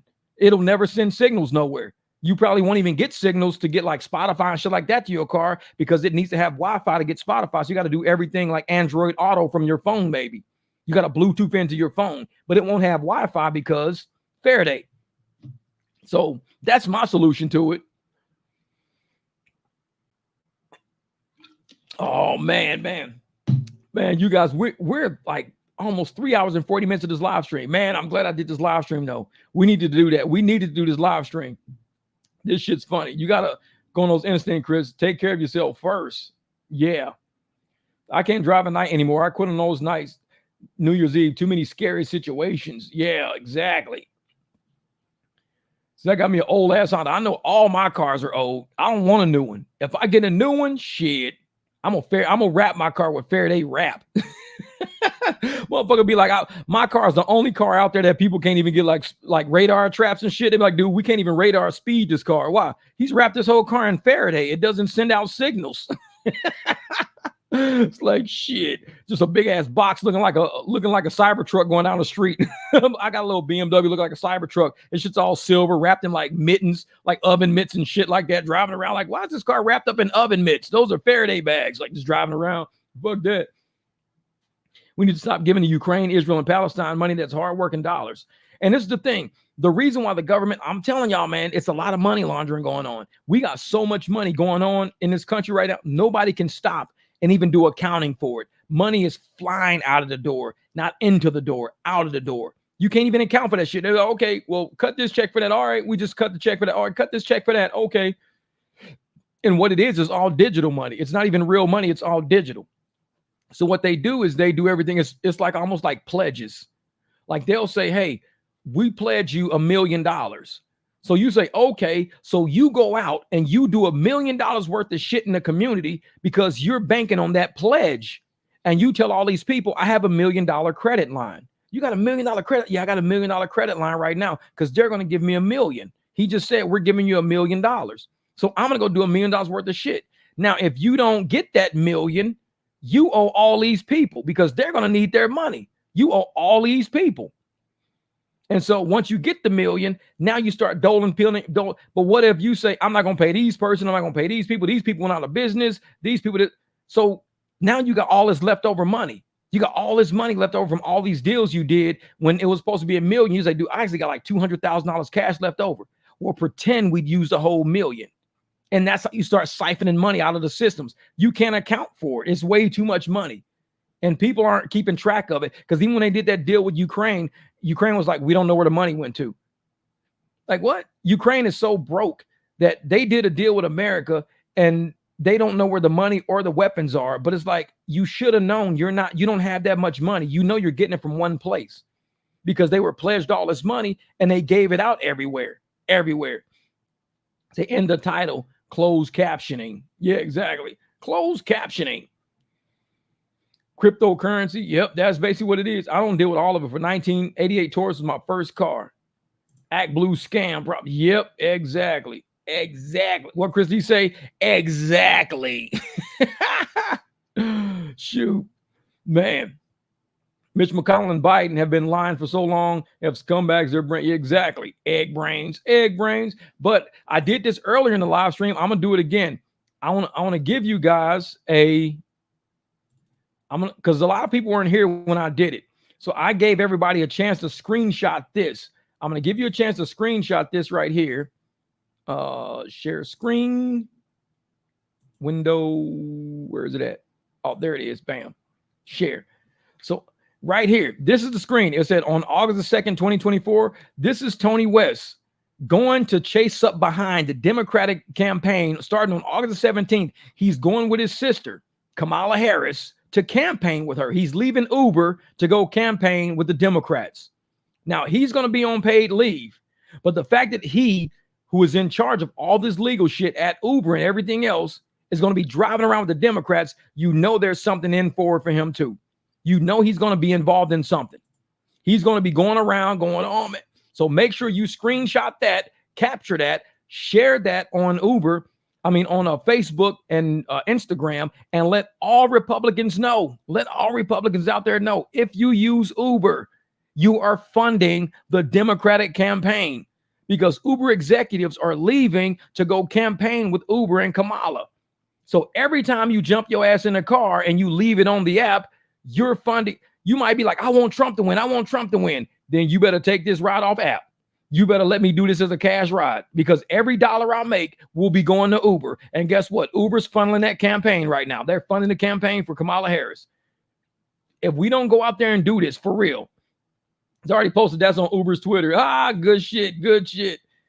See, I already posted that on Uber's Twitter. Man, I got it from Sergio. Like I said, Sergio over at the Rideshare guy sent me this. And when I saw it, I was like, ooh, man, this is pretty good stuff. Good stuff. So it's like, what we got to do? Screenshot it, share it, let everybody know every Uber ride you're taking. Some of the money from that Uber ride will be going to the Democratic campaign. It will be going to the DNC. It will be going to that nominee, Kamala Harris. So if you want for Trump to win, what you need to do is separate yourself from supporting the Democratic ticket right now. Separate yourself from supporting that ticket by saying, I'm going to do a ride straight up. I'm going to do a ride straight up with you. Cash App, Venmo, Zelle, Square. Because I don't want to support the Democratic campaign for Kamala Harris. And if Uber is sending executives to campaign with her, I want out. I want out. And this is how we attack them back. We don't sit there and beg, please don't go, Tony. Please don't, man. Fuck him. Go. I want them to see fares tank. I want them to be like, why ain't nobody completing all these rides? Why nobody's completing these rides? What the fuck? Man, every time we get a ride, it's like it's canceled. Like every single one of them are canceled. Oh, because Tony they know that Tony's going with the Democratic, campaign. They know Uber's supporting the Democrats now. Oh. So now they're all saying we support the Republican candidate. So what we're going to do is we're going to just do this ride, cancel this ride, give cash to the driver, become a private driver, don't support the Democratic. Oh, that's what they're doing now. They're hitting us in the wallet now. Oh, yeah, Ty. Oh, yeah. Oh, yeah. He's going back to the plantation house with his sister-in-law. Real shit, Joker, man. What's good, Joker, man? What's up, brother? What's up? And I'm sitting there going, for anybody out there who knew right off the bat, like, I don't know if that's coming up clear on you. I want to do a solo layout real quick. I want to see something.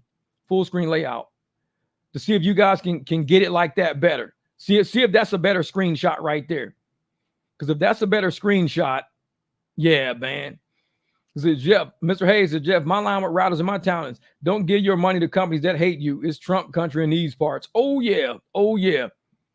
There was this short Uber and Lyft stock. I'm telling you, man, it's been tanking. It's been tanking. I said that shit was going to go down to $10. And it's happening a lot faster than what I thought. I said, this shit's going to end up at $10 a share. So make sure y'all get that screenshot right there, man. Make sure y'all get that. Share that to Facebook. Let riders know if you support Uber, if you continue these Uber rides, you are supporting the Kamala Harris campaign. If you do not want to support the Kamala Harris campaign, please use me as your private driver. I do pickups for work, from work, dinner, grocery stores, whatever. But if it's like, if you want to support the Democrats, you keep messing with these people if you want to. So that was it right there. I just want everybody to get that. So, man, if we're going to make an impact on this, we're going to make a dent on this, we have to do it. We have to do it as the drivers. We are the earners of all this. We're the earners. They want to say Uber and Lyft makes money. No, we make the money. They take the money. That's the only difference. They get people to pay them and they try to give us little crumbs after it. We can stop that shit. Give me the money. Just give it to me. I'm taking you anyways. Just give it to me. Well, what about the ride? I'll cancel this fucking ride. Fuck this ride. I'm cancel it. Here, cancel. Give me the money. Bet. Let's go. Get there safe. Hey, have a great day. All right, you too. Y'all enjoy the movie. Thank you. See you later. You got my card. Cool. Got you. I'm your driver. I'll see you in about 2 hours when the movie's up. All right, bet. And that's how we handle this shit. He can go campaign with them all he wants. It's going to hurt them more than it hurts us. So he thought this campaign was going to make a difference. Maybe he don't know what kind of difference it's going to make. We're very smart people. We're very sharp people. We know where our money is going when we support Uber. When Uber did not come out and denounce what Eric Cartwright said, that let me know where they really stood.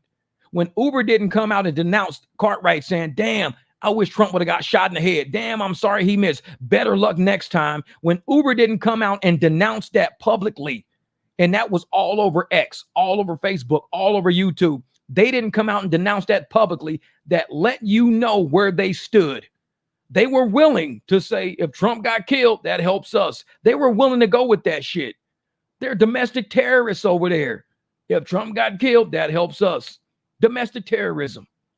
And now you got Kamala Harris's brother rolling around with these fucking domestic terrorists, making money on our backs with every ride we take, making money on our backs. We funding her campaign. We're funding domestic terrorism. We're funding people who are bringing our replacements in. Talk to your riders. Cancel that shit. Let them know why.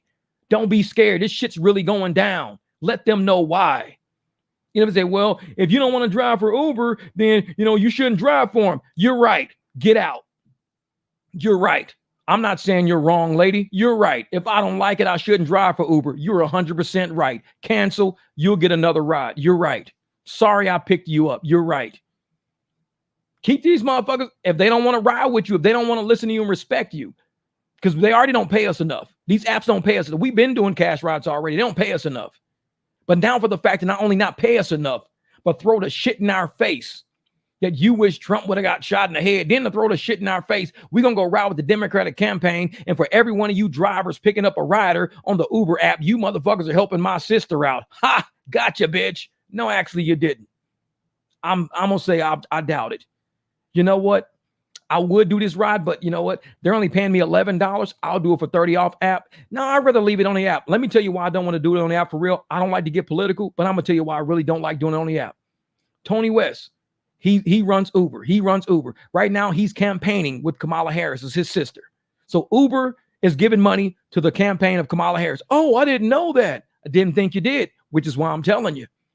So for every Uber ride you take, you're funding Kamala Harris's campaign probably. Guaranteed some of that money's trickling her way. So if you want Trump to win, quit funding the Democrats to win.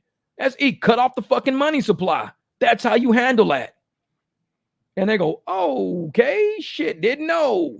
Cancel it, please. They might be like, I'll cancel it. And if you got a card, I'll take your card. And I'll tell all my friends, we're all Republicans. Like, okay, cool. Knock yourself the fuck out. They might say, you know what? We're all Democrats, but guess what? We don't like Kamala. We're Democrats that don't like her. So please give us your card and we'll start using you. We don't like her. We don't know why they put her in place. We wanted somebody else. They didn't give us a chance to vote.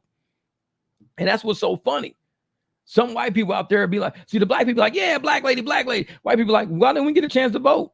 We wanted RFK Jr. We wanted somebody different. Why didn't we get a chance to vote? Oh, you don't need a chance to vote. We got enough black people and we got enough immigrants. We got enough. We don't need you white folks. We don't care about y'all right now. We're trying to pander to the black community. We pandered to the Indians last time. Now we're pandering to the black community and we're pandering to the Indians. We don't need you white folks. That's how this is going, right? That's really how shit's going. Sign up with Fair and become independent driver. That's right. Sign up with Fair, become an independent driver.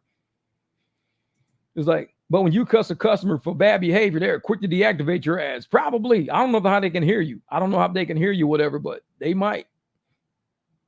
So you have to be careful. There's a lot of blue, no matter who in Phoenix, Tempe. That's cool. I just tell them, pay me cash straight up. I don't give a fuck if they blue or red. Because I told y'all motherfuckers know on this channel. I was married to Democrats before. 2 of them. That shit don't bother me, the motherfucker's Democrat. That shit does not bother me. What bothers me is unintelligent people. That bothers me. You could be a smart Democrat and you can be like, you know what? Look at all these people in Chicago and different cities who are waking up going, you know what? I'll vote a Democrat the whole time. These motherfuckers think we stupid. I'm not fucking with these people again. I'm not voting for them again. Those are intelligent Democrats. They're Democrats, but they're intelligent level Democrats. They're sitting around going, you know what? Nah, this shit ain't happening. Nah, not doing it. And yet, when I say I hung out with Democrats or I had Democratic friends, played basketball with them, role models, this shit don't make a difference to me. If you're intelligent and you can adequately support if your decision ain't, well, he racist and she's not racist. And I'm like, yeah, okay. They both fucking racist. As a matter of fact, I'm racist too. Now what? It's like, we all racist. So what? If we all racist across the board and we all agree that we racist across the board, then we can stop saying racism is a problem. Because I ain't no fucking problem. I'm a good guy. But if we all say we're racist and we all agree that everybody's racist, then we all can't use racism no more. We're all racist. It's like, I'm not trying not to be, because I'm sick of trying not to be. Fuck it, I am. So what? I'm not using my racism to hurt you, am I? No. If anything, I'm using it to get us into the fucking club. I walk up like, hey, man, what's good? Yeah, man, I'm a LL Cool J little brother. Damn, you do look just like him. Yeah, you know, man, all black people look alike. Come on, man, let me in. So I'm using my racism to help us. We got in the club because all black people look alike. And motherfucker said I was LL Cool J cousin. I'm helping. Let me use my racism as a benefit. But if you want to use it to hurt me, that's another fucking thing. I don't do that. I don't want to use it to hurt you. I'll use it to benefit you in some way.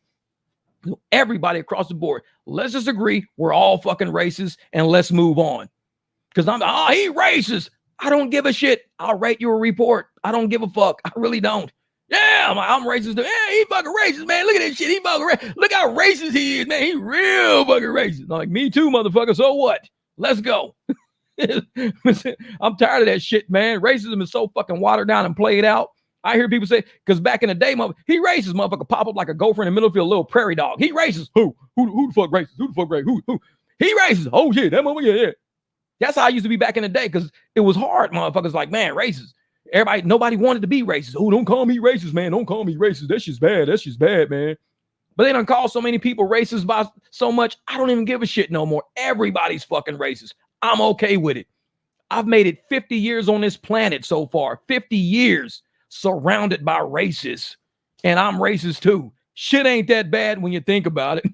It's like, man, I could give a shit less. Yeah, I'm sexist while we're at it. Exactly. It's like, man, I'm racist by today's definition, but that's the thing. Be racist all you want. Racism is just a belief that one race is inferior or superior to another race in some aspect. It didn't say forever. It just said in some aspect. I might think black people make Kool-Aid better than white people. Man, you racist motherfucker. My cousin, man, blonde hair, blue eyes, this motherfucker makes some Kool-Aid with a whole bag of sugar, goddammit. He love that shit. See, so I might be racist, but I'm thinking I don't want none of your cousin Kool-Aid because I think black people Kool-Aid tastes better. You're racist as a motherfucker, but it helps black people because I'm going to buy some Kool-Aid off of them. And I said, dude, why Jeff always over there buying our Kool-Aid? Because I don't fuck white people Kool-Aid, man. I don't even know how to make it. My cousin used a lot of sugar. I'm like, a lot of sugar? Or just like a lot of sugar? He used a lot of sugar. Okay, I'm going to try your cousin Kool-Aid in. Man, this white dude can make some fucking Kool-Aid, bro. You eat, man, fucking shit's crazy. So I can be racist all I want to be. I'm not hurting nobody. If somebody's offended, fuck your feelings. I don't care. A lot of shit irritate me. I hate slow drivers. That shit, it makes me late. It makes me angry to be behind somebody who don't even go to fucking speed limit. That really affects me. A slow driver affects me more than a racist affects me. Racists don't even bother me. Don't. Slow drivers fucking piss me off. It's just how I am. I mean, if you bump into my car because you don't know how to drive your car, that pisses me off more than you being racist. If you bump my car, boom. Oh, bro, sorry about that, man. Tell you what, hey, here's like $50 for a new tail light, $100. Call me. Here's my blah. Then I found out this motherfucker got a Confederate flag in the back window. I don't give a fuck about the Confederate flag. Who gives a shit? I've seen a million of them. I even know what it looks like. I can tell you what the colors is. Give a shit. So it's like, he's racist. He got a Confederate flag. I'm like, he probably is. I don't give a shit. He just paid for my fucking tail light. It's like, he can't drive. That's worse. Him not driving right is worse than him being fucking racist. I don't give a shit. But he covered his fucking tail light problem. I'm good now. I'm good. And people like that, they let that shit worry them too much. This person got this flag. This person got this shirt. This person got this hat. Now if you wear a red and white hat, I can have a red and white hat that says, make breakfast great again. I can say that shit. I can have a red and white hat that says, make breakfast great again, and make it look like it says, make America great again, but it says, make breakfast great again. And motherfuckers are going to start hyperventilating when I walk in the door. Black dude, red hat, make breakfast great again. But they don't see what it says. They just see red hat, white letters. I walk in the door. Motherfucker, is another black motherfucker. You old fucking trumpet. Bruh says, make breakfast great again. Oh, I thought that shit said America, dog. I was over there. I saw that shit when you walked in the door. I was like, this motherfucker said, make America great. No, it says make breakfast great again, dog. I like to eat breakfast all the time. I make my own breakfast. I cook. It's like, yeah, it's like that's what I'm saying. Motherfuckers be mad as a motherfucker. And all you doing is wearing a red hat with white letters on it. The people don't even read it, but it's the colors. The colors fuck them up. You just like a bull. It's like a fucking bull. You see a red towel. It's like, bro, the fuck? It's like, make breakfast great again. It's like, I don't give a shit. Fuck that. Like, no. There we go. So, yeah. So Rocco comes back in. Guess what we can do? Yeah, we can ban his ass forever. We're done with Rocco. Now, it's not that you know, putting bananas and a monkey in the comments was too funny, but it's just the fact that you thought it was funny and it really wasn't. We really do joke about racism over here a whole lot. We really do, but I don't even fucking know you. I've never even seen your name before. So you ain't found me like that. Anybody else can do it. If I ain't never seen you on this channel, you come over with some sideways shit, you get banned off my channel. You ain't found me. Welcome to the barbecue, but you ain't found me like that. I don't fucking know you. That's for family shit. That's not for you. So you come over here, you make yourself known, welcome, sit down, have fun, this and that, but just don't come in like that. I don't fucking know you like that. It's like, it's different over here. It's real different over here. Because nobody ever seen no shit like that in my comments ever. And I've been live streaming on this motherfucker for almost 2 years. Ain't nobody did no shit like that. But if you had been around here before, you would know that. You say, hey, you can say some racist shit. You can this and that. But don't try to be fucking funny and nobody knows you. Because then you're really being racist. It's like, man, I can't be an Angels fan with an Angels baseball cap without someone hyperventilating. You all came up with, oh, you motherfucking Angels fan. God damn it, I can't stand you. Like, dog, Angel, I wear an Angels hat because, you know, man, my cat died and we sent him to heaven and his name was Angel. Oh, I thought it was the baseball fan. No, man, it's not a base. It's my cat. I call him Angel, man. I wear an Angels hat. But don't even know why. Don't even know why you wearing it, man. So I'm like, man, that's where most of the sisters are going to fall with Kamala, sucking on Kool-Aid and that stuff. Like, yeah. And I'm telling you right now, man, it's the black community right now need to get a grip on their feelings. When we was little, we used to say, you know, sticks and stones will break my bones, words will never hurt me. We used to say that shit. I ain't make that up. People might think I made that up because the way I talk. Jeff, I think you made that up because I ain't never heard that shit before. Sticks and stones, you crazy motherfucker. No, I didn't make that up. We used to really say that shit. Sticks and stones break my bones, words will never hurt me. That was your parents teaching you how to be a kid that didn't let shit bother you. I took that shit to heart as I grew up. I really didn't let that shit bother me. Sticks and stones break my bones, words and people say shit. I'm like, okay, cool, whatever. I just keep it moving. You say some shit, whatever, man. I'm out. I'm good. And you just keep that shit flowing. Now, for some people, they get heated, and you say something. Like what fucks me up is the rap culture. If sticks and stones break your bones, but words will never hurt you, then how can a rap hurt you? Rappers are always wanting to kill other rappers because they weren't raised with that phrase. They were raised with whatever the fuck. I don't even know how because I never raised a rapper. So I don't know how. But you can make a whole song about me. I don't care. You can say whatever you want to say about me. I don't care. Because sticks and stones will break my words will never hurt me. So how we got all these fucking, you all in your fucking feelings. You're in your feelings. But you a hardcore rapper. Yeah, I'm hardcore, man. I be fucking people up. I be doing shit and rapping and beating people's ass and this and that. Hey, man, your sister stink. I'm gonna kill you next time I see you talk about my sister, motherfucker. I'm like, dude, he was just fucking with you. So say his sister stink back. Fuck it, just say it back to him. Yeah, your sister stink too. But it's like, you throw words at them and they feelings just implode. I'm like, how can you be a star and not take criticism like that? How can you be a star and not let somebody say a word to you that just doesn't crush your fucking soul to the point where you want to kill him next time you see him? It's stupid. Just like with that Rick Ross shit that went down in Canada. Rick Ross played a song by Kendrick Lamar, and Drake is from Canada. And so the people from Canada were mad that he was playing Kendrick's song like they never heard Kendrick's song before. Did they beat up everybody that plays Kendrick's song? No. They just wanted fame. They wanted fame to say, hey, man, we tried to jump Rick Ross. Yeah, we jumped. He played Kendrick. We tried to jump. Yeah, it's stupid. You could play Rick Ross, and I'm like, cool. Or you could play Kendrick. I'm like, whatever, motherfucker. I bet you never sell another album up in Canada. I bet you never fucking, throw a show up in Canada if you want to be like that. But I'm not going to try to beat somebody up because somebody made a rap about me. It's like, it's weak shit. It's weak shit. And that's why black people, man, we got to get out of our fucking feelings like that, man. The shit is getting too weak. It's so pussified, man. People say something, they whole interior implode. It's like, have you been outside today? There's trees out there. It's grass and rocks and shit. There's real life out there. But yet somebody calls you a word and your whole fucking world just collapses. Do those trees outside fall? Do those rocks outside just going to the fucking ground? The street cracks and opens the fuck up. Does the sun turn blood and the moon turns fucking yellow? No. It's just a fucking word, man. Get over that shit. Keep walking. But we let that shit collapse us as a community and we can't get past it. And we get stuck on fucking words. That's why the word racist don't faze me, man. It's like, I've heard it too many times and I know it doesn't affect shit. I still run out of gas. You racist. If I don't put gas in my truck, I'm gonna run out of gas. You racist. If I run over a nail, I'm gonna get a fucking flat tire. You racist. If I don't change my oil, my engine's gonna fucking blow. You racist. If I don't pay my bills, they gonna repo all my shit. Which means no matter what the fuck you say, real life is gonna happen. So I have to either worry about real life or worry about the shit you saying. You racist. I don't give a shit. So what? I'm not missing my bills. My car still run okay. My dogs are all healthy. I got dog food and shit like that laying around. Y'all gotta let shit just, when motherfucker call you racist, let that shit go. You racist, be like, probably. Like, I'll make me a t-shirt that says I'm a racist. Then on the back put sometimes. Because I really am. Why lie, motherfucker? I am sometimes, but I'll never use my racism to hurt you. My racism will only be to help you. Like I said, I can get us in a club. If we say we are certain people because we look like that, and we know we're around some people who think all black people look alike, we could win. We could do this. We could get into the club. Hey man, who are you? Actually, I'm Reverend Jesse Jackson's fucking cousin. Really? Yeah. No bullshit. Dude, you guys can sit right up front. Hey man, we just let in Reverend Jesse Jackson's fucking cousin. They'd be like, that dude was my Uber driver like yesterday.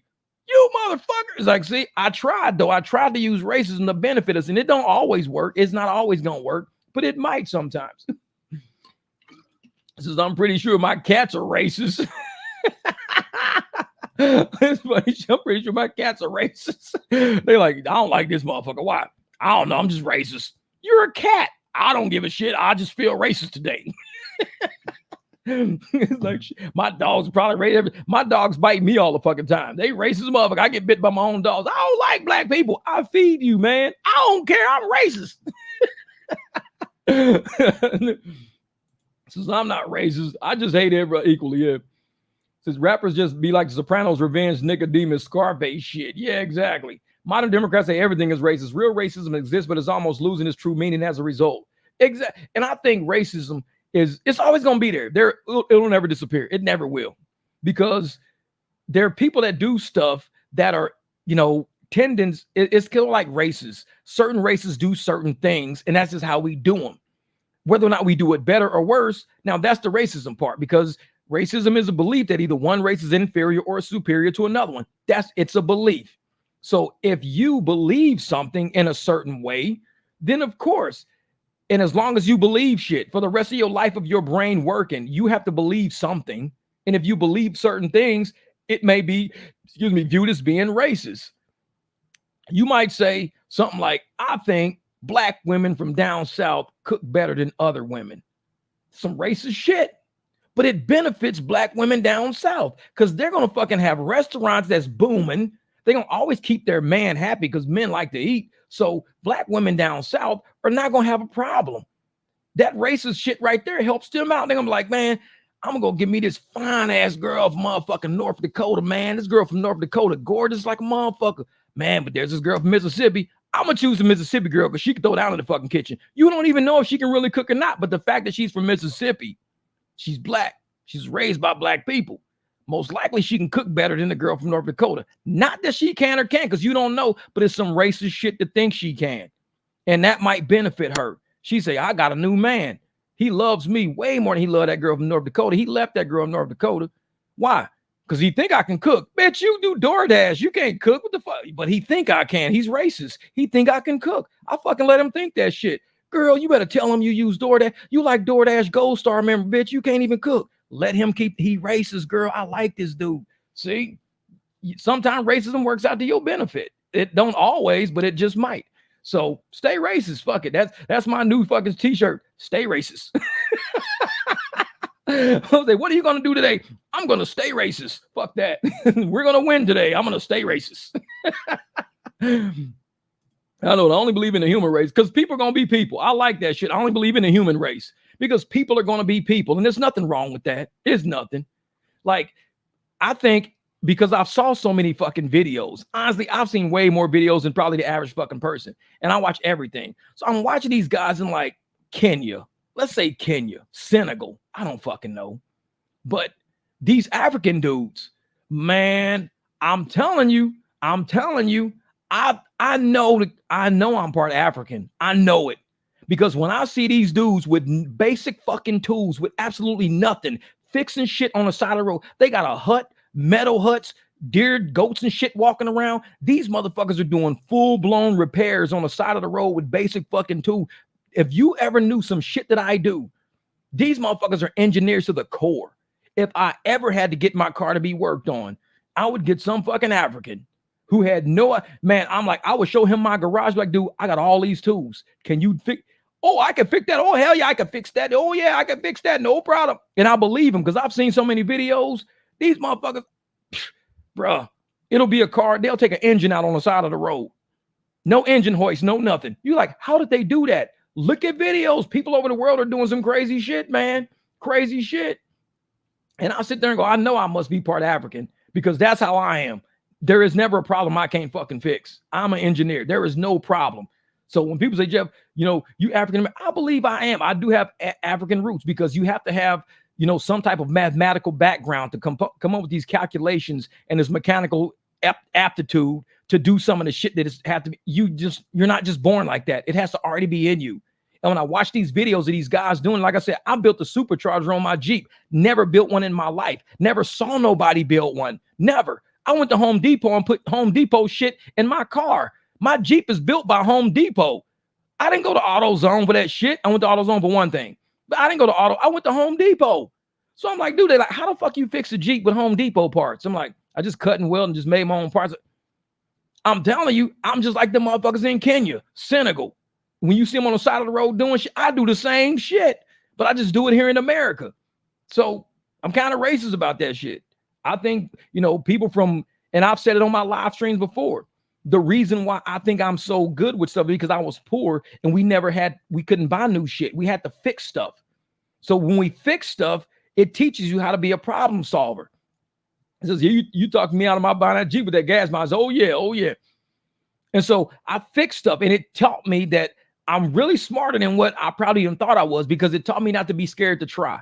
Like I fixed my phone. It took me 2.5 hours. I've never put a new screen on any phone I've ever had. I've had phones since 2012. 2011, 2012 is when I bought my first smartphone. This is the first one I ever fixed. And I had to choose one of the most complicated ones ever on planet fucking Earth. And I'm sitting there like, this shit had all of the data ports, all of the connections.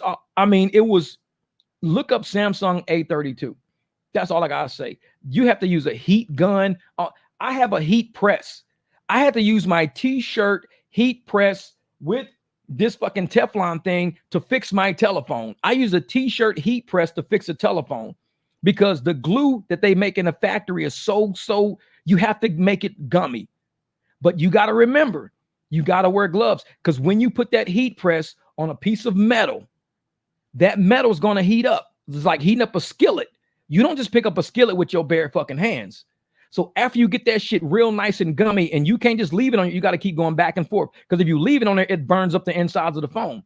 So you got to keep going back and forth. It can only stay a certain temperature. Once you get to that temperature, you have to, with your bare hands, shit's on fire, use thumbs, paper, whatever, and you have to work this shit all the way around.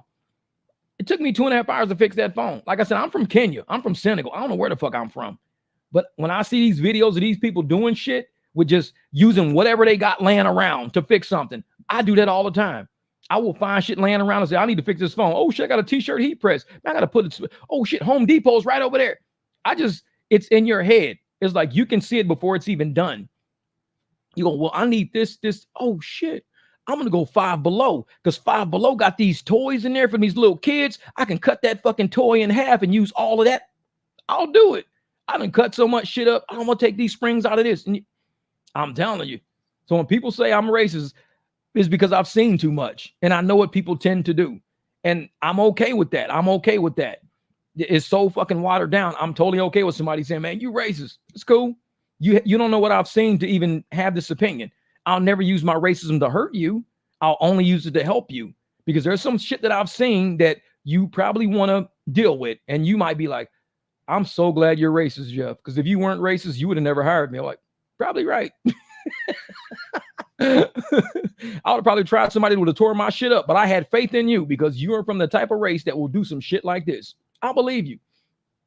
Like when I go to these burrito stands on the side of the road, usually the burrito stands I go to, there's a Latina working there. Latina, either one. It's a Mexican family working there. Every single one I stop at, every single burrito place I stop at, Mexican people work there 100% of the time. 100. I have never stopped at a burrito stand with some fucking Norwegians ever. I've never done it. I've never stopped at a burrito stand with some Australians just fucking making burritos out of kangaroo meat or some shit like that. I've never done it. But if you see some Mexican people and some shit written in Spanish and you got some fucking red lights and some green lights, yeah, you might want to stop and get a fucking burrito. That's some racist shit like a motherfucker, but I guarantee you're going to be glad you stopped. Guarantee it. Racist like a motherfucker. Them Mexican people probably make some shitty burritos. Doubt it. It's like, trust me, 100% of the time I've stopped, doubt it.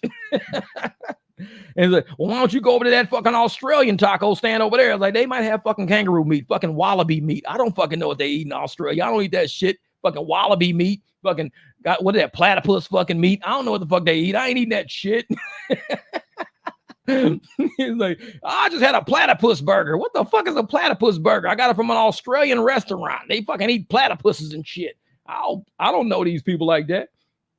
What just converted a $60 5-mile trip just by telling her I'm getting 20. She said, give me 40. She ended up giving me 50 cash. Came straight to report 300. There you go, knowledgeable. Thank you, brother. This right here makes me happy. This makes me happy. Converted a $60 5-mile trip. $60 5 miles. This makes me happy. Dude just told her I'm only getting 20. Said, give me 40. Ended up giving me 50 cash. Came straight to repeat. This is how life really happens when you open your fucking mouth and you speak. That's it. Just speak. Let people know. Let them know, man. I'm not getting paid. And these people are paying a whole lot for these rides, especially leaving a Jason Aldean concert. You know, I did a 2-mile ride. I did a video showing I took this lady 2 miles. I got $20 for 2 miles, but she paid 42. She paid 42 for 2 miles leaving a concert, 42, and I got 20. I guarantee if this lady gave you fucking $60, she probably paid about $90, $100 for that ride. I guarantee it. And that's leaving a concert. She probably paid $100 just to leave there, man. It's like, but we got to speak up. We got to talk and let people know. We got to let them know, hey, I'm not getting paid right. These apps is fucking playing me. We got to do something different. And that's when they come up and go, all right, this is what we're going to do. I'm going to cash app you. All right, but cash app me. Can you cancel it? If I cancel it, they're going to try to send you another driver. You better cancel as soon as I do. Okay, cancel. Yep, they're trying to match me with a driver. Hurry up and cancel before they match you with a driver. Edit trip, cancel. Edit, cancel. Now you're safe. Give me my $40. But, all right, y'all, we over convert works. Hey, knowledgeable, and this is what's going to happen. You're going to end up at the end of the week. You do 3 of those, only 3. You're already at $180, almost $200, and you only went 15 miles. What app is paying you? What app out there will pay you almost $200 to go 15 miles? You got to do this shit on your own, man. This is how I tell people. You can do it, but you got to do it. You doing it right now, brother. You doing it right now, man. Yep, you make it work for you. You get a good deal. What up, Dems? What's good? What's good? Dems Dallas in the house. Yeah. See, now I got to go another 30, 40 minutes because Dems is, and I'm just kidding. I was just about to get off the live stream anyways, because this was about 4 hours and 15 minutes. So it was a lot of good information here. I will tell you that. It was a lot of good information on this live stream. We had a really good time. We laughed a lot. We showed some really important information. I will be taking some clips out of this and making a smaller video so we can share the smaller part on social media. We need to share it. We need to let people know if we're going to fight against Uber, if we're going to fight against Lyft. Because Uber and Lyft sent one of their agents to the Democratic Party. Uber sent one of their people to the Democratic Party.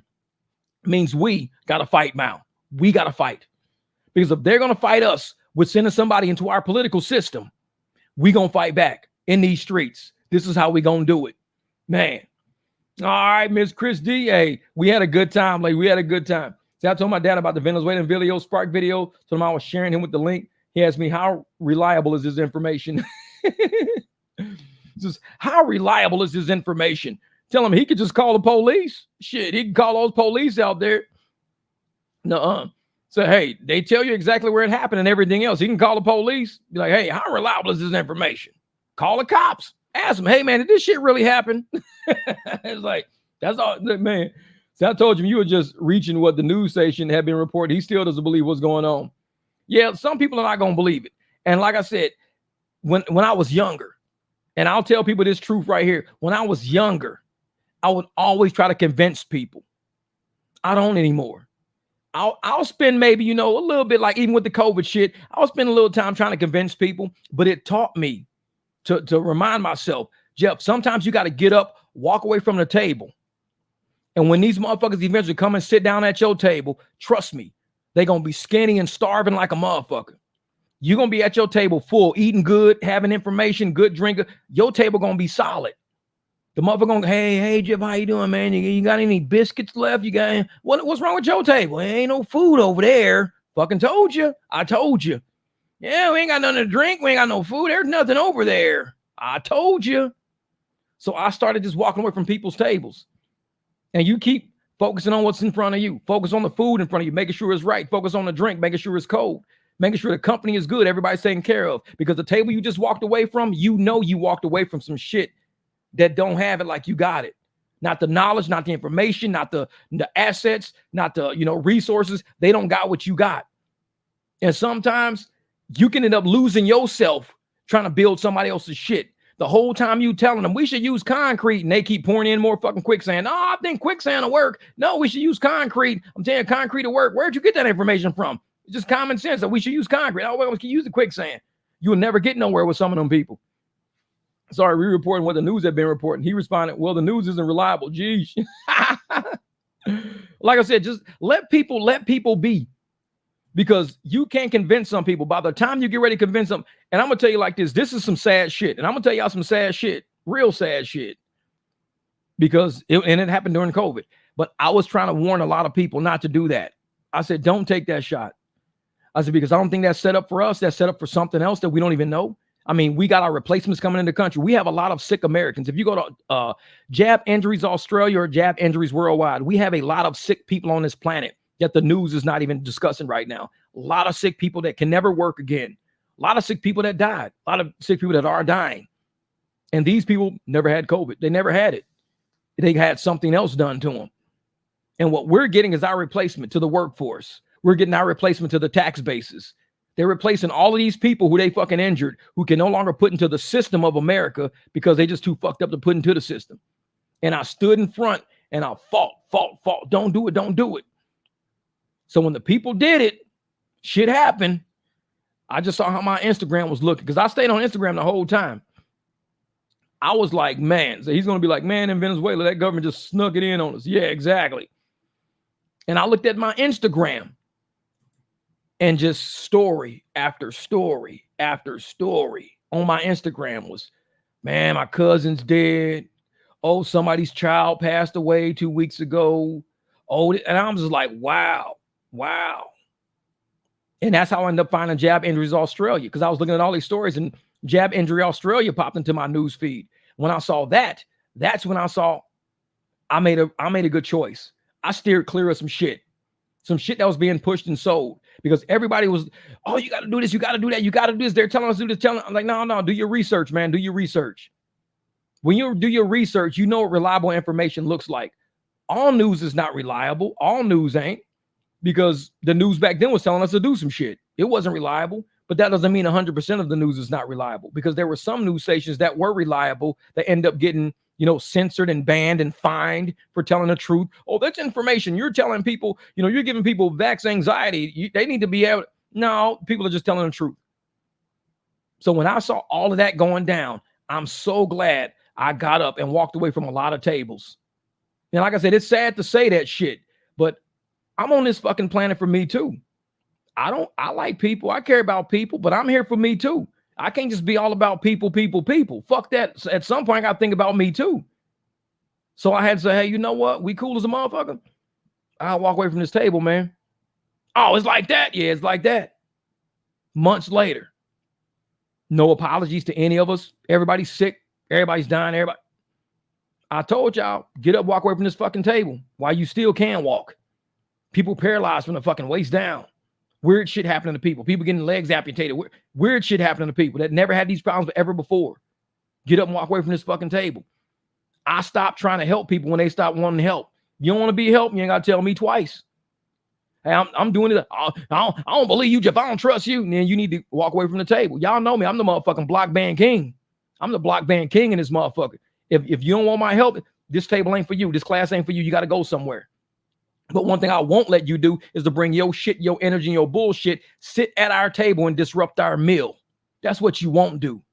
If we're having our meal, we're eating, we're sharing information, we're having a good time, we trying to figure out how we going to do this shit, and you bring your non-trusting, non-wanting to be around us ass to my table, trying to disrupt my table, block ban, shit's gone. Motherfuckers ain't nowhere to be found. Why you block me off the table? You fucking up the table, man. You go sit at the table that you belong at. There's people like you out there. You go sit at that table. And good luck to your table. Good luck. But I'm telling you, it's always motherfuckers tapping on your shoulders. Always motherfuckers, hey, man, can I get some biscuits and gravy, man? Can I get some? Man, I'm hungry, the motherfucker. What's wrong with you? What happened to your table? What happened to your table? No, ain't nothing going on over there, man. No. Didn't I tell you what nothing going on over there? I told you that, didn't I? And now you hungry as a motherfucker. And you expect me to feed you now when I tried to feed you a long time ago. That's how motherfuckers get sometimes, man.